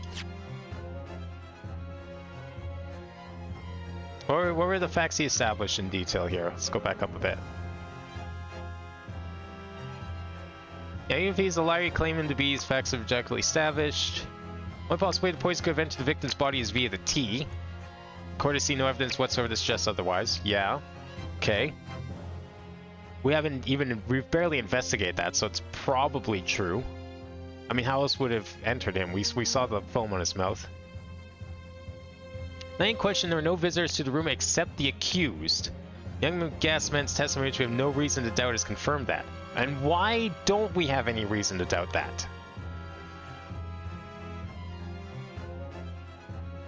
So earlier's investigation revealed no sign of another vessel that contained poison. Alright, crazy theory time. Gasman did know about the coin thing and was tasked with poisoning him through the coins. I don't know how that would work, but I wonder if like the fact that the soap was on the windowsill, I wonder if Gasman tampered with them. I think it's the top one. I'm gonna save just in case, but pretty sure it's gonna be the top one. Because that is an assumption. We're assuming that his testimony is correct. And we've been over this in the entirety of the last game. The whole theme was people lying on the stand. I don't think that's changing now, all of a sudden.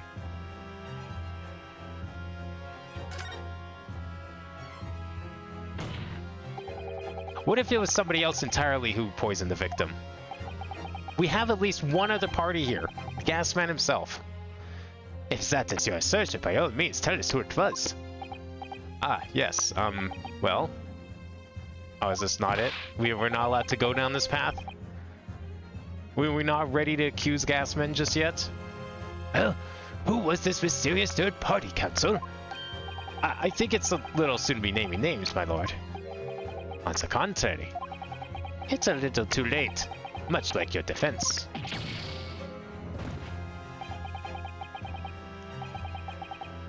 I have a feeling I'm need to be careful here because I feel like I'm not wrong, just ahead. There's a chance he was trying to make more ice coins on the night in question, right? I really feel like that's a clue here. That's pointing us towards something else. It's a question that we now need to reconsider. Is the poison in the tea? But he's not eating the coins, he's just putting them in the machine and letting them melt into the floor. Right? Is there another visitor?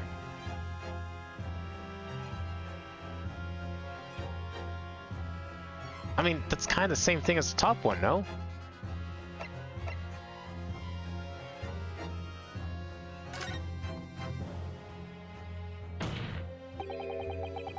Okay, I guess this is... It was... Okay, but why would it be the tea?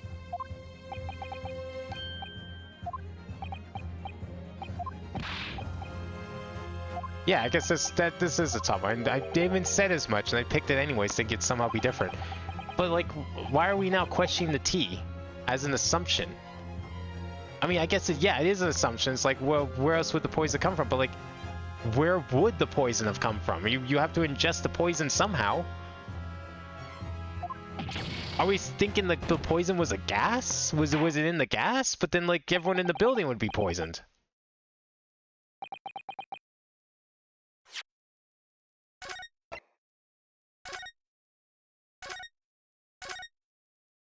Definitely need an explanation as to why this is the answer here.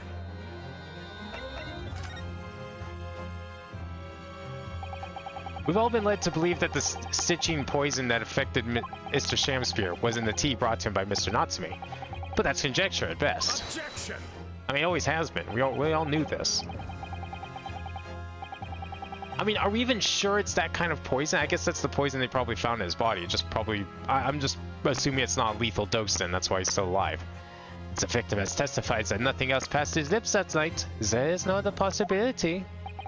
And since there was no trace of the tea left at the scene, it couldn't be tested for traces of the poison. Objection. As I said, the situation has changed. Because in fact, some of Mr. Natsume's tea was left at the scene. And a particular piece of evidence proves it. Objection! How would you want to bet all three of those questions are technically correct, but we just can't answer the first two because we don't know who this third party is? If it's like Meter Man or someone else.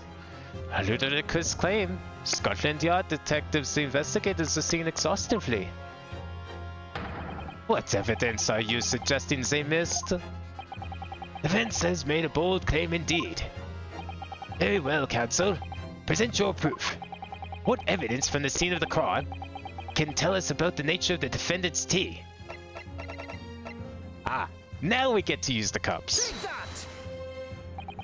What exactly is this piece of evidence supposed to reveal about Mr. Natsume's tea, counsel? No, we don't get to use the cups. We went on and on about how if you leave tea in a cup, it creates a stain around it. And that, you know, one person drank their tea quickly, that person left the tea in the cup. Therefore, that tea could have had the poison in it. Can't believe this. I'm still somehow jumping ahead. It's probably so close to being time for the cups. And I'm still managing to jump ahead.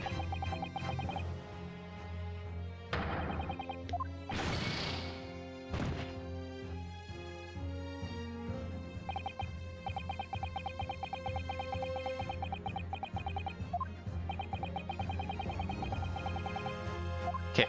What evidence from the scene of the crime can tell us about the nature of the defendant's tea? I guess I don't really understand the question then.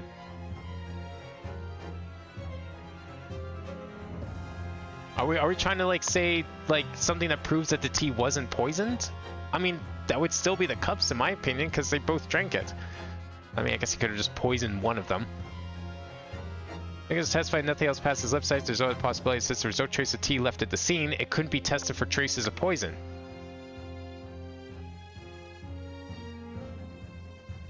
So Mr. Natsume's tea was left at the scene. A particular piece of evidence proves it. Well, okay, that's not the fucking ring of tea residue on the cup then? Is that not tea to you? Nature defends tea, okay.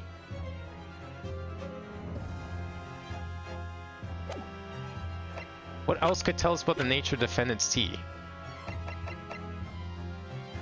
Not that, surely. The pitcher? I mean, there was a couple of drops on the table, but that's not even in the shot here. How would I even prove that? And he was holding the cup in his hand.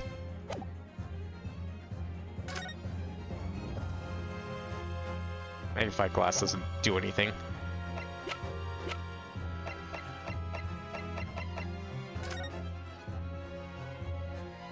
High likelihood of substance has been mixed with the tea the victim is drinking, but no sample could be obtained for testing.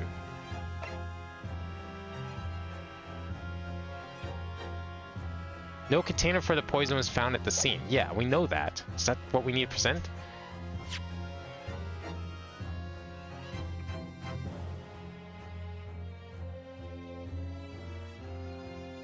Okay. Was the poison in the tea? We've all been led to believe the strychnine poison that afflicted Mr. Shamspear was in the tea brought to him by Natsume. The victim has testified that nothing else passed his lips that night. There's no other possibility. Sisters are trace of tea left the scene couldn't be tested for poison. Right. I guess the ring of tea doesn't count. Situation changed because in fact some of Mr. Natsume's tea was left at the scene. A particular piece of evidence proves it. Is it the soap again? Was I right earlier about the soap because it was that red thing and then the tea was red? I feel like it has to be. These two games have been very adamant on like making you put 2 and 2 together. And everything, and like you have to pay attention to everything, even if it's not like directly stated.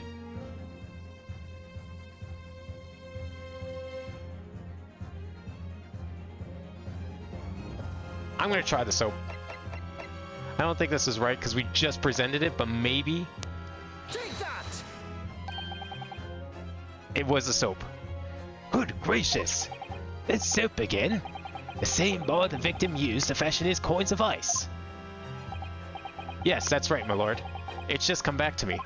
I'm so happy I was right about this. I wish I could have presented this in the first place, but I understand it didn't really make much sense. I'm so happy I was able to actually guess this one. This was really good. I wasn't expecting to have to use it so soon, though, and that's why I didn't really think of it just now. Because I wasn't really sure what the question that was being proposed in this presentation was. So think about when we first found this bar of soap at the scene yesterday. It's more bars of soap. Soap? What are bars of soap doing lined up in the ledge outside the window?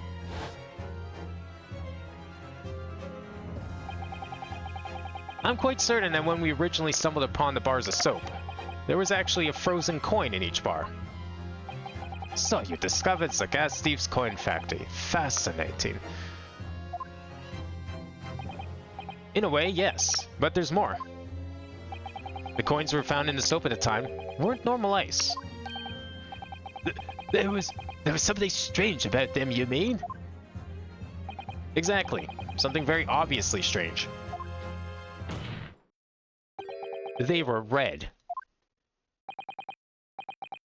The ice was red? No. You mean...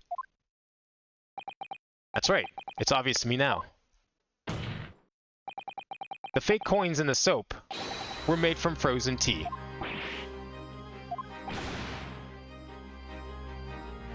It's exactly what I guessed earlier.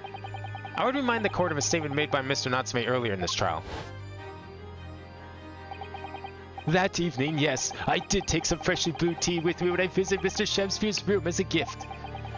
The public water pump outside always freezes at night, so I boiled bottled water especially to make it. Oh, that's right. It was...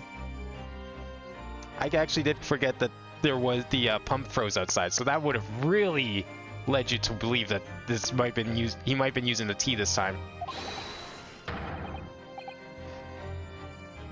And this is the result. Never will I touch tea again. Never! I wasn't even considering the frozen water pump. I was just like, I bet you he probably used a tea. That's why he waited for it to cool. And why he didn't drink it, because he wanted to use it. And why it was red. Like, I just put two together with the teacups. Because there's the red residue on the teacup. And then we knew the coin was red, even though it's gone now. And now it explains why it's gone. Because it was frozen. Oh yes, I believe there had been a snowfall that day. It was particularly cold. Sadly, on such occasions, the poorly constructed water mains in the East End are prone to freezing. So in a question, Mr. Shamspeare, having no running water to use, was forced to use the tea brought by Mr. Natsume in order to make his fake coins. My word!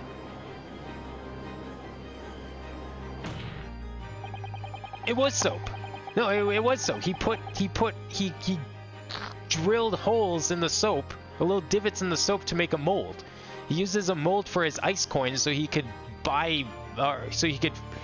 steal gas by using fake money. There are 2 bars of soap on the window ledge when my judicial assistant and I investigated the scene. I don't know. I'm willing to believe this is soap now. I am on the soap train now. After everything we've seen, I think this is soap. I think this green block is soap. They keep saying it's soap. Everyone in court says it's soap. He was using the soap as molds. That's right. And we only borrowed one of them. Which means that even as we speak, some of the defendant's tea is still present at the scene of the crime. Frozen solid in a bar of soap outside of Mr. Shamspeare's window. Extraordinary. Earlier today, Inspector Gregson informed the court that even if one drop of the tea remained, Scotland Yard would be able to analyze it for poison. As such, we are now in a position to prove or disprove what has until now been more conjecture, by finding out for sure whether or not Mr. Natsume's tea actually contains strychnine at all. You smug Nipponese. My lord, we cannot do the defendant the injustice of passing judgment now. The police should be dispatched to recover the remaining bar of soap from the scene at once, and the defense requests a thorough analysis of the frozen tea embedded within, to determine whether or not it contains any poison. Why was he eating it? He wasn't eating it. No, he used the... I don't know how much of that last bit you heard, but he was using the fork to pry out the coins from the soap. So he would... What he normally would do is he'd pour water into the holes he made in the soap, put them on the windowsill to freeze, and then when he brought them in, he used the fork to pry out the coins and then pop them into the gas meter. That's why the fork was there. Bailiff! Bailiff! Instruct the police to attend the scene at once. Yes, my lord. Understood.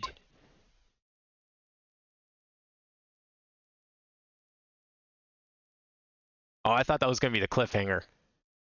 Or maybe it is. It would seem we have no choice but to suspend these proceedings for the time being. I trust you have no objection, Lord Van Zieks. None, my lord. Scotland Yard will recover the tea from the scene and carry out the requisite tests immediately. Assuming it's still there, that is. Wait, what if it warmed up? It was cold yesterday, but what if it's not cold enough today? Trial will resume at the same hour tomorrow. The prosecution and defense may conduct further investigation as appropriate in the interim. Well, I guess if it melted, it would still be in the soap. Hopefully. No one tampered with it. Yes, my lord.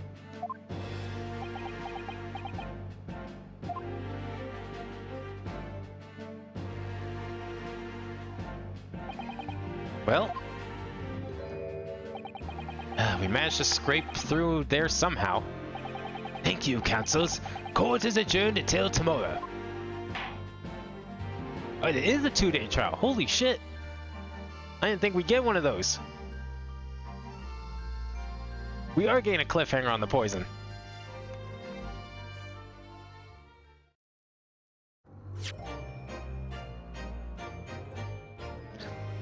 Yeah, so the question is, how was he poisoned, right? Like, okay, look, as Natsume's defense attorney, I am willing to believe he did not poison it. So how did the poison get in his body? It seems like a safe assumption that somebody put poison in the tea. But we need to establish a third party. We don't know who that is, but I think it's safe to assume that someone probably came in somehow. I don't know how they would have put poison in him. I think the gas company's probably responsible for this. They've been trying to pin this guy for a while now. So I'm sure they have the motive. They seem pretty upset. This guy's a notorious gas thief. And she even said that she almost wished he was dead. They wanted him to die. Now, of course, that might have just been out of anger because of frustration and, with this guy stealing their product. But I feel like there might be some truth to that as well. So I don't think they're fully disconnected here. Obviously, we don't know who would have came in at 1 in the morning to poison him. But I don't think it would have been Natsume. It can't be, because he was there at 11. And if we believe that he went back to his room at 11, then that means someone else would have had to come in. So our main goal now is to figure out who that could have been and prove that it could have been that someone else did enter the room. I think that's going to be our main task for the case. So yeah, we get a second day of investigations and a second day of cases. That is a GA first. Impressive. Didn't think we'd be doing that. Glad we are, though. I think sometimes you just need a day 2, do a little more investigating and all that. I think it works well for the series. I'm liking this plot's very interesting now. The whole soap thing has been hilarious and very, very Phoenix Wright in a very strange way. Right down to the eating soap. I still don't know if the man wasn't eating soap, okay? I mean, we know he was probably using the fork to pry out the coins. So he likely wasn't. I don't know. I mean, hell, I still don't even believe it's soap. I feel like we're still going to get, if we're bringing it up as a foreshadowing tool, there's been a theme of assumptions here. A little bit. Maybe I'm reading too much into it. But considering I figured out the whole soap thing a little early, maybe I'm not. I wonder if everyone is somehow making an assumption that soap. What if it isn't soap? What if there is still a chance that it is not soap and it is something else? I don't know what, but it would explain why it entered his body and that it wasn't through the tea. If we prove that the tea is poison-free, I think soap's back on the menu. Just saying. That's all. Maybe he was a soap eater. We don't know. Guy was a gas thief. Could be doing anything. Man's crazy already. Alright. Anyways, that'll be it for today. This is I'm really looking forward to the rest of this case. But I'll be back on Thursday and with some Mario. We're going to continue B33 this week. And of course we have more Minecraft on Friday. And then we will pick this up next Tuesday. And we'll hopefully see I don't know if we'll see the conclusion. If we've got another day of investigation, I don't know how long this case is, but we will hopefully at least determine if there's poison in the tea or not. So thank you all for watching tonight. I hope everyone enjoyed, and I will see you next time.